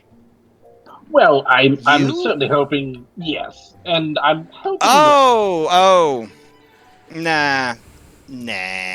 Nah, she's got too much baggage. Plus, she's gonna, die in a couple days. So.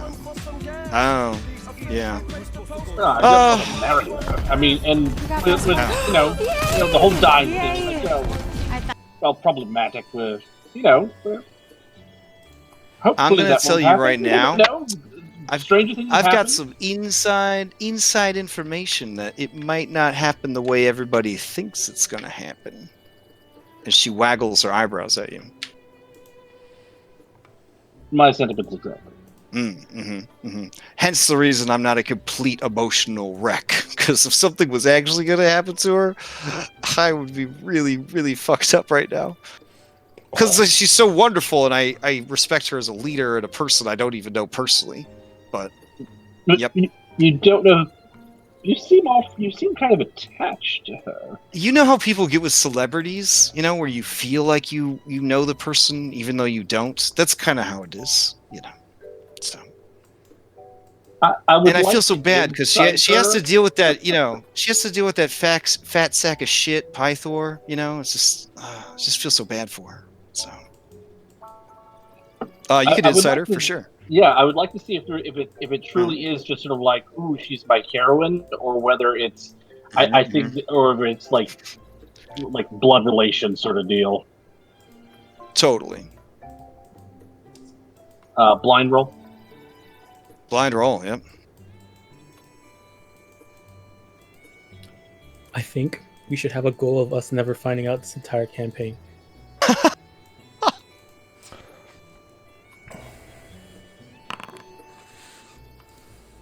Yeah, you know how it is, Like, there was this one gladiator once that was also a bard. And he was like a valor bard wrestler type guy. And you for a little bit in your youth, you kind of pretended that he was like your cool uncle, even though, you didn't know him at all. You know how it gets. So. Yep, but I will tell you this. If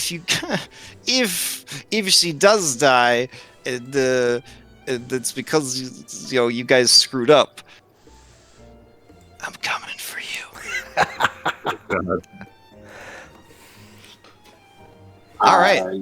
So let's hope that doesn't happen. Yeah. All right. All right. Good stuff. Good stuff. So when are we going after the you-know-whats? Let's go now. Right now? I mean, let's fast forward to the day of, and let's go now. Oh, we could, but it's already 12:20. I know, that's why I said it. Okay. Yeah, so and we will pick up next week right outside their fucking cave. All right. So if you had any other business you needed to handle, make sure you handle it on Discord this week, because we're going to be right outside the cave next week. Should have figured out if they have a predator. They are definitely an alpha predator, unless there are any rocks nearby. Which you better hope to God there's not. No. Yeah. Most animals know that a basilisk will turn you to stone. So they don't fuck around. So. Yeah. Rock just has to icon, save not to care. I don't want to say that they're an alpha predator in a way like, oh God, it's a devil show. You know what I'm saying? It's not that bad, but in the region where they are definitely some hot shit. Nothing would want to mess with them. There are things that could take them out easily, for sure. But they wouldn't want to risk it. We got to run to that ogre and say hey, there's this cave up here full of basilisks. That's where Oren is. Yeah,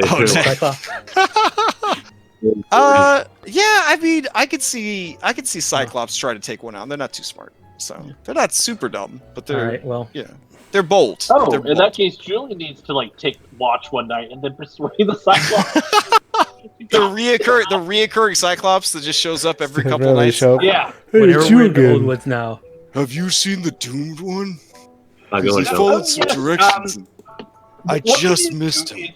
is swim down. There's going to be an opening underneath there, and he's going to be in amongst all the basilisks.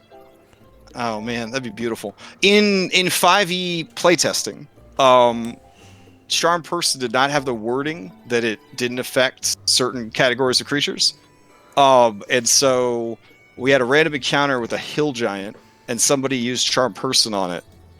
And then the party had a fucking hill giant, and I think the duration was still like 24 hours for charm person because it was going off of like the original second edition stats. So for 24 hours, this adventuring party, and they just kept reapplying it, so they just were wrecking everything because they had a charm giant. I was like, I'm pretty sure that's gonna get changed before the game comes out. But I allowed it because there was this video game I played called Elemental Evil, Temple of Elemental Evil.